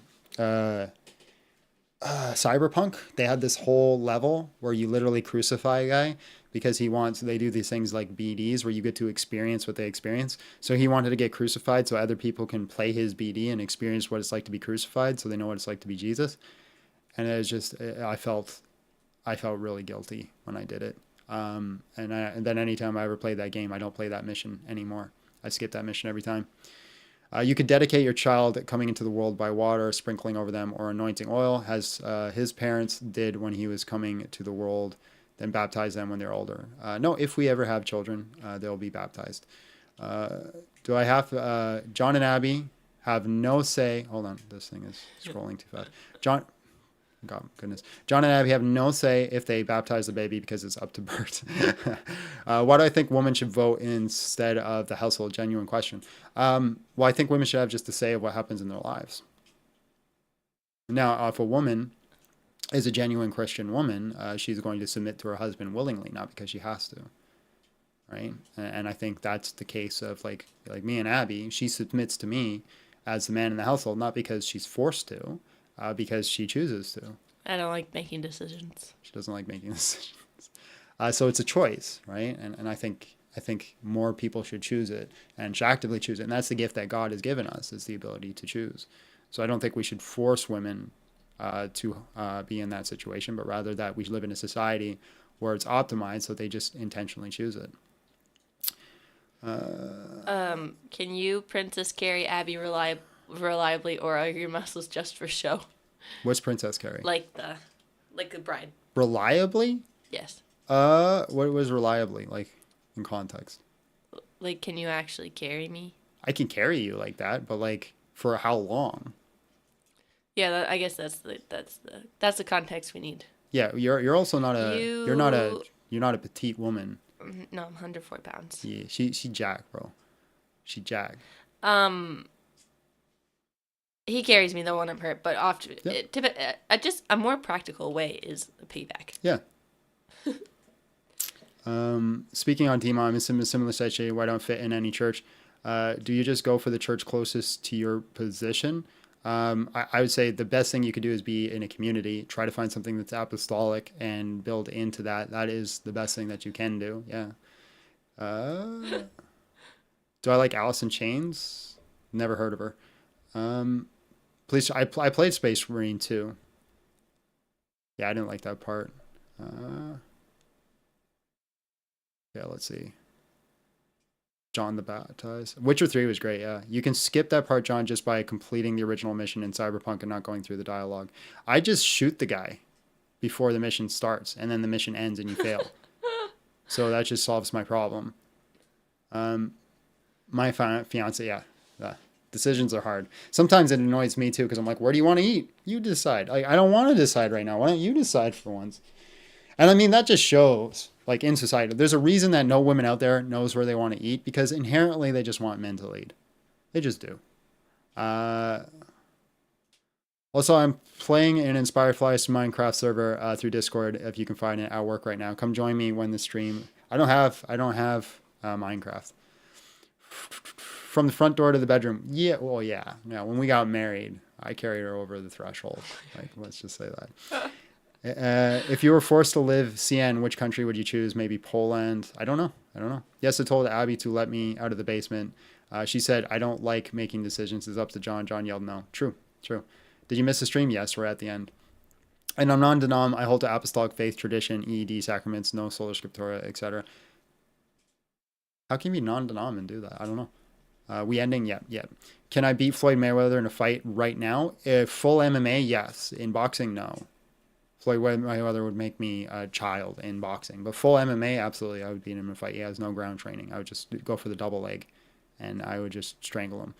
And plus, I'm significantly bigger than him. Do I think someone can lose their faith and be able to find their way back to full communion? Absolutely, 100%. We're going to make next level Christianity called the Jiu-Jitsu Christianity Tribe, where you level belts by faith. If I ever started a gym, I would pray in my gym. Like I would pray before and after class and things like that, and I'd make it a faith-based gym and see who stuck around.